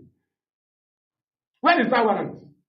Now you see where we are holding you. Now you see our point. Showing that you are incompetent to handle Mazi Nnamdi Kanu's issue. Because your family, the whole member of your family, both you, is involved in fraud. Your husband's case has started afresh. Since how many years now? You were the first lady when he committed crime, fraud. 29, how much is that? Let us go there again. See the money Binta is eating. You eat fraudulent money, you have the mind to come and talk about Nnamdi Kanu. A criminal woman. You are eating, your husband is a crime committer. Then see your husband. You want to use him, this idiot, to replace the freedom of Nnamdi Kanu. Who told you to work? Let me bring the charges here. Let me bring it here. I met out here on a matana. I know how we IPOB when you try and see now.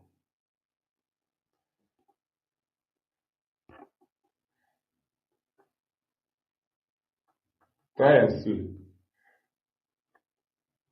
Try and see.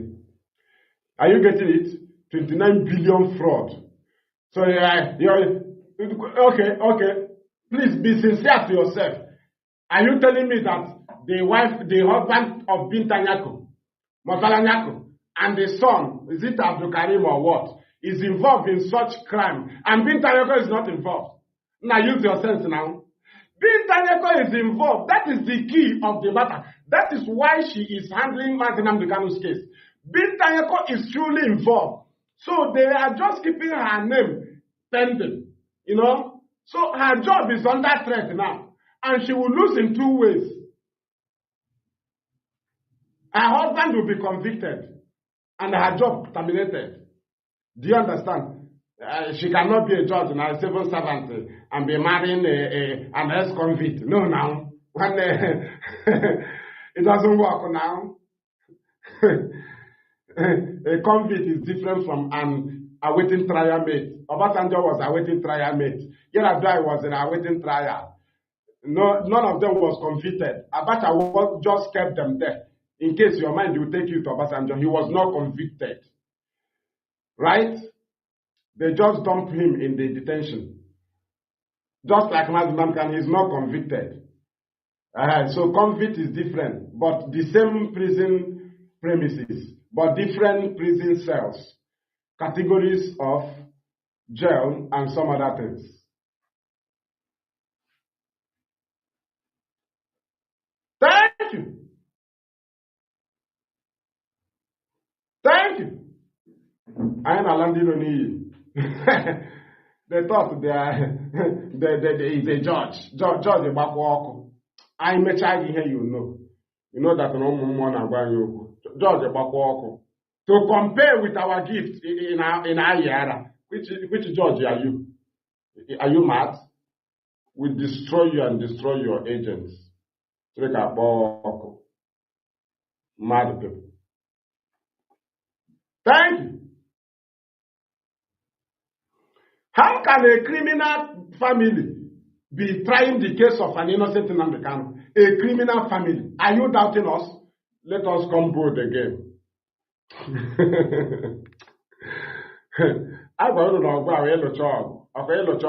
Okay, let me come up. I need to come up with a long thing. Okay, I read it. This one is from Vanguard. This one is somehow long. Oh yeah. The Economic and Financial Crime Commission, EFCC, on Thursday, rearraigned a former governor of Adamawa State, Motala Nyako, and his son, Abdulaziz, in the Federal High Court, Abuja, over alleged 29 billion naira. 29 billion, 29 billion, family of fraud. Billion, you tell me Binta Nyako did not eat 1 billion from there. So you tell me Binta Nyako is free. You are dreaming. Nigerian government is holding Binta Nyako in a very high esteem. Look at the face of the criminal. You want to use and exchange the life of Nnamdi Kanu. It's foolish. Somebody that is facing trial, and you want to compare him with the Mazi Nnamdi Kanu. Let me look for Mazi Nnamdi Kanu's discharge and appeated, if I can see it here. I don't know. If I cannot see it, then I will use Let me bring his picture anyway. Right? I will come up with this one.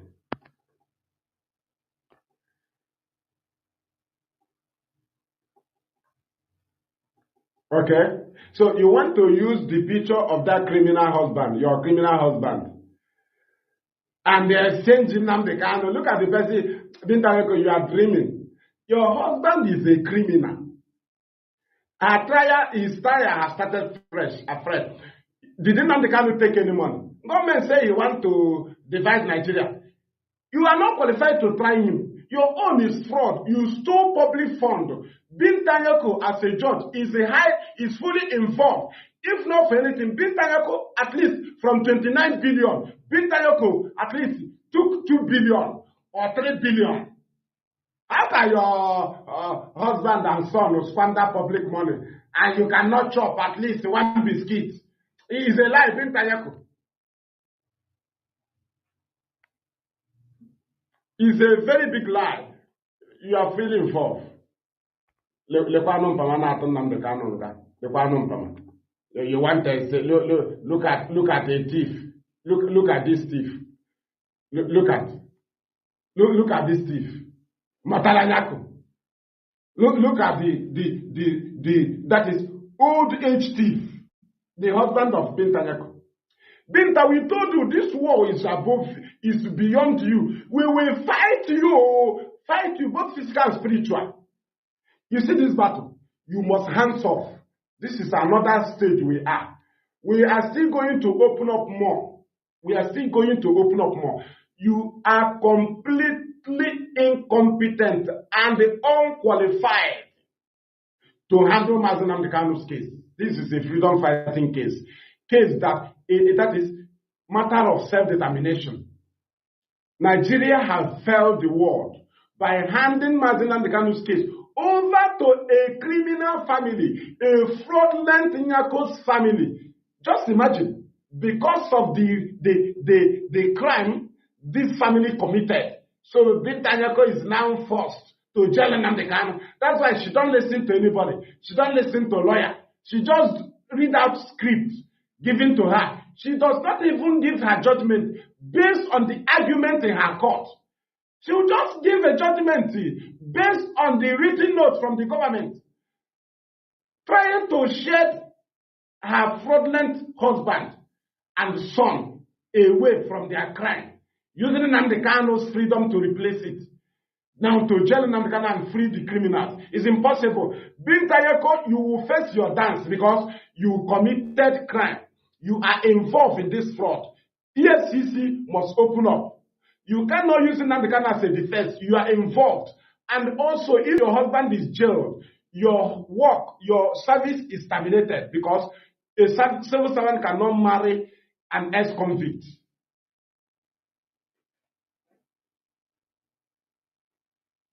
Thank you.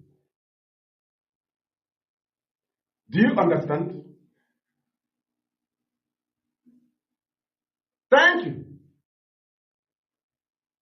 So our people must understand that when the leadership push this very press release and they push us, also brought up more things, both writers and some other things, is for you to know where the war is now. Right? Know where the war is. Bintanyako. The other people will have finished their battle. We are still fighting. We have 3 government parallel groups. The autopilot, Umadaka, USA, and the siblings and their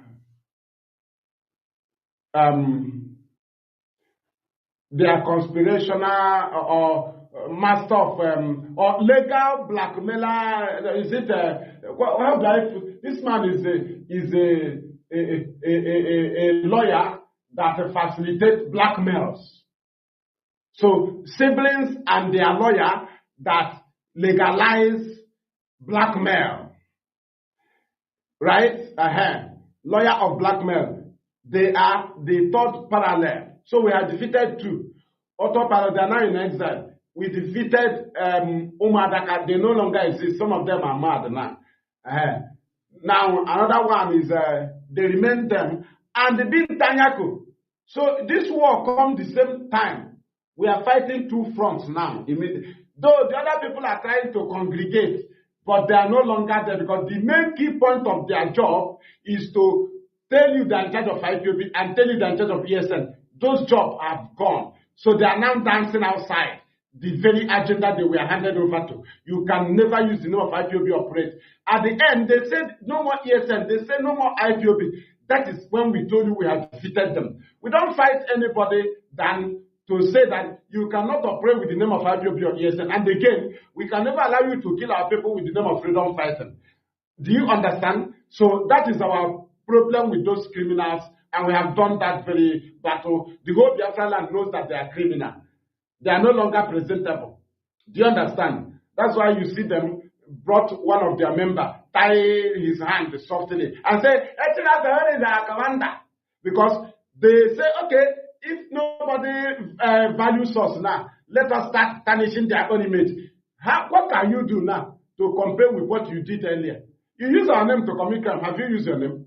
So is it when you tie your member to say, I'm from Abreba, and Abreba people have come up and say, which part of Abreba do you come up? You are not from Abreba. Abreba does not answer Nnamdi Ofo. Do you understand? Nnamdi is from our Enugu, Nkano side, not the whole Enugu. Nkano answer Nnamdi. Both Nike, the Nkano, right? So we continue. Next one, Umadaka, they don't exist. They are with Umeri account. With all of them, that's their end. Next one is sibling. We have told the world, any politician that gives them money in the name of IPOB, you are wasting your time. We have separated them because government want to present them. Do you understand? That one is different. It remains Bintanyako here. Bintanyako, right? And she must hands off this case. If not, short, all your prayer, channel it on Bintanyako. Nnamdi can have defeated his enemies. Do you understand? So, no individual we hate, but we hate characters of individuals.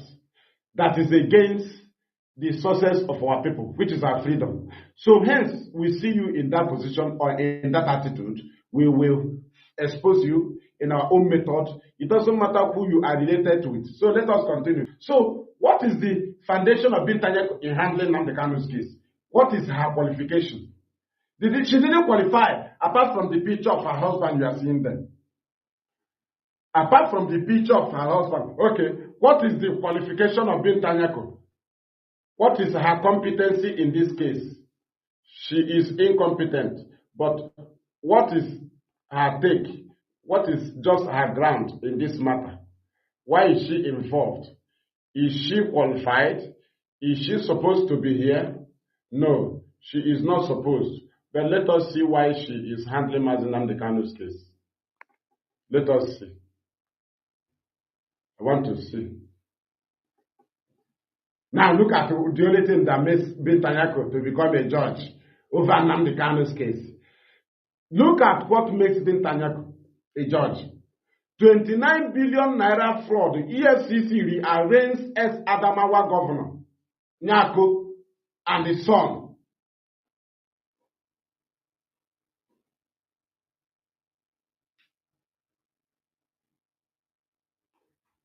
Thank you. Do you understand? So, this was in 21st March, yes. They started the case of this man afresh.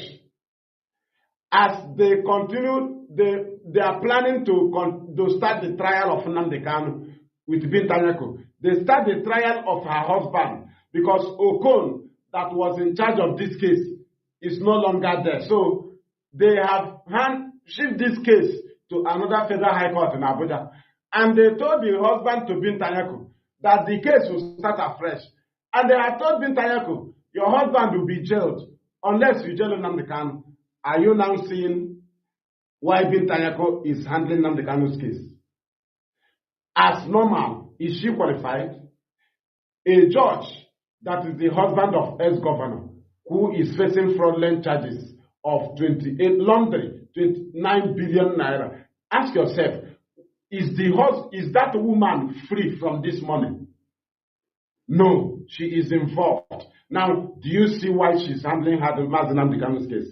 She's not handling Mazi Nnamdi Kanu's case because her husband and son is involved in fraudulent, 29 billion naira fraud, or in the hand of EFCC. No, she's worried. They tied her hands because she is involved in this fraud. Bintanyako is involved in this fraud. So EFCC is threatening her that her name should be made open. The next court, they will make it open. If you refuse to play your wing, we will add your name in the charges. We'll add your name. There are evidences there through the confessional statement of both the husband and the son. There are evidences that Bintanyako is connected to this fraud. And it becomes a weapon in the hand of EFCC. If you don't do this thing of Nnamdi Kanu, then your name will be exposed. It's a very serious matter. And also, they told her that your husband will be jailed with the evidences in our hand. And your job terminated because you cannot marry a convict serving Nigeria. No, now, civil servant does not marry ex-convict. You must resign. If an ex-convict wants to marry you, you will resign. If you are marrying ex-convict and immediately the person is convicted, marrying somebody is convicted, because you answer his name now. Did you answer your father's name? You are answering his name, so that name has been convicted. Automatically you are a convict. Is it not 1 plus 1? Is it not 1 in the marriage? So that is automatically you are a convict. So you cannot be a civil servant. Now you know the law. We know it now. Now you know what is facing you. 2 ways. Thereby you are incompetent in this matter. You are incompetent. The position of your family in fraud, in EFCC, your involvement because your son and the husband is involved, is a very serious matter that nobody should overlook. Before I thought this was on April, but it was on the 21st March 2024. This very matter came up in court. Fresh, case that has been in court for how many years? The case has started afresh, as a fresh treat to Bintanyako, to persuade her in order to be reading out the federal government script in every of Nnamdi Kanu's court sitting, because she is not on her own. She cannot handle matter on her own. Her hands have been tied up because of her involvement in this matter. Bintanyako, hands off this matter of Nnamdi Kanu. Hands off this case. Your husband, your son, your family is involved in fraud. You are also involved. Therefore, you are unqualified to handle a very important matter like that of Nnamdi Kanu.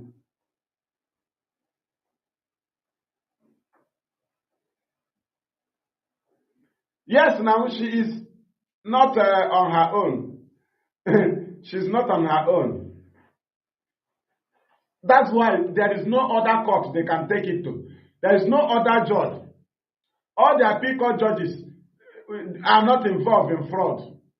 Any of them that is involved in fraud will not join the judgment, will not approve that judgment. Any of the appeal court judge,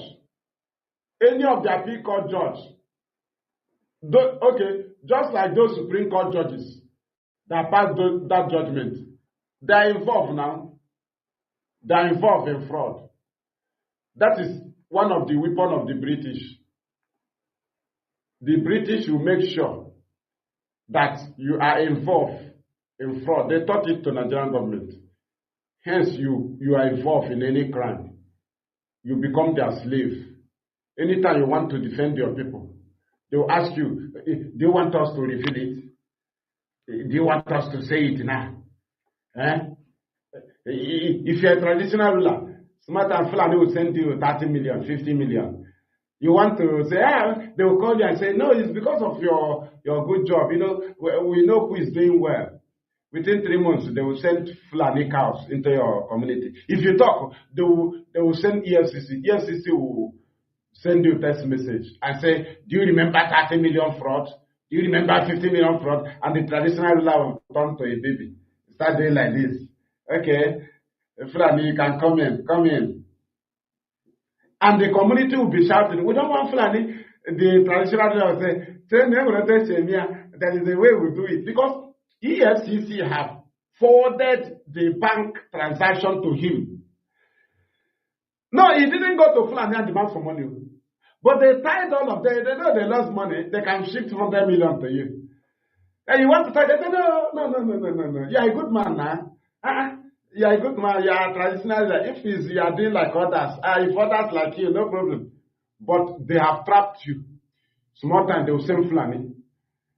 They will kill one person in your community. If you talk, EFCC will just send you a message. They will forward that bank transaction to you and say, you know, fraud. You are involved in fraud. That's how they cage some people here, politicians.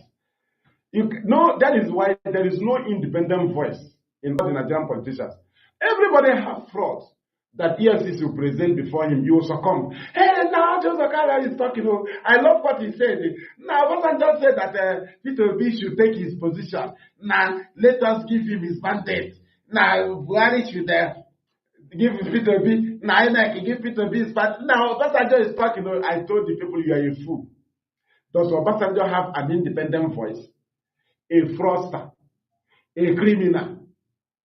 What can give him ground to defend you? He is involved in what you are facing. He's a contributor. He's the master planner of what you are facing. If you see him shouting, he wants to cover the voices of the masses. He wants to park you at the backyard. So you'll be somewhere saying, Obasanjo, let us see what he's saying. Obasanjo is serious. Obasanjo, he wants you to take this position. Had he not come out and said anything, don't you know you give voice out because you see yourself as who you are fighting for yourself. But they will recruit one politician like Obasanjo they recruited. He started talking. Now I will see to the end of this election.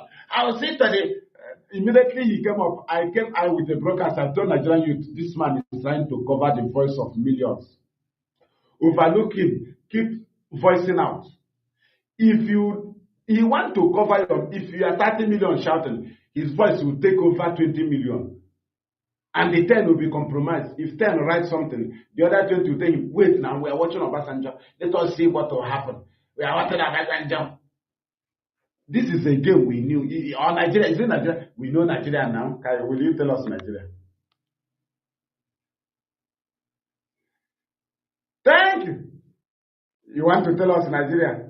Okay. Felati teacher want to teach me nonsense. Teacher want to teach me nonsense. What are you going to tell us about? Tell IPOB about Nigeria. So we don't study Nigeria before we started fighting them legally. Yeah? So you think we just start? Okay, we are Feli Igbo Cultural Organization.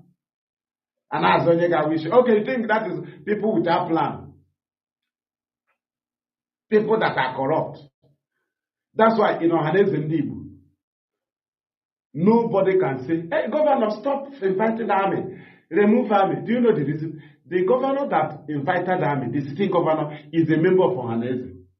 The ex-governor that was there killing people is a member of Ohanese. Ex-senator is a member of Ohanese. Ex-minister, a member of Ohanese. And they have all been involved in killings or any kind of evil, different types of evil. So they have no legitimacy to confront a sitting governor and say, stop killing. Because that governor will also remind them their own killings. Now you see why you are, can Ohanese confront us and say, give us account of a bag in your state? Can Ohaneze confront the woman? Now,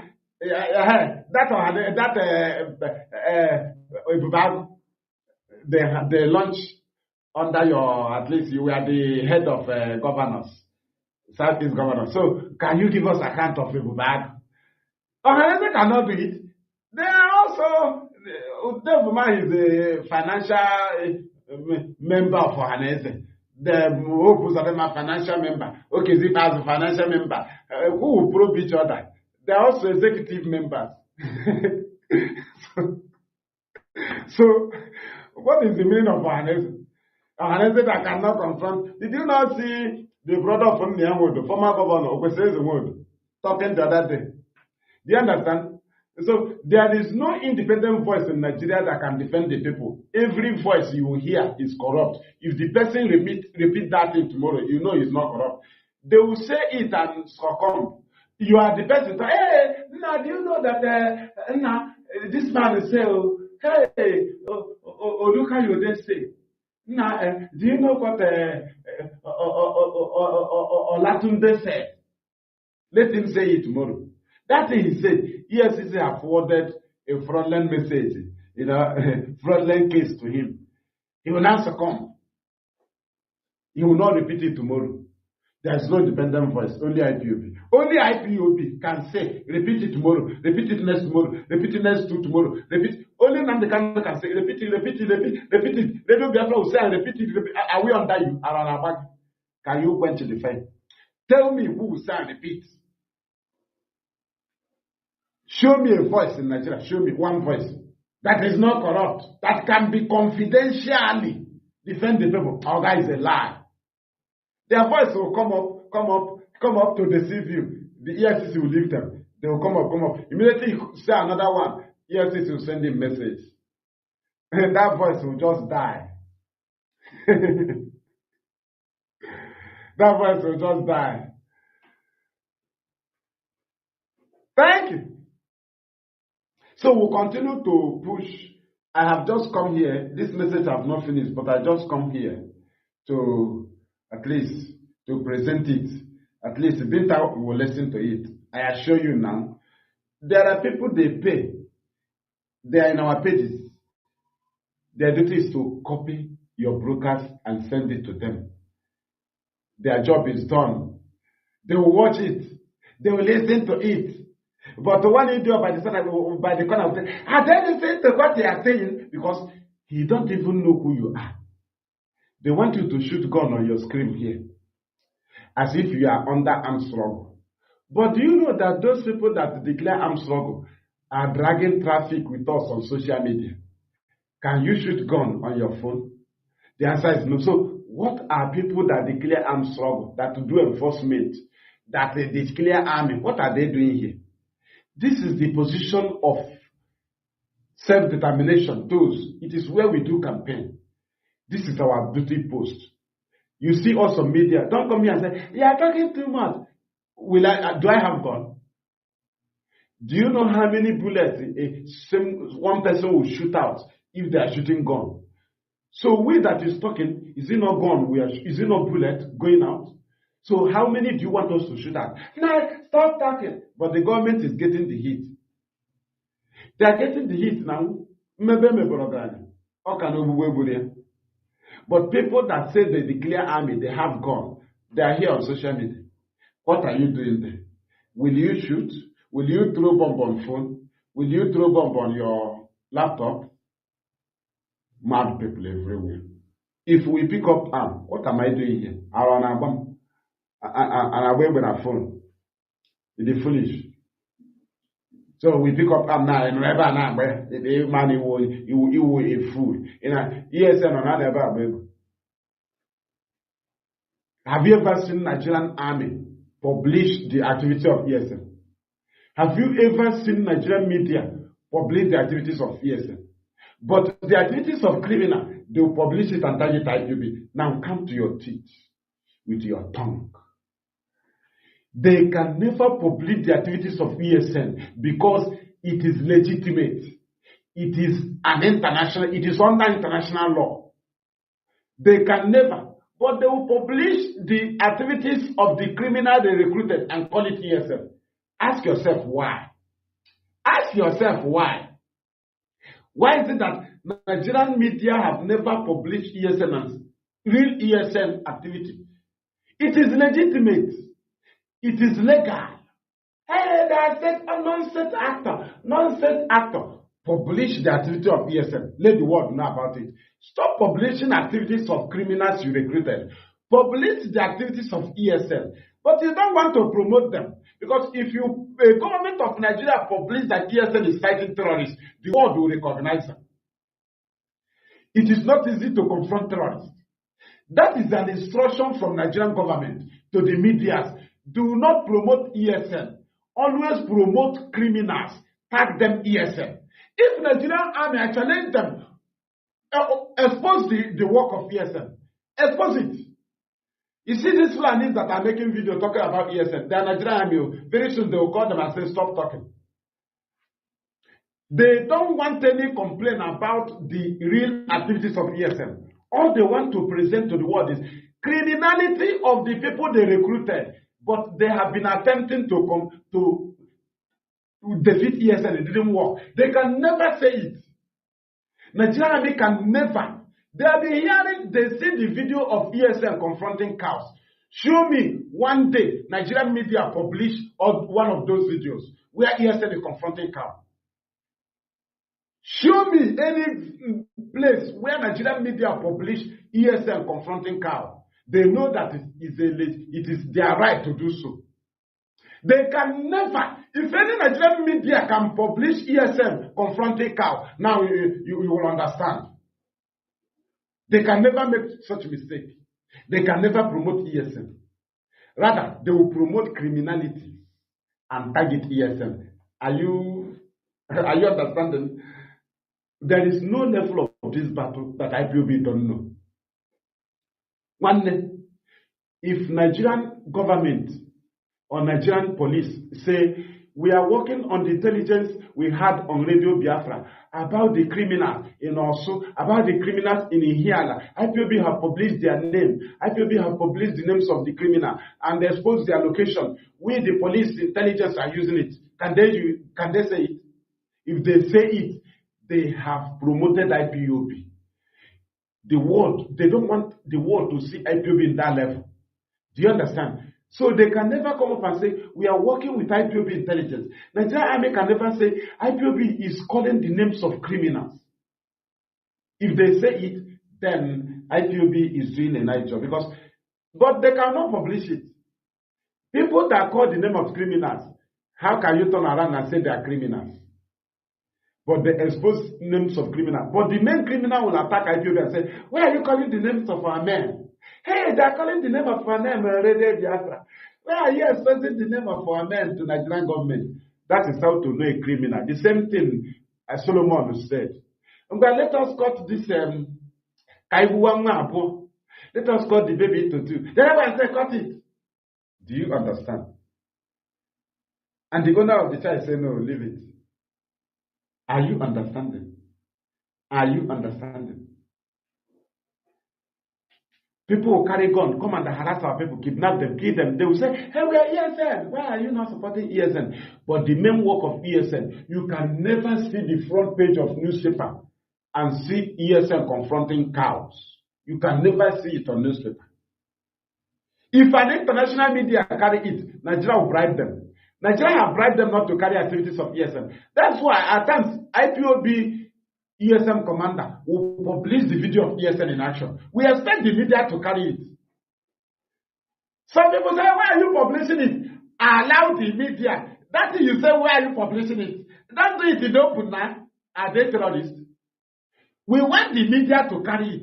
Because they always carry video that is circulating on social media. Why is it that the video of ESN confronting Fulani cow will circulate on social media? It will never appear on Nigerian media. They can never legitimate ESN. But every day they will publish the activities of criminal. They will target ESN. They will never publish a news of ESN with the cow or about cow. It's impossible. Let them do it now. And see where the world will keep ESN. You see the level, how the world will be regarding ESN. Let Nigeria try it. It's gonna happen.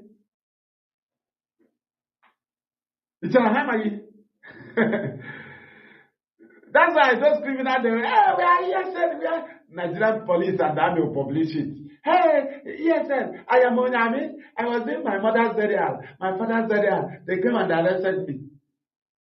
Oga published the video, the news of ESN confronting Fulani cow in the bush, even Fulani in the bush of forest. Oga publish it. Publish it to the world, let us see. And see what you done to yourself. Who told you that Nigeria is not wise? But if they catch somebody that is stealing your fowl, that's why it's the ESN. If they see a criminal who kidnapped a businessman, hey, Nigeria army has nabbed ESN. Let us see video. We want to see a single picture of ESN confronting cow. But when we publish it, now why are you making it in open now? Say, okay, for I know so. You want to get my hand. She knows of poor name, my hand, I can't pama. In my petition, it's right in the US. So you'll be writing petition and be presenting at least some criminals to US government. And IPOB ESN commander will not be at least be one time they will bring out the video of ESN activities. Is that not defense? Is it everything you'll be talking from your mouth? It's a defensive video. Kagenshi ni Mawurunda Wasa. Kagenshi. They play the show. Evidence at hand. Thank you. I challenge them now.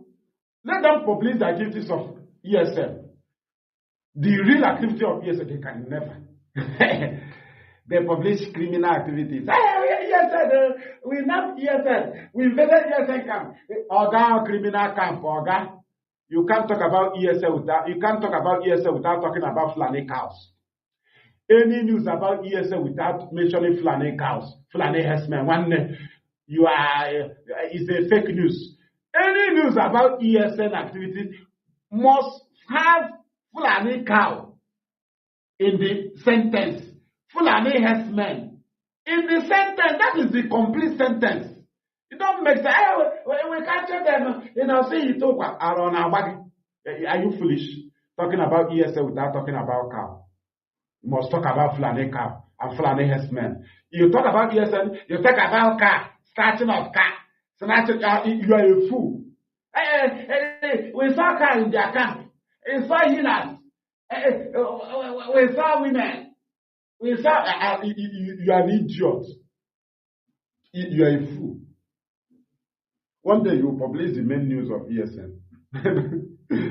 By then it will be very late for you. Thank you. Thank you. Thank you. How am I getting money? So on our under mistake. People that does not have gun. So you think we'll be making mistake? It is only Nigeria that have gun always make mistake. If they see peaceful protesters, they can't shoot them. They say, I can't shoot them. If they can't come to court, they will send army and police to court. What are you doing there? Because you don't have sense. You have gun. British is managing your sense. How can British be managing your sense? They gave you gun and they are managing your sense. So we don't have gun. Don't you know we have sense? How can you don't have gun, you don't have sense? Are you not a fool? That's why idiot to ask, what is your weapon? Can you fight the Nigerian government? But you heard what DSS said. We spent 500 million. Then Nnamdi Kanu every case. Am I know that your country is borrowing money from foreign, but they spent 500 million. In a case, now ask yourself, how much do they give to France, Italy, UK? How much do they give to ambassadors in Nigeria? So that they will not talk about IPOB. Now, if we are in gun battle, don't you know that that money they are giving is the gun they are supposed to be shooting? And you see, come about, what are you doing to Nigeria? But they are bribing country now. They borrow money, they start using it to bribe country. It's a battle we gave it to them. They didn't plan for it. So they are not enjoying it. It's only a food. What are you doing today? Yeah, that's second. But the DSS spent 500 million. Yeah, that's second. Okay? Only one court, 500 million. Yeah, just second now. Yeah, just taking action. How much do you think they spent in Kenya? How much have they spent in UN? How much have they spent in AU? How much have they spent in countries? But you're asking us, what are you achieving? What are you achieving? Buying a euro. Thank you. Thank you very, very much. So, as we round up, let us analyze this very matter before we say goodbye for today. Binta Nyako's husband is involved in fraud when he was a governor. The son involved in the same case. Are you telling me that Binta Nyako is not involved? Who is in two positions? She is a wife and the mother. The husband is one. The son is one. But Binta Nyako took two positions. Wife and the mother of the son. Are you telling me that if she didn't receive from the husband, that she did not receive from the son 29 billion? So Binta Nyako did not touch even 1 billion, either from the son or from the husband. Are you telling me? Facebook, you came late. Are you telling me? No, it is not true. Now you see the point where they are threatening Binta. They threaten her not because of the husband or the son. They threaten her because she's involved in the matter. And also that the husband will be jailed. And when the husband is jailed, her services terminated because, her job terminated because she cannot marry an ex-convict and remain a civil servant. It doesn't happen. And again is that her name will be made open publicly in line with the husband, son, so that she will know that she will no longer be a judge. So they have held her tight. They held her tight. She's involved in different ways. So that's why they say, okay, let us see if you are serious. They now rewind the case of the husband and start the case afresh.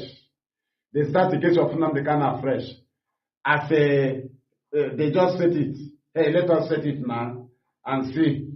If you are trying Nnamdi Kanu, we'll be trying your husband. If you are trying Nnamdi Kanu, we'll try your husband. Anything you play for Nnamdi Kanu case, we'll play the negativity. If you play negative against our script, we'll play positive on your husband and your wife, and it will implicate you. Binta, you know you are implicated.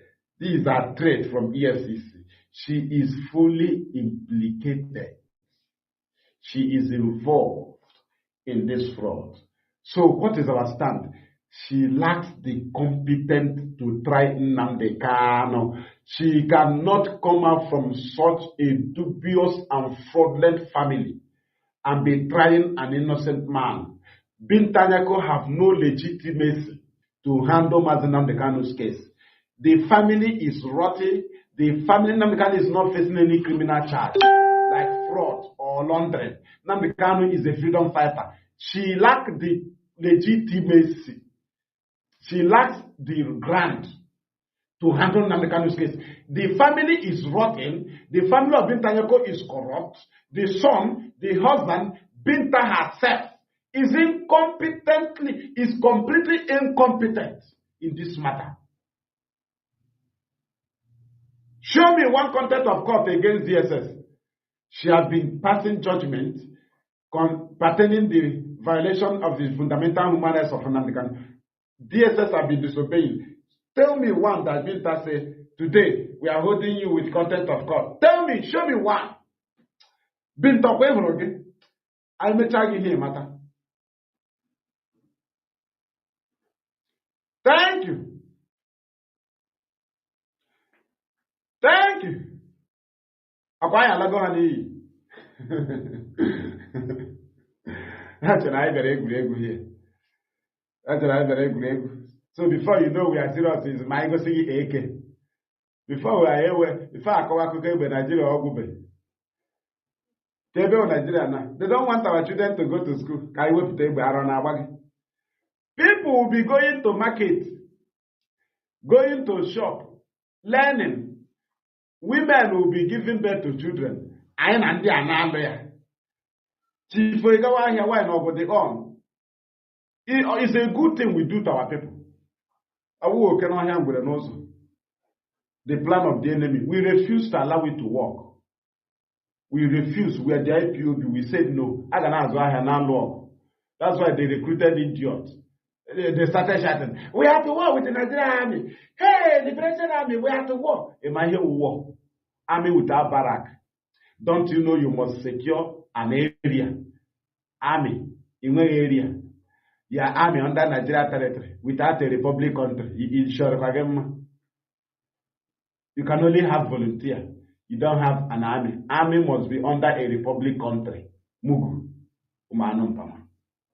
You could launch army under Biafra Republic. Are you understanding?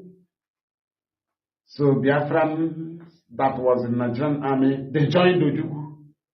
You see how it happened? He started with 3,500 soldiers. But somebody is in Nigeria territory. He said, I launched the Biafra army. So don't you know that if we are at war now, that ESN, if foreigners want to come and help us and they want landing, a place to land, that ESN can provide it for them. That is why they run over, they take over the bushes and forests. That's why the Nigerian government need the bushes and forests. But you that is jumping up here, where can you provide for a foreigner to land? If you cannot answer yourself that, I will now give you Expo. Do you know that ESN have such what? Ask yourself, when did the ESN when were they able to clear such spaces in the bushes where they were assembled the day they were launched? In all the Biafra states, both in Bayelsa, they have bushes where they assemble. Both in Ebonyi, they have where they saluted Nnamdi Kanu the day they were launched. Ask yourself, how do they created it? Are you telling me that such people cannot provide acres of land that is under their control, in the territory of their control of ESN? Don't you know that ESN knows where they have captured? Are you not aware? You that is jumping up here, killing our people, claiming army, where have you captured? ESN have conquered different areas and still conquering, taking it away from Fulani. Fulani keep relocating. They keep conquering. It is taking over your place. You must take over the bushes. Now the war in the township is an open war. You can expose it to the world. But the things happening in the bush, Nigeria refuses to expose it to the world. Even as we try to do so, they refuse because they don't want the world to hear it. And we continue to push. But in the township, they can never deceive the world with our township by trying to instigate in our township and communities with criminals. We keep punching it. It will never work while we are doing our work. How can you declare army? Do you know what it means? If that army is connected to IPOB, Nigeria would have destroyed the whole East. But the army they declare have no grant. You must have a name of group that declare army. There is no name of the group. The people that declare government in Nigeria, they have no name of group. Anything people declare, they will ask you which group declare it. Autopilot is not a name, it is a declaration. Hey, Biafra struggle have entered autopilot. That is to say, somebody declare autopilot, not a name of organization. Wazike leaves myself. Nnamdi Kanu leaves IPOB. What is the name of this organization that declare government in exile? What is the name of this organization that declare armed struggle? What is the name of this organization that declare no fly zone? What is the name of this organization that declare no election? What is the name of this organization that counted 150 days down? They have no name. Now you understand the game. Their duty is to commit, and the duty of Nigeria is to tag it on IPOB, because Nigeria can never present crimes of a group without their name. They are a sovereign state. If they do it, now they ridicule themselves. That is why IPOB can never deny any crime in the East without pointing at the committers. Now you know. Do you know the reason? IPOB have told the world that they are in charge of Biafra land. And they have an outfit security against terrorists. Now you understand that you can never say, I am not the one who did it, without presenting the people that did it. Are you getting the international battle? Are you getting it? This is something we understand. Now you know why IPOB started calling names of criminals. Are you understanding? Now you know why IPOB keep exposing those that are doing it, because you cannot be in charge of Biafra land and you will not know those that are committing crime. Are you understanding? Are you understanding? It's an international war, man. And I get empty head area. Right?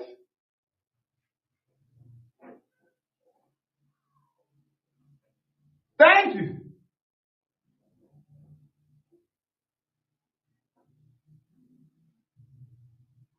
Thank you. Thank you. Do you understand? So these are games they played. So if we are exposing these games to Nigerian government, it touches their heart. They say, oh, so this thing we play, these people know it. Hi, oh, what kind of people is this? That's why we keep exposing it to them, so that they will not relax and do another one. They will be dodging. You know, Nigeria used to dodge from us. They dodge you. After dodging, we'll expose it. They keep dodging. They keep dodging. They will be dodging. They have accidents. They will not shout out to something will hit them. They will not shout out for people not to hear. They will keep enduring, because they are dying in silence one day. Because if they expose the pains caused by IPOB, their citizens will tell them, why are you fighting them now? I think you have defeated them. If you are not achieving anything, leave them. So Nigeria can never cry out. They keep hiding it from their citizens. Do you understand? If they tell their citizens what IPOB have achieved, their citizens will come against them. So they keep hiding.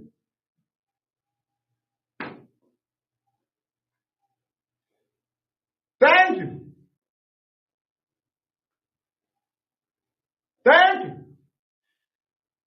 I know Nnamdi. The criminal from Eboso, on our fence, from my fence, of athletes, from my fence, those that are agitating for Biafra and they are destroying property, they are miscreants. The same Onyoshi at 2016. Educated director, yes, I am in charge. I lead. My name is ESL. I am spokesperson. I am a disciple. I am this. Hey, the same person 2019 that said Nnamdi Kanu should apologize to Ike Okuremadu 2019. 2021, was the legend. Otunu shall repent. But you still remind Zeke what he did. You still remind the word of Fanagor what he did. You still remind Adolphus Mwabara, Nnamdi, all of them what they did. P2P what they did. But the criminal, what he did in 2019, you say he's not fighting for Biafra. So you will not remember you are a mad idiot. You will fool. Hey, he did it now when he was not fighting for Biafra. So Dave Woman, he killed you when he was not fighting for Biafra. So he's now fighting, he now loves Ndibo. So you should forgive Dave Woman. He's foolish.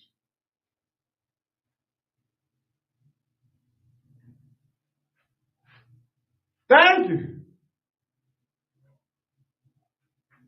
Child, no problem. You will listen to the progress, right? We are just at the end, but throwing some heart attack words to the enemy that mistakenly joined, trying to feel relaxed.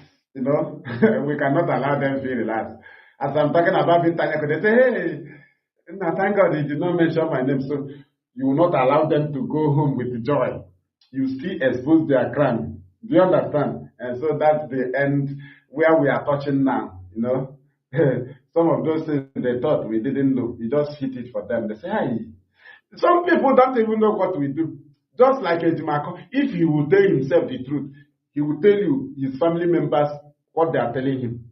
His friends, this is the work we do. Your people will call you, now this thing that, leave this case now. Now this thing, if you are holding this case, that means what these people are saying is true. You are collecting money. So we expose you before the people. Somebody will be waiting for us to come and shoot you. I wish you are on our band. And you're the foolish. And you're about to be favored.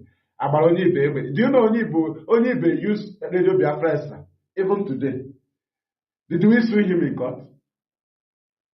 Radio Biafra still using it. Do we sue him to court? No. Biafra will handle him when Biafra comes. There are issues that Nnamdi will not handle, IPOB will not handle. Biafra Republic will handle it. These are activities of freedom fighting. Crimes men committed during this time that will be handled when Biafra is restored. Some of the matter will leave it. Some will say, look into this matter now. Look into the matter. Or government of Biafra. They will not handle it under constitution. Under constitution. Constitution, I am a court, I am a prison, I am anything. Hand your hand, no matter instruction, directive, order. Take instruction or directive or neg order. Say you move forward. Forget it. Because they are not judge. They don't have Biafra constitution. They are just using IPOB, both code of conduct, chain of command to guide you till we reach. When we reach, Biafrans will take over. They will now bring out their constitution. They will handle matters. So don't expect that IPOB will handle your matter to your own like. No, now. They cannot condemn anybody. They will always be at the middle because we are freedom fighters. Don't expect them to jail an individual because you have this understanding with them, with him. No. They will always be at the middle. And you get angry because you want them to convict this one. No, it doesn't happen. Free your mind one day. I'm not me ever. Thank you.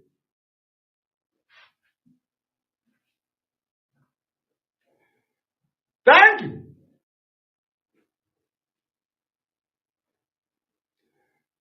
Thank you. Thank you. I got school and I got no school, so they should not be panicking. Thank you.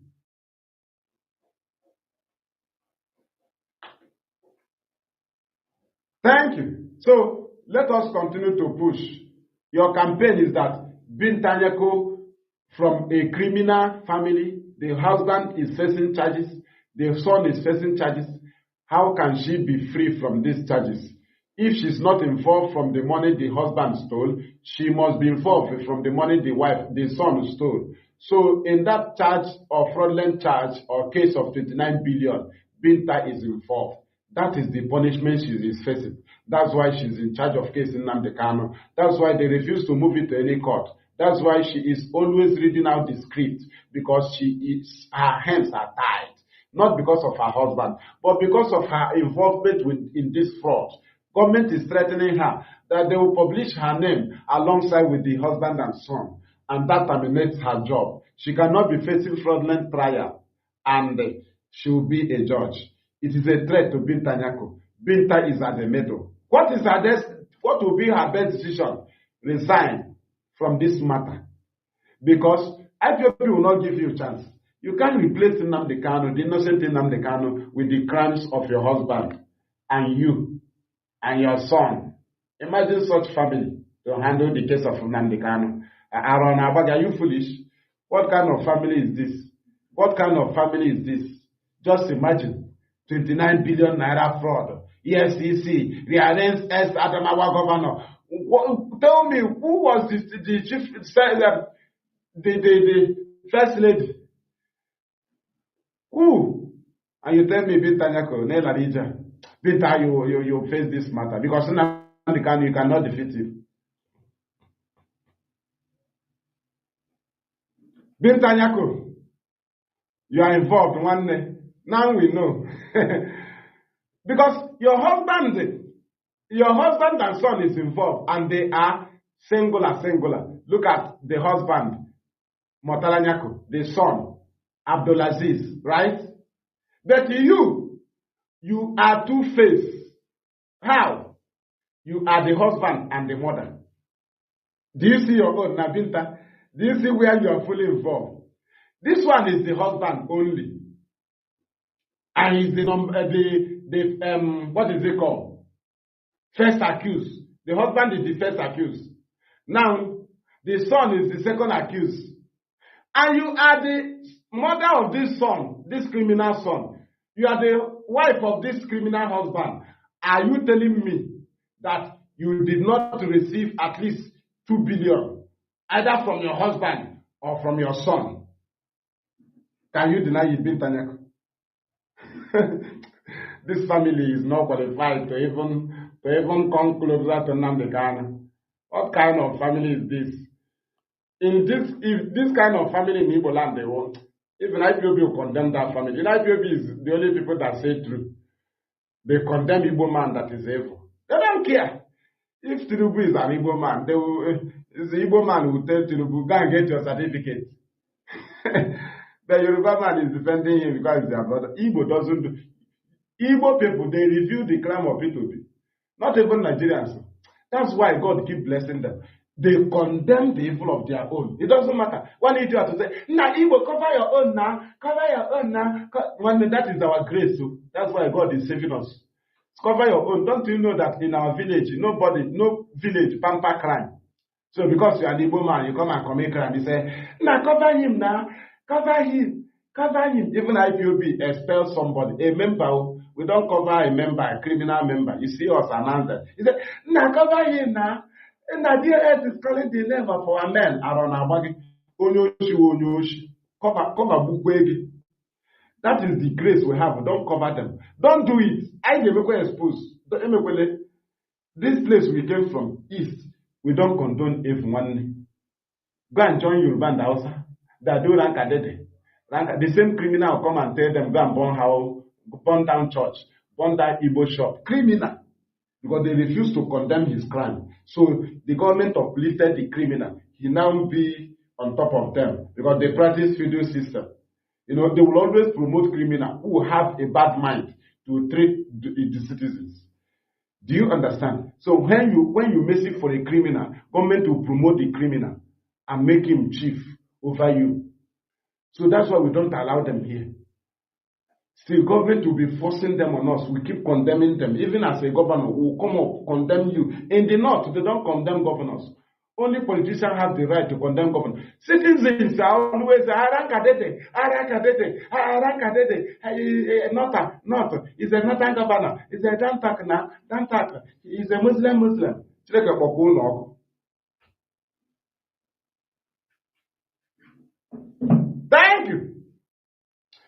Thank you very, very much.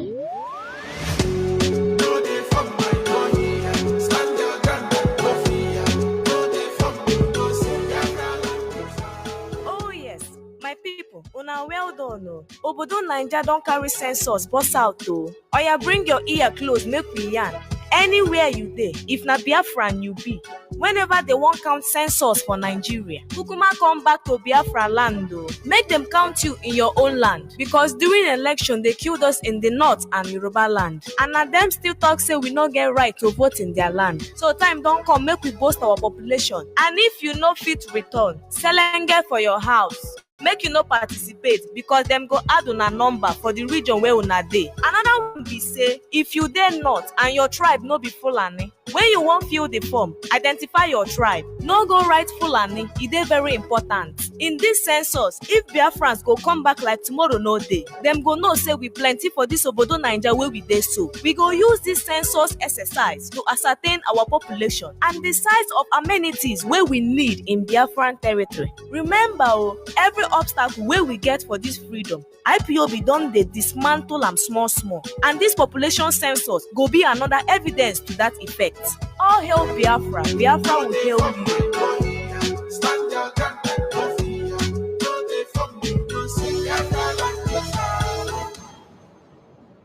apology of Biafran victims of Islamic terrorism, jihadism, and systemic injustice. Biafrans are not safe in British Nigeria. Below is a partial list and proof of the progressive genocide of Biafrans. The establishment of the legacy of killing Biafrans without recourse to justice. 1. Jos, June 22, 1945. Over 200 Biafrans were massacred in Jos and their property looted. The colonial authorities failed to institute a probe and no justice was obtained for the victims. The legacy endures. 2. Kanu, 1953, over 150 Biafrans killed following the political riots in protest of the so-called treatment of northern political leaders in Ibadan. 3.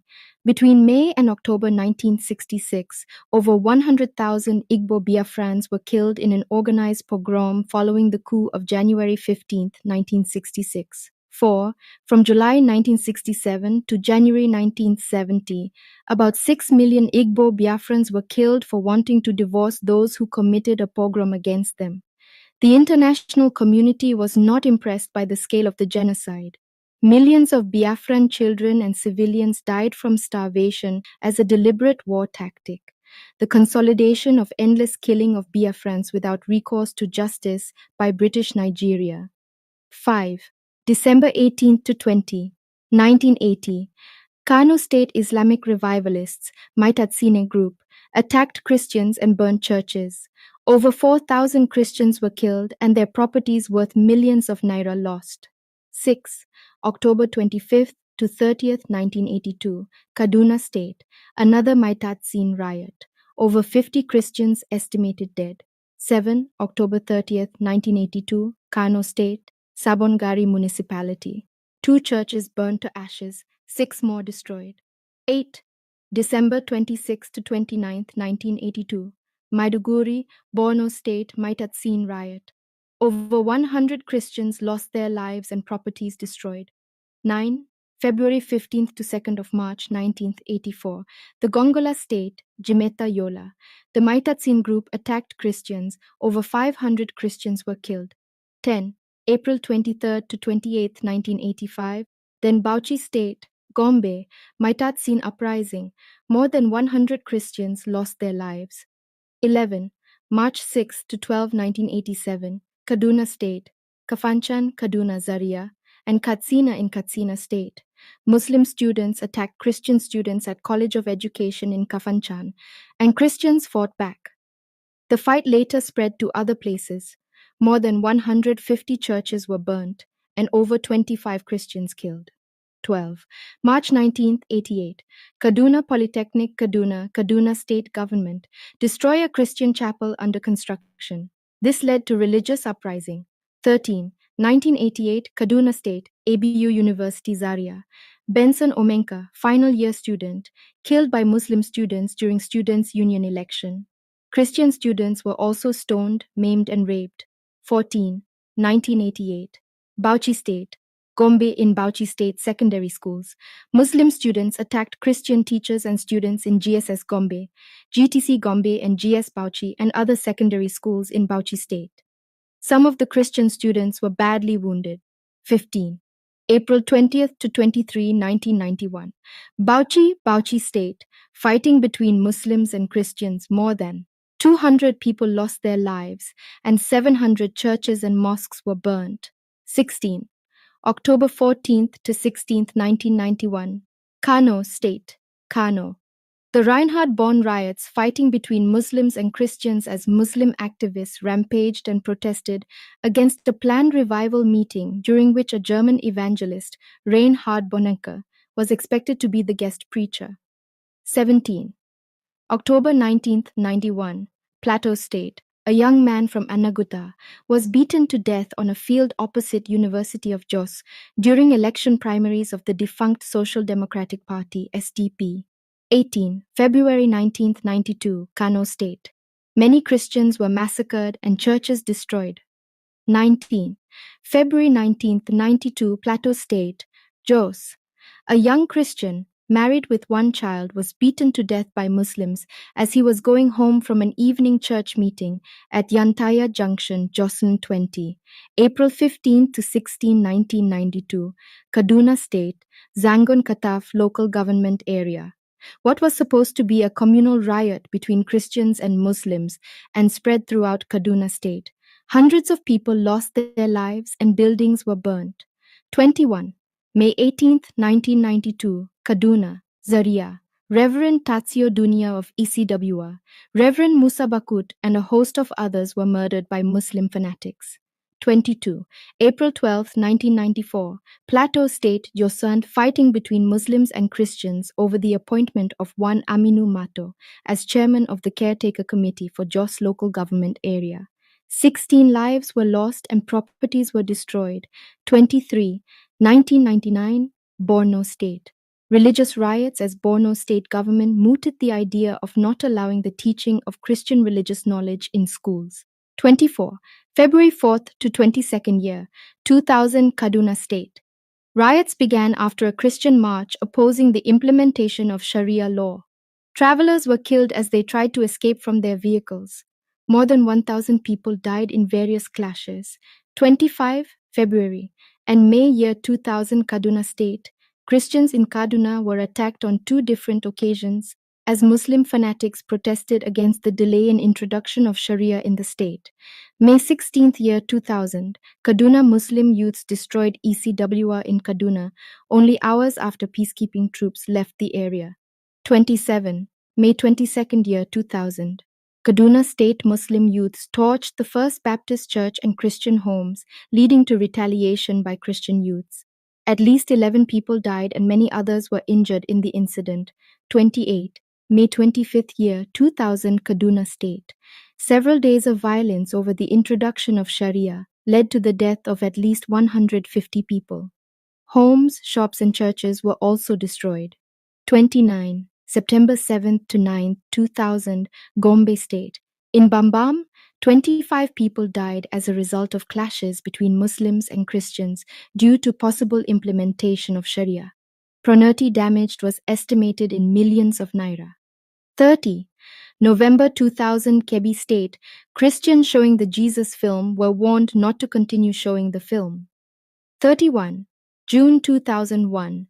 Jigawa State 15 churches and 14 pastors' residences were burned down in Gawaram. A similar attack on 11 churches occurred earlier in that year in Hadejia. 32. August 2001. Bauchi State. According to the Church of Christ in Nigeria, Kokin, Muslim mercenaries had attacked Christians in the Tafawa Balewa and Bogoro areas on 2 occasions. The attacks left more than 100 dead and 3,000 refugees. 33. 7th to 12th, September 2001. Plateau State, Jos. Muslims attacked Christians. Christian properties were destroyed and people lost their lives. 34. September 7th to 17, 2001. Kanu State. 7 churches were demolished. 6 churches set ablaze by a mob. 54 churches given demolition notices and 17 churches demolished by the Kano state government. The governor stated that all churches in Shagari quarters of Kano city were illegal structures, probably due to the religious conflict in Yosere. 35. October 7th, 2001, Kaduna State. Muslim youths attacked 3 churches and 10 Christian-owned shops with gas bombs, setting fire to the buildings. 36. October 14th to 18th, 2001, Kano State.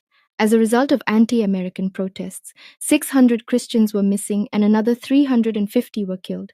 At least 5 churches were burned during the resulting riots. 37. December 24th to 25th, 2001, Gombe State. A visit to Gombe State by the Israeli ambassador sparked a riot. At least 4 people were killed, 50 injured, and 2 churches damaged. 38. The 2nd of May 2002, Plateau State, Jos. Muslims attacked Christians. Christian properties were destroyed and Christians killed.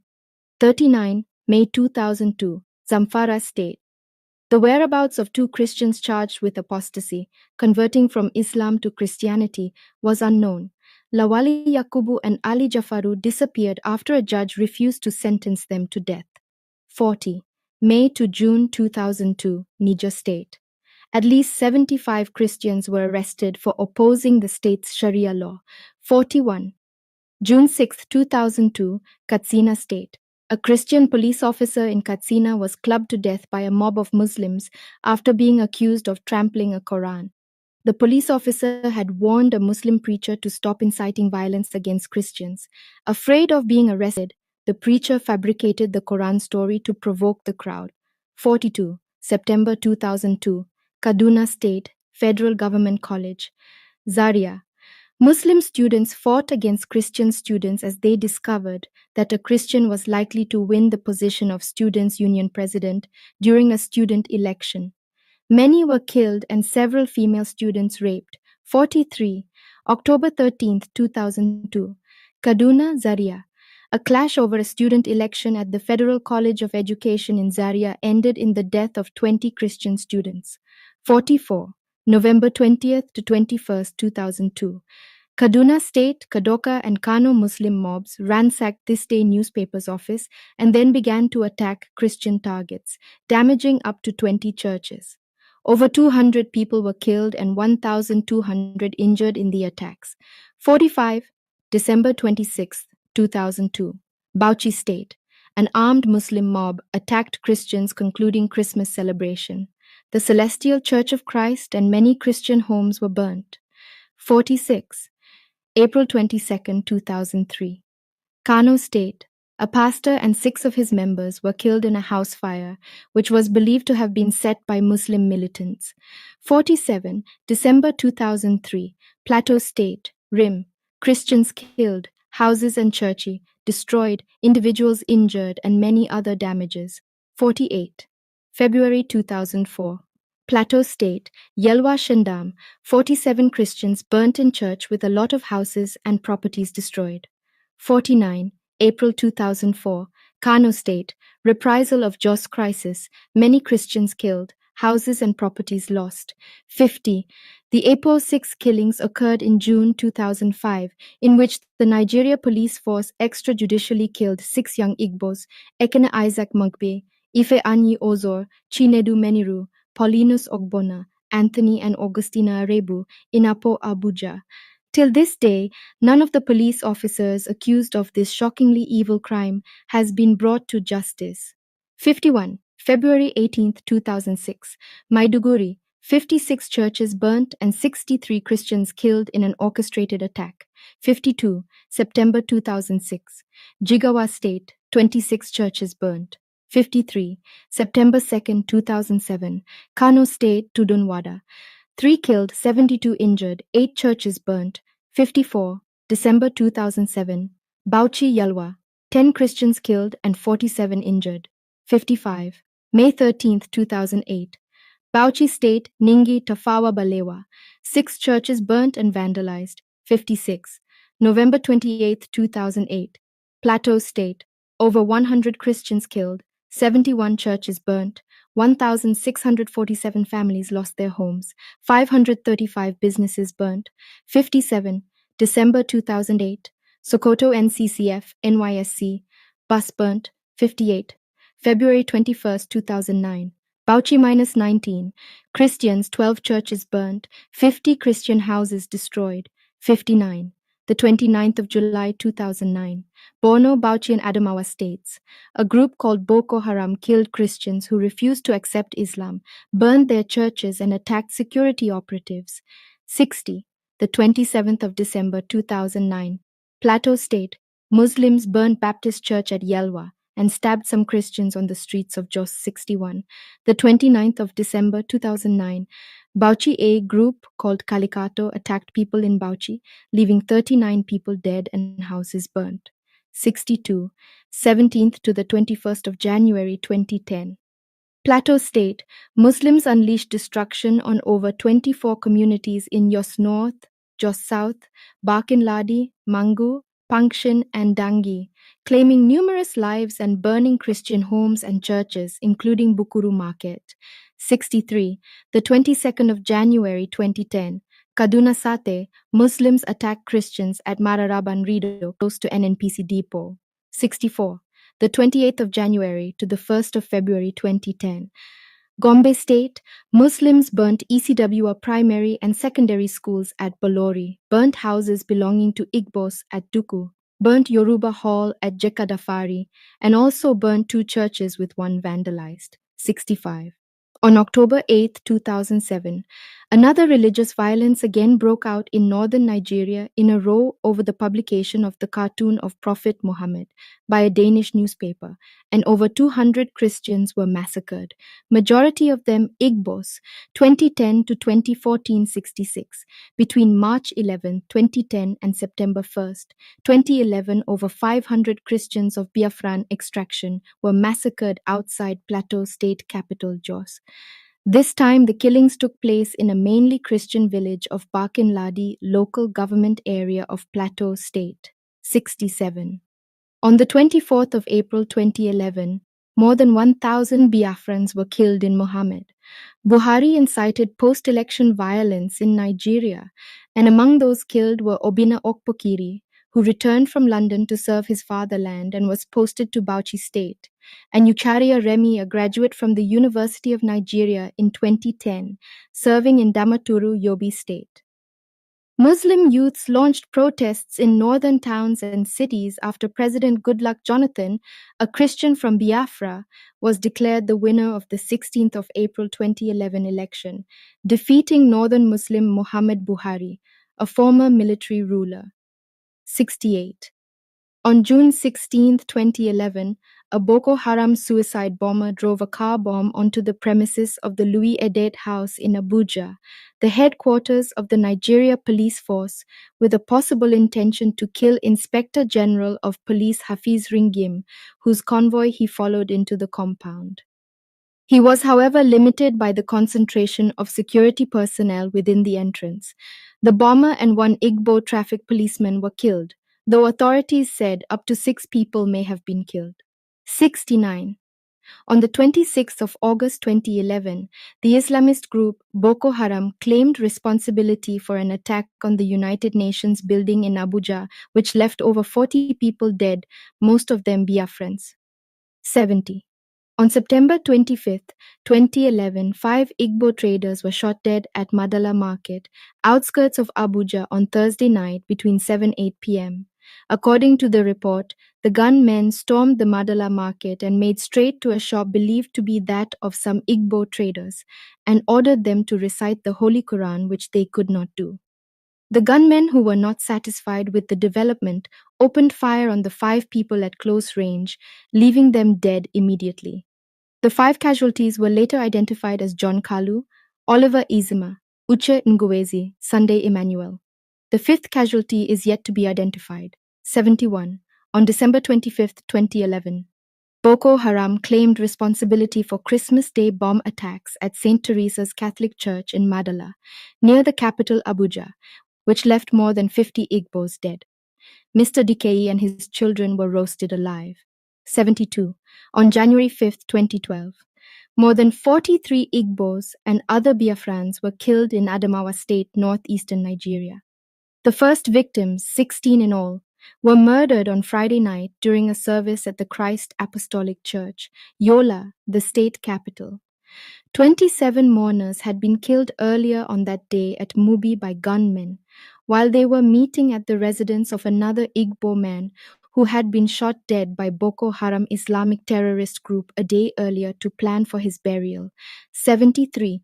On January 11, 2012, Boko Haram terrorists shot dead 4 Igbo men who were believed to be fleeing violence-torn Maiduguri, residents said.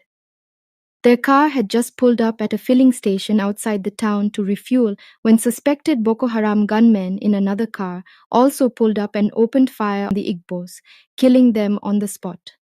74.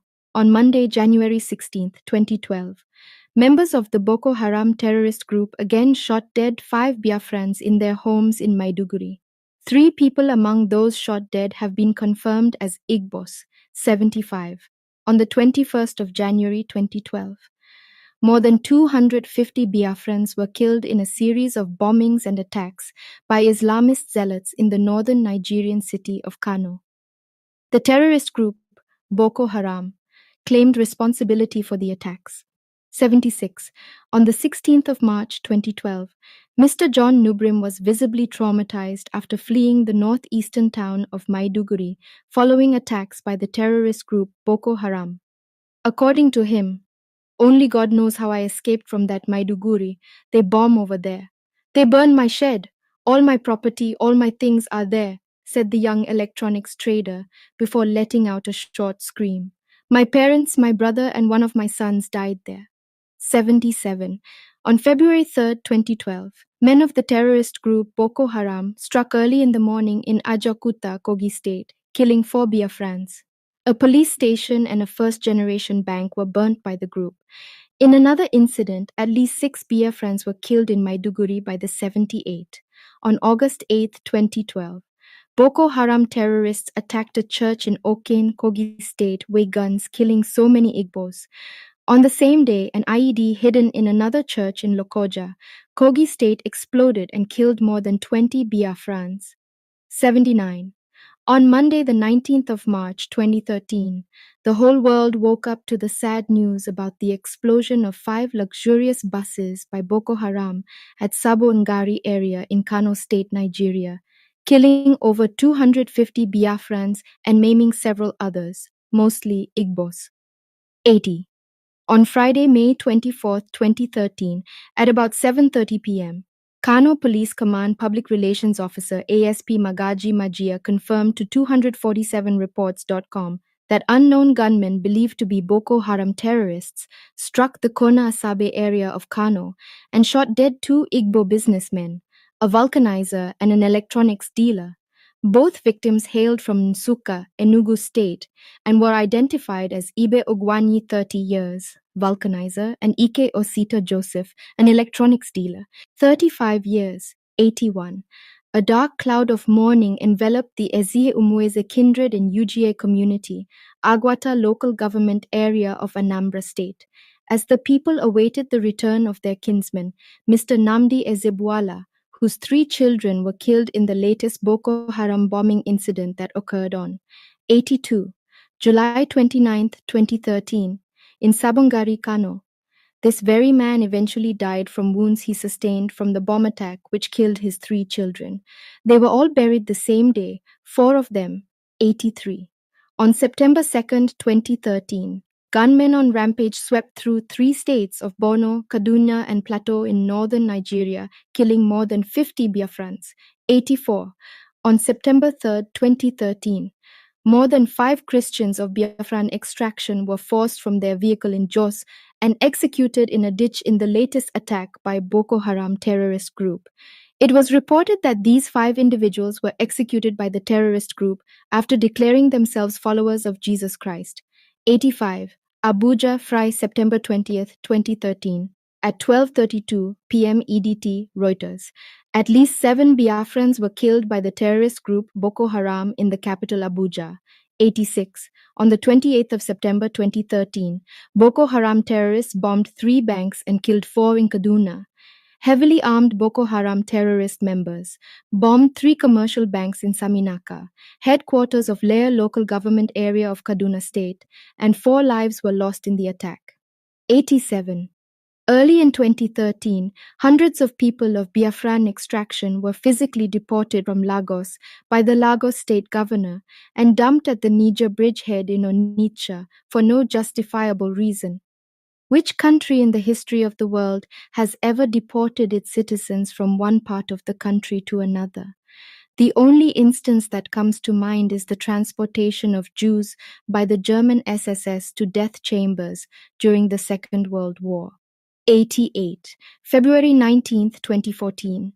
Bama in Borno.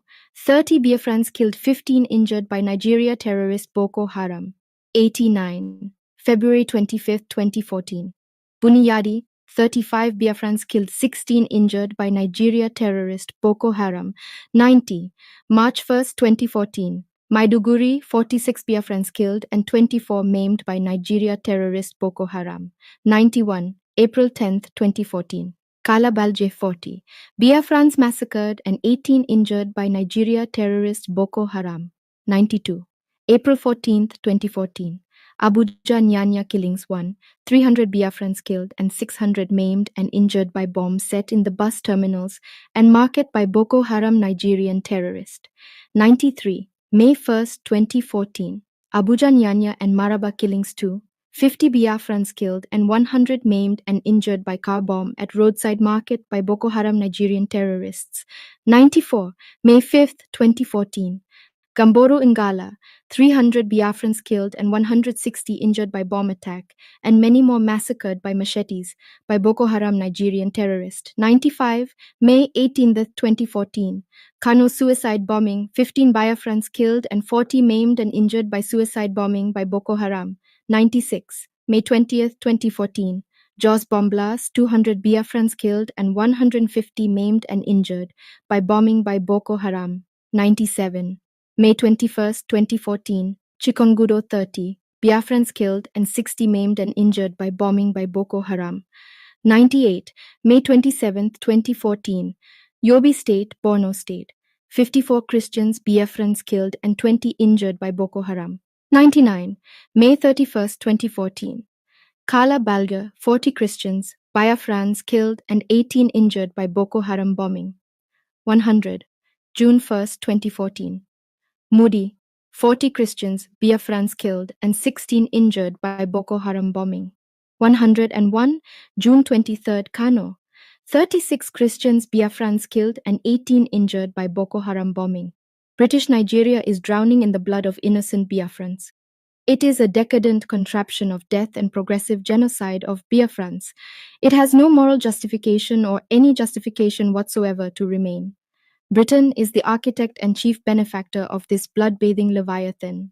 The world has failed and continues to aid and abet the wanton destruction of lives in pretext for territorial integrity and economic stability at the peril and with the blood of innocent Biafrans.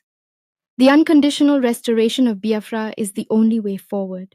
Clearly, our quest for total independence is just moral, non-negotiable, incontrovertible, irreducible, irreversible, and insurmountable. We are not and will never become one with the murderous British Nigerians. We are Biafrans. Thank you, indigenous people of Biafra. This thing not that good, oh. Lie, lie. I say it not good, oh. Lie, lie. This thing not that good, oh. Lie, lie. No one knows tomorrow. Oh yes. Oh yeah, make una open una ear. Hear this one. This one now for EEDC, oh. EEDC want defraud Southeast with exorbitant electricity bill with no adequate power supply. On top the matter be say, they no go give prepaid meter to their customers, but them go give illegal high estimated bills. They no want know if light day or e no day. Instead of them to fix them, they go force people to pay the bills where they no use, or them go cut the lights. I wonder how communities go use contribute money, buy their own power transformer, buy electricity cables, and yet pay huge amount of money to this Obodo Naija corrupt EEDC, but they no go gree connect or bring the light. Even when they dismantle to repair community transformers wey spoil, they no go repair or return it to the communities. This issue don tire people o. Anambra State Governor Soludo, im don pay 100 billion naira to Emeka Ofo and EEDC. This matter dey under agreement to provide light o, 24 hours light o. But from March 2023 until now, Anambra State still dey for darkness. Emeka Ofo don frustrate other companies wey wan give us light. The koko be say EEDC na the reason why Southeast no dey develop. This thing no dey good oh. I say e no good oh. This thing no dey good oh. No one knows tomorrow. Everybody, and welcome to another edition of the KTH 910 a.m. interview of the week here on the Guadalupe Radio Network in North Texas. I'm Dave Palmer, and Cecil is running our board. Thank you for being a part of our audience and listening. I enjoy the topics that we talk about in this program. This particular program is being recorded on Wednesday, June 19th, which is significant because it's Juneteenth, and that is called National Independence Day. It is the ending of slavery in the U.S. That is what it commemorates. And we didn't plan it this way, but we are talking about a topic that is very related, not so much related to the United States, but to the country of Nigeria and to the Republic of Biafra. And if you are a regular listener of this program, you know that we've done several interviews about the situation in Biafra because we have friends here locally who are from Biafra, from Nigeria, and they really want to bring to our consciousness and our awareness what's going on there, because often we Americans are very focused on what's going on right here, and we don't really know what's going on in other parts of the world. And unfortunately, it's not reported a whole lot in the news either. So I welcome in studio 3 guests, principally our wonderful friend and often volunteer. In fact, she was here for our recent summer share-a-thon just last week, Augustina Madu Odedika. And also I have with me Charles Owuzie and also Chioma Marcel. And I hope I pronounced all those right. And so welcome to each of you. Thank you so much for being here. I know this is a very important topic, something that you all feel very passionate about, and I hope we can convey that to our listeners so that they can pray and support the effort as well. So let me start with you, Charles. And for those listening and maybe just learning about this for the first time, let's provide a bit of a history lesson starting mid-40s, 1940s, with the country of Nigeria, the region of Biafra. Can you give us a little bit of history from then to now, if you could, in a few minutes? Yes. Thank you, Dave, and thank you, listeners, and thank you, Guadalupe Radio, for always being there for us. And today's appearance here is an act of providence. America is observing emancipation.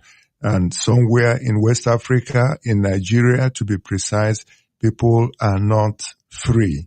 A lot of oppression. Quickly to your question, sir.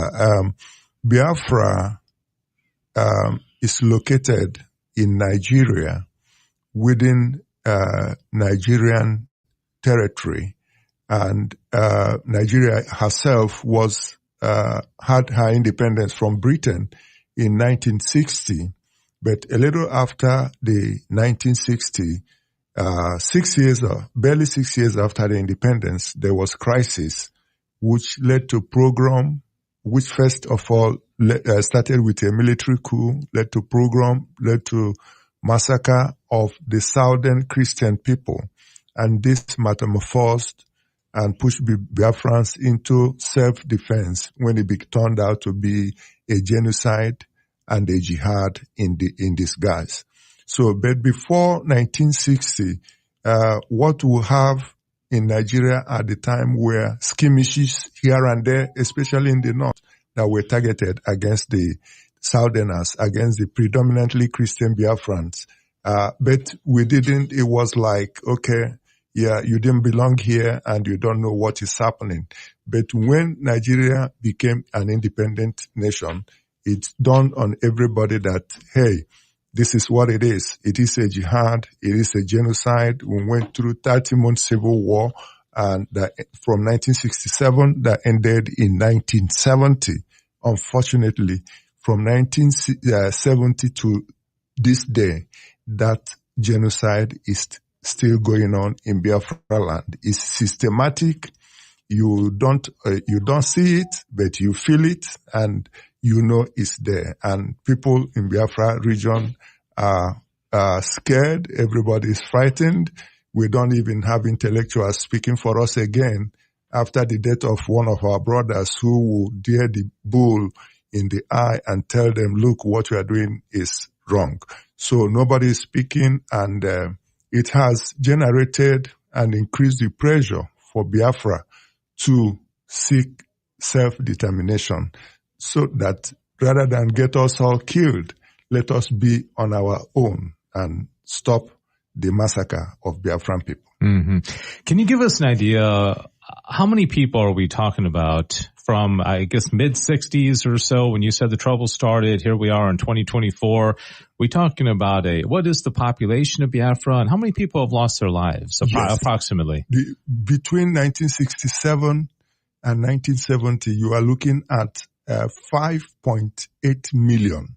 Wow. Yes. And out of this number, a colossal number of 3-point-something million were Biafran children that died out of malnutrition, because Biafra was blockaded both land and sea. And I recall that in the process of that genocide, an American citizen here by the name of Bruce Mayrock burnt himself in front of a United Nations, and he said, no, if this cannot be happening to people, human beings like himself. And even Steve Jobs stopped going to church because of the Biafran massacre. So from that time till now, you're looking at about 10 million people because they are killing us systematically. The ones we know is the ones we talk about. And during that first war, the British Broadcasting Corporation never allowed the news of Biafra to get out the way it should. But today, to the glory of God, we have social media and we have a place like Guadalupe Radio. So once in a while, you give us opportunity to come and let the world know what we are going through. And we are eternally grateful. So. Yeah, thank you for that. That synopsis of the history. That makes it a lot more clear. Augustina, if I may ask you, we talk about the North being primarily Muslim, the South being primarily Christian, but then you also have this region of Biafra. So, well, how is Biafra different from the rest of the South? If we simplify it and say Muslim North, Christian South, well, what's unique about Biafra itself? Biafrans are Igbo Christian people, and we reside mostly in the southeast region of Nigeria now. Okay. So the west part are the Yoruba people, and Yoruba people is a different nation. Biafra nation is different. Oduduwa nation, that's what they call the Yoruba people. But then we are separate and different from the northern region that are mostly Arewa region, and they are mostly Hausas, Thieves, and other ethnic groups. The Fulanis, who are the jihadists and the terrorists, are actually not indigenous to the space we call Nigeria today. They came from the Sahel, and they took over the northern part of Nigeria, and they have been killing, systematically taking over the northern part of Nigeria, and they have made the northern part of Nigeria Muslims. They have converted all of the northern part of Nigeria into Muslim nation now, and they continue to recruit those people who now live in the northern part of Nigeria to continue the genocide.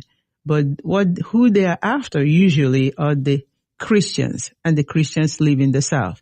The Yoruba people are Christians, the Igbo people are the Biafran people who are in the east are Christians. So now that they have Fulanized and Islamized the northern part of Nigeria completely, they are now pushing southwards, and they have been doing it for many years. The genocide against the Igbo and Biafran Christians is real. And sometimes we think these things are made up stories. It is quite real because I'm coming back from Biafra Nation. Just came back about 3 weeks ago. I went there to visit with my relatives and my friends, and Christians are today, even as we speak, being killed. Now what they have done is that they have exported the state actors who are military. The Nigerian military has bought into the Fulani Islamization of Nigeria. And why do they do that? Because the people who are leading Nigeria are all Muslims. The president of Nigeria is a Muslim. The vice president of Nigeria is a Muslim. They have always insisted that Muslims and the Fulani people rule Nigeria. And this is made possible, I think, by some of the Western powers. And Britain is who we lay this at their feet, because they colonized Nigeria. And when they left Nigeria, they gave the power to the Fulanis, who they thought would do their bid. And what they wanted is just the resources from that region of the world. And the Fulanis will give them the resources of Nigeria. The other nations contained in Nigeria were not able to promise them that, so they gave power to the Fulanis. The Fulanis have now Islamized the northern part, And now they want to take over all of Nigeria. So everything that is happening to the Igbos is stemming from the fact that in the land of Biafra is where oil and gas deposits in Nigeria is. And because our region contains the oil and the gas, Biafra land is under siege because Nigeria needs it to be Nigeria. If there is no oil and gas in Biafra nation, there is no Nigeria. You wouldn't even hear about Nigeria. Nigeria would just be one of the African countries that you don't hear about. So what we are alleging and what is actually playing out in our lives is that we are very, very poor right now, even though we have the most resource in Nigeria. The oil and gas come from our land. But the British government supports Nigeria to continue to get the oil and gas to subjugate and suppress Biafra nation so that they can hold us. They're actually holding us hostage so that we can continue to be there to supply their milk, supply the oil and gas that makes Nigeria go. So the natural resources are in that part of the country. And that is why they're Southeast. holding us, yes. Well, thank you. I want to come back and hear more about your time there, because I know you spent a number of weeks in Biafra recently, but I want to bring Chioma into the conversation. And what would you like to contribute as far as your take, or maybe what you hear from people that are there? Do you have relatives there? And what do you think our listeners should know about the situation there? Thank you very much, Dave. Thanks for bringing us back again. Actually, we do hear a lot that is going on. And with what my sister just mentioned, that Biafra land is under siege because of the resources. Currently, Biafra should be the most peaceful area in Nigeria, but the government of Nigeria don't want it to be so. We have peace-loving people in Biafra land, but Nigerian government doesn't want it to be so. So currently, as we are speaking, on the 30th of May, like my brother said, the government sent down about 10,000 military troops to Biafra land. And when you come into Biafra land now, with people's reports, every pole is mounted either by Nigerian military, a kind of checkpoint.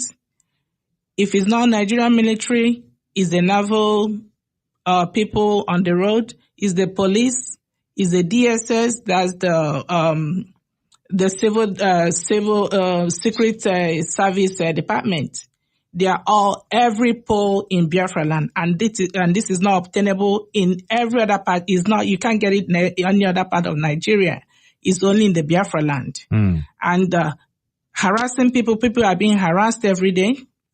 You go into work, you're gonna come down from your car, like the latest report we got. You come out from your car, walk past the military checkpoint, raising your hands up. Then they're not even searching the cars. If they are looking for something, they should be able to check the cars, but no, they just want to humiliate people. And they're going to extort money from them. And when you're not able to extort the money, they take you to their station. And we've had a whole lot of dehumanization treatments on our youths. Mostly they're picking the youths. If they see any mark on you, like, tattoo is a common thing in America here. But they see a tattoo on you, you're a criminal. They take you into the either to their dungeon, wherever they want to keep you.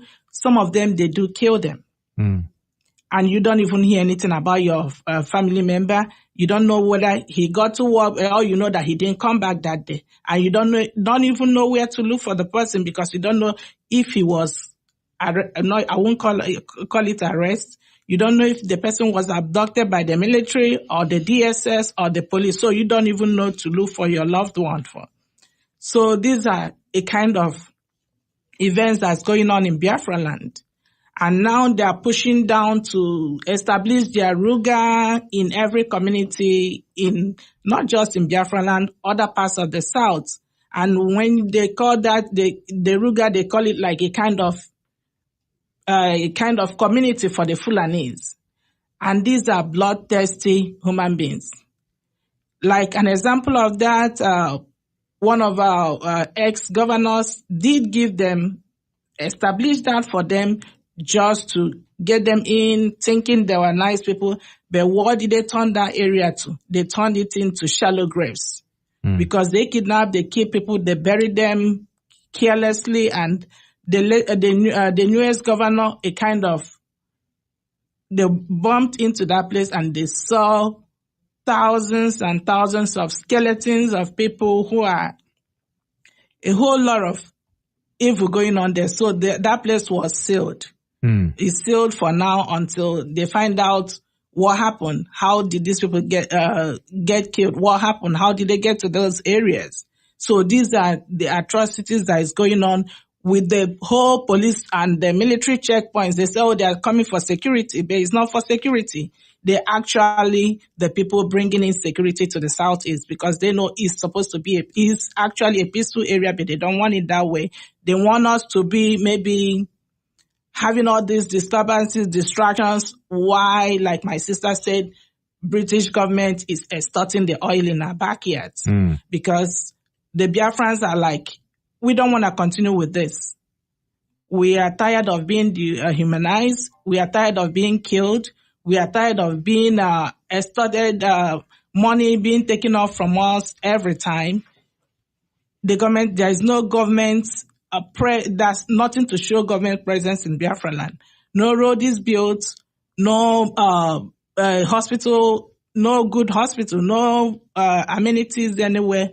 But you come in and send your military, they're extorting money from our people. They go to the last time after the 30th of May, when we try to remember our dead ones in Aba. Now we are hearing some markets are shut down. So how do you want those people to live life? How do you want them to? They can't go back to the market, and the military is telling them until they pay them 2 million naira. Is it 200 million or 2 million naira that they are asking from the marketers to pay before they will be able to go back to their shops? Yeah. And how do you expect those people to live? So these are some reports we are getting from back home, and it's just so heartbreaking. Yeah. And we feel so bad that the world is not coming in. Actually, I know some of them that are listening, that are hearing what is going on. We don't know why they are not being able to react to it. Like my sister said, the leader of the indigenous people of Biafra, who is still incarcerated in their dungeon, is a British citizen. But they're not doing anything. Britain is not doing anything about it. Well, thank you for that report. It sounds like it's very dire there. Let me ask Charles a question, then I'm going to come back to Augustina for her, her own report, having been there recently. You all are all Catholics, and we talk about the Christians in the South. First quick question is, are there Protestants there? Are the Christians all Catholics? Are there both? And also, what is the church doing as far as the organized Catholic Church? Is the church trying to make a difference there? Charles, can you mention that? Sure. There are other denominations or church tradition, but predominantly you find Catholic and Anglican communion competing. Then there are also Pentecostal, evangelicals. They are all in that place. And for some time, we had hoped that with the people we have in the Vatican, because we have our brother, who is Cardinal Arinze, in the Vatican, that they should be speaking up about these things. If they do, we are not seeing the sign. We are kind of left. And the other church traditions, they talk, but they are not effective. Some of the big churches are in the West, and today in Nigeria, somebody from the West is the president. So rather than speak truth to power, they pamper him even when Nigerians are eating from the dustbin, Even when people are being killed, nobody pays attention to them. Yes, but let me make this little point. Nigeria today should be at war with terrorists, Boko Haram, and ISIS in the north. Last week, they came into a village and beheaded over 500 people. The terrorists come and hold meetings with natives and tax them, mount their flag. But Nigerian army is not going after them. But they are in the south, in Biafra land, extorting money from people, harassing our youth. Most of our youth now, they're all in hiding. They run away because you see a young man, you know the way they dress. They can wear tattered jeans or something like that. They say, hey, you are a future Biafran army. They will just pick him up. If that one is not lucky, that will be the end of his life. So that is what they are doing to our people. The churches, I don't think they are doing enough. They feel intimidated. The former president was there for 8 good years and he never stopped. As I'm talking to listeners, Nigeria has not prosecuted one Fulani terrorist. Not one. One of them who was arrested and detained for only 3 months. The government set him free and discharged and acquitted him. He's now working and dining with them. Yeah. So this is the situation. Sounds like there's like nowhere to turn because the government's not helping, the church is not intervening. This is the church is afraid. Yeah. This is the burden we are bearing today in that location of the world. Yeah, thank you, Charles. We just have a few minutes remaining, and I want to close out with you, Augustina, with your I call it boots on the ground. You're there. You recently were there for a number of weeks. So what did you see? Can you tell us what the situation is right now firsthand? One of the things that we must announce to the world is that Nigeria is not interested in fighting terrorism. That should be clear in everybody's mind. The government. In fact, they can tell the rest of the world, oh, we want Boko Haram to stop. We want ISWAP to stop. We want this ISIS to stop. No, the Nigerian government is not interested in any way because just like Charles said, they are not fighting Boko Haram in the north. They are not going where they are killing people. They are not going where they are sacking villages in the north. They send them to the south. So we know that this is a systematic genocidal agenda that Nigeria has against our people. They want to exterminate Biafran Christians. They're also killing the Oduduwa Christians, but they want to especially kill the Biafran Christians because we're sitting on their gold, oil, and gas. And it shows in the ways that they deal with us. Sister Chioma mentioned the military checkpoints it's not even a mile, every half a mile that you travel. And I witnessed this because I traveled by road. When I got to Iguacha, which they call Port Harcourt, after we disembarked from the plane, I traveled by road from Iguacha to Owerri, which should take about maybe 45 minutes. It took us over 2 hours because they stopped us at every checkpoint to ask the driver, where is your particulars? Do you have your driver license? But where is the papers for the car that you're driving? You must show us evidence that it is your car. They harass every traveler. Can you imagine this? Every car on the road, every truck on the road will be stopped to be harassed in this manner all the way to wherever you're going, all over Biafra land.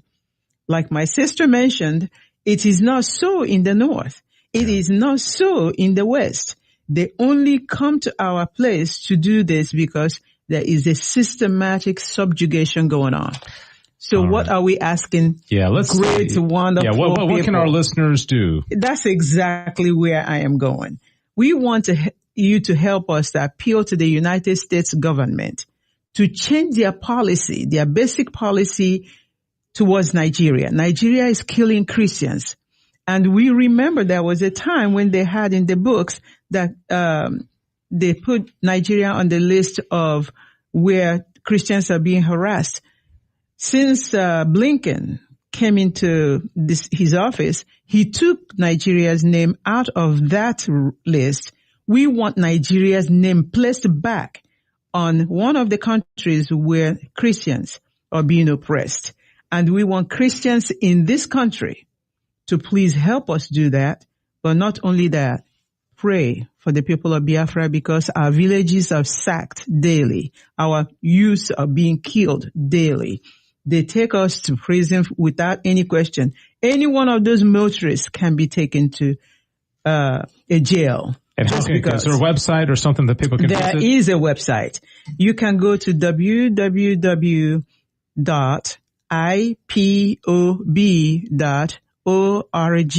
We even have a donation link to fight to make sure that the nation of Biafra is restored. And of course, pray for us always. And we can conclude with a prayer. Oh, yes. Thank you very much. Let's say together, great Christians out there, Christian people, like we say in the Catholic Church, save us, Savior of the world. For by your cross and resurrection, you have set us free. And that's all Biafra Nation is asking for. Freedom from this contraption called Nigeria. Thank you. Yeah, thank you very much. That website again, ipob.org, IP as in people, OB as in Biafra.org. And thank you very much to all three of you for being here. Thanks, Cecil, for running the board. And like they said, please pray that the situation which has been described today is so dire can finally come to an end, and how appropriate that we're doing this on the day when we celebrate the end of slavery here in this country, in the United States, on Juneteenth. So thank you. Very appropriate that we do this today. This has been the KTH 910 AM Interview of the Week here on the Guadalupe Radio Network. God bless you. Thanks for listening. Thank you. Welcome to IPOB Rapture Media. IPOB Call to Action. Biafrans return to farming. Invest in agriculture. Have you ever paused to question the importance of self-sufficiency in food production, food self-sufficiency, or the ability of a nation to feed its own people from its own resources, plays a pivotal role in securing a country's future? It's more than just filling our bellies. It's about nourishing our economy, our workforce, and our independence. Imagine being at the mercy of external sources for your daily bread. It's like a constant game of tug-of-war at where your sustenance is the rope. Any moment the balance could tip and you'd be left scrambling for resources. This reliance could pose potential threats to national security and economic stability. Outsourcing our food needs puts us in a vulnerable position, susceptible to price hikes, supply chain disruptions, or even political manipulations. But let's flip the coin and look at the benefits of self-sufficiency in food production. Firstly, it empowers our economy. When we invest in agriculture, we're not just planting seeds in the soil, we're sowing the seeds of economic growth. The farm-to-table journey involves many hands, from farmers to transporters, from retailers to restaurateurs. Each link in this chain represents a job, a livelihood, a boost to our economy. Secondly, it ensures food security. By growing our own food, we can control the quality and quantity of our produce. We're also less likely to experience food shortages, ensuring that no one in our community goes to bed hungry. Lastly, it promotes sustainability. Agriculture done right can be a tool for environmental conservation, preserving our land's fertility for future generations. So you see, self-sufficiency in food production is not just a matter of pride, it's a matter of survival, of economic prosperity, and of national security. Understanding the importance of food self-sufficiency sets the stage for our discussion on the call to action from IPOB. Recently, the indigenous people of Biafra, IPOB, called on Biafrans to return to farming and invest heavily in agriculture. This is not just a call to action, but a clarion call for survival and self-sufficiency. The world is on the brink of a food crisis, and Nigeria is no exception. An impending famine looms large, threatening to cast a dark shadow over the land. But here's the thing. Biafrans are not destined to be victims, but victors. IPOB, led by the indomitable Nnamdi Kanu, believes that Biafra has the means and the fertile lands to avert this impending danger. This call to action isn't just about planting seeds in the ground, but planting seeds of hope, resilience, and self-reliance. And it's not just about farming. It's about creating an entire ecosystem that supports agriculture, from cash crops to animal husbandry. It's about building agricultural cottage industries that process and preserve agricultural products for export, turning Biafra into a powerhouse of agricultural productivity. So where do you come in? IPOB is appealing to all Biafrans philanthropists to support farmers in their communities. But this support doesn't only mean giving temporary food items. It means providing seedlings and other farming implements. It means encouraging and supporting farmers to go back to farming, to go back to the land that once provided for us all. And it's not just about the present, but about the future. IPOB is urging Biafrans to invest in agricultural research centers. Why? Because quality research and development is key to growing our native food products efficiently and sustainably. It's about learning how to fish, not just buying fish to eat. This call to action is not just about investing in agriculture, but also about investing in the future of Biafrans. It's about securing our food supply, about ensuring we are not left vulnerable. It's about taking control of our destiny, one seed at a time. Because at the end of the day, a nation that can feed itself is a nation that can stand tall and strong, no matter what comes its way. IPOB is not just calling for action, but also taking tangible steps to promote agriculture in Biafra. The indigenous people of Biafrans, or IPOB, is not simply sounding the horn for agricultural investment, but it's also actively participating in the drive. A key aspect of its involvement is the provision of high-quality seedlings to selected farmers for the planting season. By doing so, IPOB directly incentivizes farming, providing the necessary tools that allow farmers to produce bountiful and healthy crops. But the commitment of IPOB to agriculture doesn't stop at seed distribution. It is also deeply involved in securing farmlands against potential threats. The Eastern Security Network, or ESN, an arm of IPOB, is instrumental in this security effort. They have made significant strides in protecting our forests, bushes, and farmlands from the threat of marauding herdsmen. The ESN's role is not just about physical protection. It's about creating a safe and conducive environment for farmers to cultivate their crops without fear. It's about ensuring that the hard work of our farmers is not destroyed overnight by external forces. Moreover, the IPOB and ESN's commitment is a stark illustration of their dedication to the cause of self-sufficiency in food production. Their loyalty lies with Biafrans, and their actions reflect their determination to ensure that Biafrans are not dependent on food supplies from outside. Through their efforts, the IPOB and ESN are not just protecting our present, but also paving the way for a future where Biafrans are not just consumers, but also active contributors to the food supply chain. They are working tirelessly to create a future where Biafrans have full control over their food supply and are not left in vulnerable situations. The commitment of IPOB and ESN is a testament to their dedication to the cause of food self-sufficiency in Biafra. Their actions speak volumes about their commitment to Biafrans and to the ideal of a self-sufficient Biafra. The call to action is clear. Biafra must invest in agriculture and take control of their food supply. As we stand on the precipice of possibilities, we must remember the importance of self-sufficiency in food production. The power to feed oneself is more than just survival. It's about independence, resilience, and the capacity to thrive. The fertile lands of Biafra are a testament to this potential. But potential is nothing without action. We must put our hands in the soil and sow the seeds of our future. Each seed planted, each crop harvested is a step towards self-reliance. It's about taking back our power, the power that comes from growing our food, from being in control of our food supply. But this is not a journey we embark on alone. Community is at the heart of Biafra, and it is our collective responsibility to support our farmers. They are the backbone of our society, the ones who toil under the sun to feed us. We can support them by purchasing seedlings, providing farming implements, and creating an environment that encourages farming. Investing in agriculture is more than just about food production. It's about fostering innovation, developing our economy, and creating sustainable livelihoods. This is where the role of agricultural research centers comes in. By investing in these centers, we are investing in the future of our food production. We are promoting research and development that can help us grow our native food products more efficiently, sustainably, and profitably. But remember, it's not just about what we can grow, it's also about what we can raise. Animal husbandry is another area where Biafrans can invest. The livestock we raise provides us with a source of protein, a critical component of a balanced diet. By investing in agriculture, Biafrans are not just investing in their present, but also in their future. It's time to take action and secure the future of Biafra.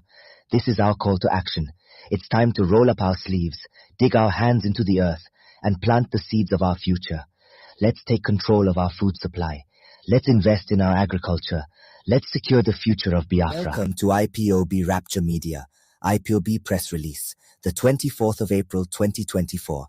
IPOB calls on Italian government to place arms embargo on the Nigeria government. The global family and movement of the indigenous people of Biafra, IPOB, ably led by the great and indomitable leader Mazi Nnamdi Kanu, calls on the Italian government to halt sale of Air Force jets to the Nigeria government, but instead place an arms embargo on the Nigeria government for flagrant violations of human rights and shelling of peaceful communities of indigenous peoples in Nigeria. We call on all civilized nations to stop further sales of military hardware and software to Nigeria because of their pretense of fighting terrorists. The Nigeria government has created the terrorist groups that they are pretending to have been fighting in order to displace indigenous nations and allow individuals in power to loot the country's funds. Therefore, we appeal to the Italian government to stop the military aircraft purchase deal they entered into with the Nigeria government. We also ask other countries considering selling arms to Nigeria to stop because Nigeria is not using the arms for their intended purposes. IPOB has no intention to interfere with the Italian government's business, but wants to inform them that the Nigeria military have not used the previously acquired arms and ammunition, including fighter jets, to fight terrorists who operate in the open in the northern Nigeria, but have targeted innocent and peaceful people. Unarmed IPOB members have also been the victims of Nigeria military's brutality. Some of the internally displaced people's IDP camps in Nigeria have been intentionally bombed by the Nigeria military to prevent the displaced persons from returning to their communities already ceded to the terrorists as their own. Recently, an Okwama community in Delta State, Nigeria was invaded, bombed, and the entire community displaced by the Nigeria military. The Nigerian government and her murderous military are known for human rights violations and genocide against her civilians. In 2021, the Nigerian Air Force bought 12 inches A-29 Super Tucano jets from the United States of America to fight terrorism in Nigeria. After the delivery of those fighter jets, they were deployed in the eastern region of the country and were used in bombing of Igbo villages and its people, mostly in Olu local government area of Imo State.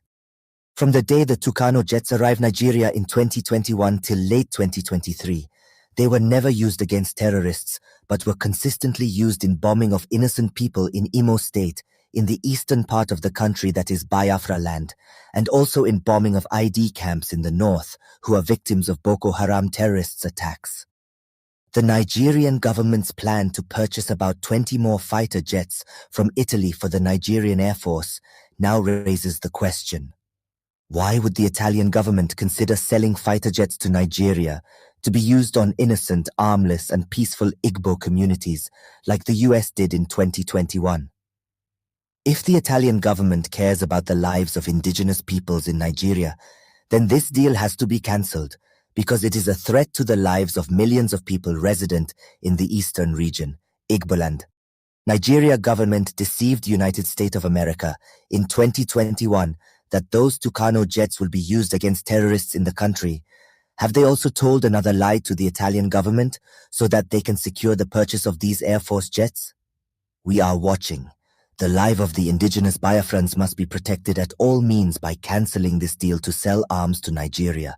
It is public knowledge that the Nigerian government and her military are not sincere in the fight against terrorists. Instead, They are after unarmed activists and innocent Nigerians. The Nigerian government is indirectly sponsoring terrorists, and that is why there is no terrorist in detention or on trial in Nigeria. On the contrary, the arrested terrorists have all been released by the Nigeria government and her military. The Nigeria government negotiates with the terrorists and pay them millions of dollars in ransom. These terrorists operate freely from their camps in the open desert vegetation of the northern Nigeria, which can easily be mapped out by aerial surveillance of the military. That confirms that the Nigeria government is not sincere in the fight against terrorists, but uses terrorism as a means to fleece public funds. IPOB urges the Italian government to halt the sale of jets to the Nigeria government because their fight against terrorism is a hoax. The Italian government should not fall into the Nigeria government's deception.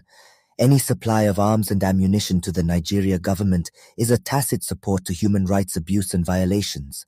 The Italian government and her citizens are civilized and should not support any government that is violating the fundamental human rights of her citizens. Civilized nations should not fall into the falsehood peddled by the Nigeria government and her air force over fighting terrorists, but in reality, they are killing innocent people because of ethnic bigotry and greed. We are calling on the Italian Prime Minister, Miss Giorgia Meloni, to place an arms embargo on the Nigeria government for their history of bombing civilian population and for human rights violations. The Nigeria government and Air Force entered into agreement with the Italian government to supply them 24 aircrafts and for 6 aircrafts to be delivered every 6 months. The aircrafts were scheduled for every 6 months starting soon. IPOB members worldwide demand civilized nations across the world to stop the supply of ammunitions to Nigeria because they are indirectly sponsoring Boko Haram and other terrorist groups in northern Nigeria to continue. Comrade Emma Powerful Media and Publicity Secretary IPOB. Welcome to IPOB Rapture Media. IPOB press release the 25th of April 2024. IPOB ESN not harassing Northerners. Northern Elders Forum are hypocrites and crisis instigators. The attention of the global family and movement of the indigenous people of Biafra, IPOB, ably led by the indomitable and charismatic leader Mazi Nnamdi Kanu, has been drawn to the statement credited to the Northern Elders Forum, NEF, accusing IPOB of harassing the Northerners in the East and mass killing of Fulani cows. The Northern Elders Forum are a bunch of hypocrites and crisis instigators who seldomly speak the truth. For public records purposes, IPOB and ESN are not attacking Northerners, including law-abiding Fulanis in the East. There are many responsible and law-abiding Northerners, including Fulanis doing legitimate businesses in the East without anyone harassing them. However, IPOB ESN are pursuing criminal elements and terrorists in our bushes, forests, and farmlands who are terrorizing our people, raping our women, killing our farmers, and destroying our farmlands and communities. On the mass killing of cows in the East, IPOB ESN takes responsibility for slaughtering the cows that these terrorists are using as conduits to occupy our farmlands and destroying our crops just to send the message that we don't want terrorists in our bushes and farmlands. Moreover, open grazing has been banned by the Southeast Governors Forum since 2020. There are houses for rent in all the cities and towns in Biafra land. There is no region that has houses more than the East in Nigeria. Any Fulani who is interested in doing a legitimate business should rent a house or properties like other citizens, and not to go and occupy bushes and graze in people's farms. If the Northerners that are doing legitimate businesses in the cities should allow the Northern Elders Forum to refer to them as being harassed by IPOB because they are the sophisticated terrorists, mass murderers, rapists, and kidnappers in the Biafra forests and bushes, they will continue to be harassed by ESN until they vacate and then stop coming into our territory. Their notorious activities in every part of Nigeria are in the public domain. ESN and IPOB do not romance with or pamper criminals and terrorists. Therefore, the hypocritic NF can hold their peace and advise their foot soldiers for jihadists to back off from Biafra region. The Fulani terrorists, nicknamed herdsmen, have slaughtered and displaced many indigenous communities in Nigeria.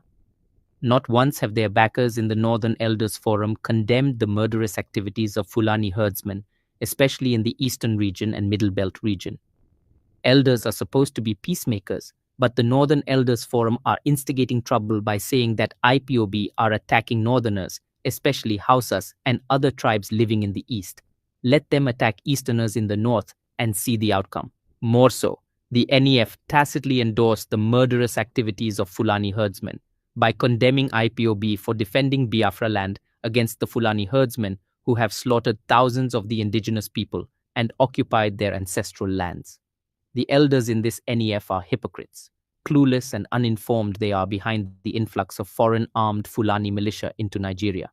These invaders are responsible for the mass slaughter of indigenous Hausas, Middle Belters, Biafrans as well as the Oduduwas. The Northern Elders Forum should tell their boys parading as herdsmen to stop any form of planned attack on Biafra community or meet their Waterloo. They must stop open grazing, kidnapping for ransom, raping of women and destruction of our farms, or continue to face ESN and IPOB venom. NEF should know that ESN has the mandate to protect our civilian population against criminals and terrorists. Biafrans believe in the sanctity of human lives, unlike the NEF, northern terrorists that believes in the sanctity of cows over that of human lives. You see that our value systems are miles apart and many times completely opposite of each other. IPOB ESN warns any group or institution that plans to destroy Ndigbo should be ready for the worst resistance ever. In the end, Ndigbo will never be vanquished or conquered. IPOB will continue to exist. ESN will step up their attack if the terrorists continue to encroach into our bushes and farms, destroying farms and crops while attacking our people. NEF must call their foot soldiers to order and stop encouraging them to keep killing people and destroying farmlands and other properties of the indigenous people. Bola Ahmed Tinubu's government and security agencies know that ESN are after criminal elements parading as herdsmen, not against the innocent northerners. The attack against armed Fulani criminal elements is to ensure that Biafra land is free from terrorists and that our farmers can go to the farms without the fear of being killed by the terrorists. Northern Elders Forum should be ashamed of themselves by emboldening the murderous Fulani herdsmen. IPOB and ESN cannot be blackmailed or intimidated to backtrack on our mission to get rid of Fulani criminals, bandits, and terrorists from Biafra land. Comrade Emma Powerful, Media and Publicity Secretary for IPOB. Press release, the 26th of April 2024. IPOB not responsible for 2021. Owerri jailbreak. Nigeria government and its security agencies are responsible. The attention of the global family and movement of the indigenous people of Biafra, IPOB, ably led by the indomitable leader, Mazi Nnamdi Kanu, has been drawn to dubiosity of the Nigerian army, accusing IPOB of being responsible for attack at the Owerri Correctional Center in Imo State on April 5, 2021. To put the record straight, the attack at Owerri Correctional Center was masterminded by the Nigerian security. Recently, the Nigeria army at Obinze, Owerri accused IPOB members of being responsible for the attack at Owerri prisons that freed the 1827 inmates of the facility. Owerri Correctional Center is situated in close proximity to many Nigeria security agencies. For example, the Nigeria Police Command headquarters, the state's CID, over 6 police stations, the Government House DSS office, Naval Command, military base at Obinze are all in close proximity to the correctional facility in question. From eyewitness accounts, including Imo State Police's report, the attack on Owerri Correctional Center lasted for almost 4 hours without resistance or casualty. The question is, where were all the surrounding security forces within Owerri when the attack was going on and numerous gunshots were heard? Who then ordered these security forces not to respond to the distressed calls during the attack, which lasted nearly 4 hours? What kind of jailbreak can last for 4 hours without confrontation from any of the avalanche of security forces in and around Owerri Municipal, if not coordinated by the government itself? Nigeria Army is just disgracing their military institution and displaying unprofessionalism by engaging in media blackmail and propaganda. Why did the Nigeria Army wait for 3 years to start yapping rubbish about the attack at Owerri Correctional Center? The state-sponsored attack at the Owerri Correctional Center was organized by the Nigeria government with her security agencies, especially the army, to free criminals that they have been using in creating insecurity in the land of Biafra, particularly in Imo State, just to blackmail IPOB. For over three years, the Nigerian government refused to open an investigation on that attack, thinking that Nigerians may have forgotten it. But boom, they added the 2021 Owerri jailbreak to the list of their blackmailing strategies against IPOB in 2024. IPOB is not responsible for the Owerri jailbreak, period.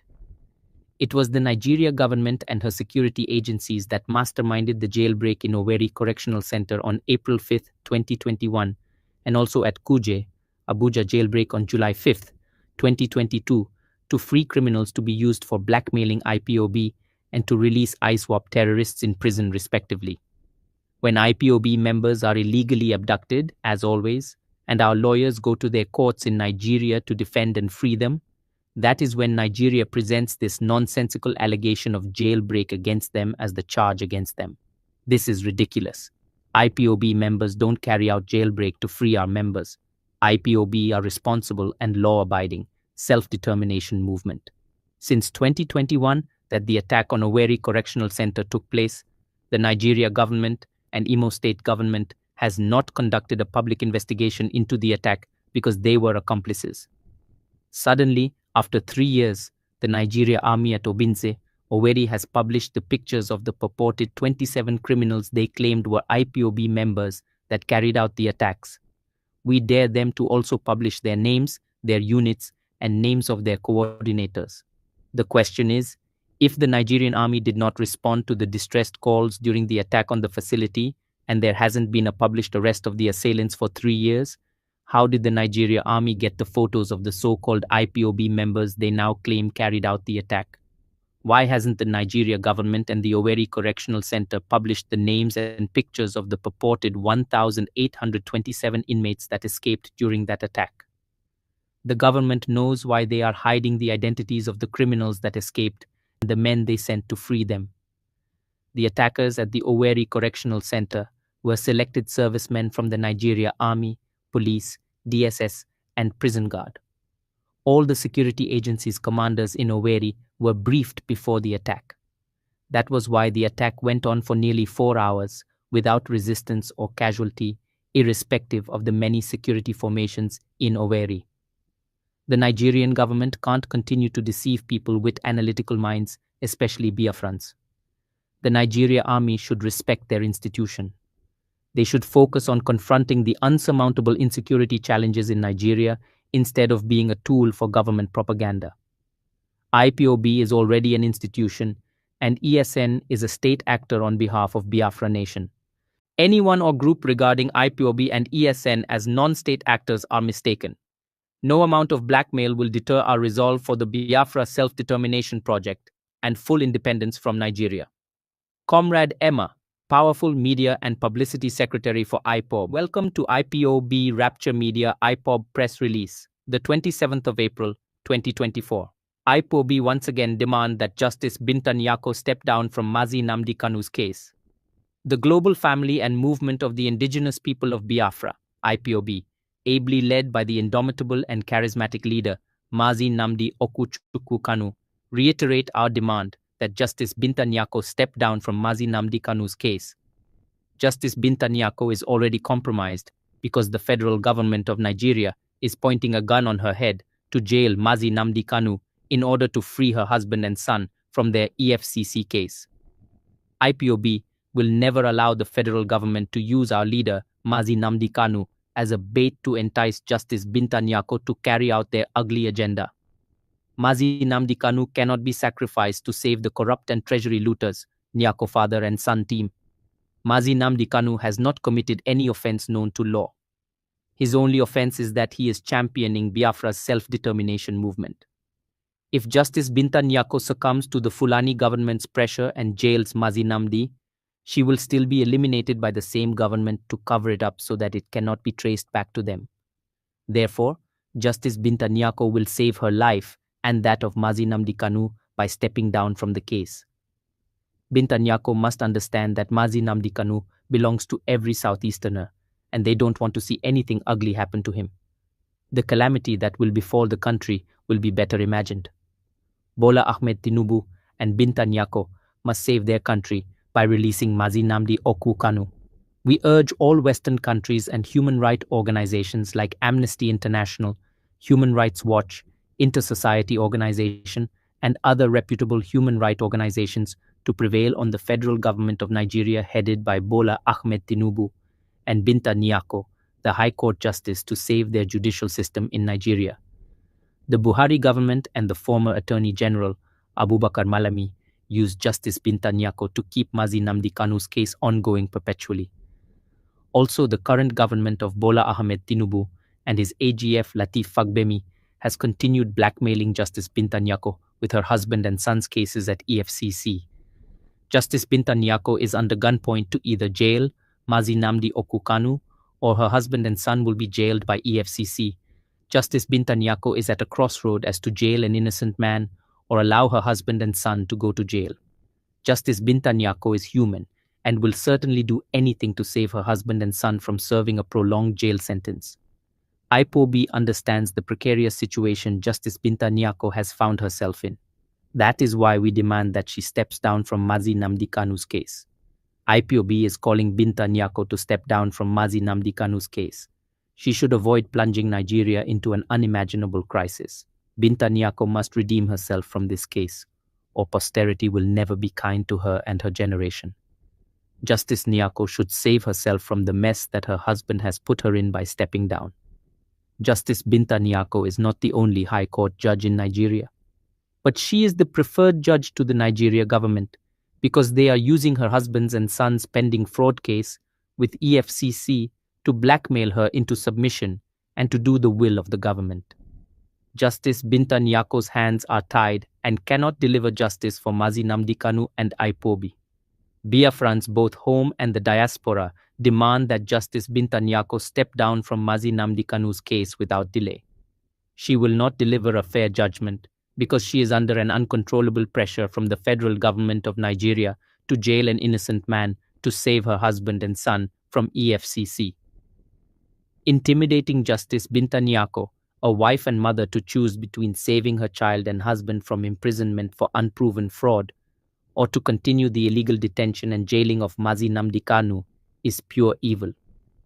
IPOB will not allow our leader to be sacrificed for the sins of the Nyakos, and that is why we repeat our demand that Justice Binta Nyako step down without further delays.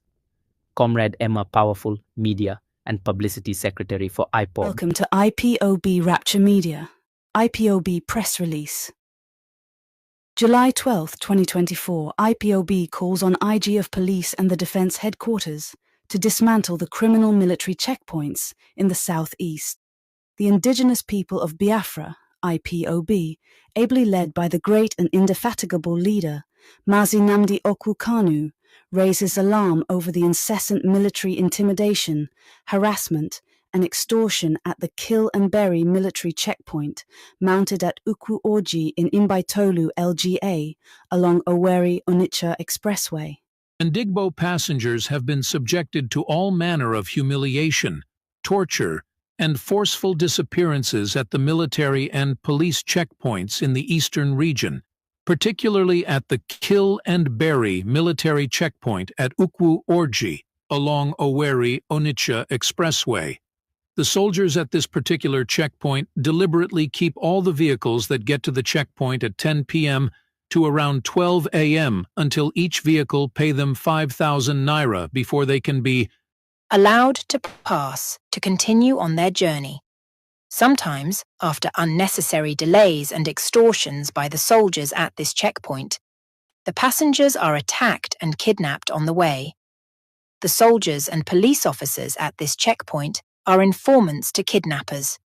They are professional armed robbers who use guns and uniforms issued by the Nigeria government to intimidate and force people to part with their money, or be delayed till the next day, or even be killed. Similar incidents happen in all the military and police checkpoints scattered all over the southeast region. The uncountable number of army and police checkpoints collect 5,000 naira or more from each vehicle in the southeast region and make persons and vehicular movements difficult and expensive. The militarization of the southeast region is not only intimidating and oppressive policy of the federal government of Nigeria and her murderous security agencies, but it is also a plan to occupy Biafra territory. The security agencies of Nigeria also contravene UN Human Rights Commission rules regularly in carrying out their evil plans in Igbo land. The Nigerian government's economic strangulation policy against Ndigbo can be felt by all inhabitants of Igbo land. The excessive extortions at these military and police checkpoints make the cost of goods and transportation exorbitant compared to other regions of their country. Holding passengers at gunpoint from 10 p.m. to 12 a.m. is against fundamental human rights. All of that done in order to extort huge amounts of cash from travelers before allowing them to cross the army or police checkpoint. This shows that the Nigerian military is part of the criminality going on in Imo State and the entire southeast region. IPOB in the past has raised alarms that the military and police checkpoints in the east are part of the insecurity of kidnapping and car-snatching gangs' activities.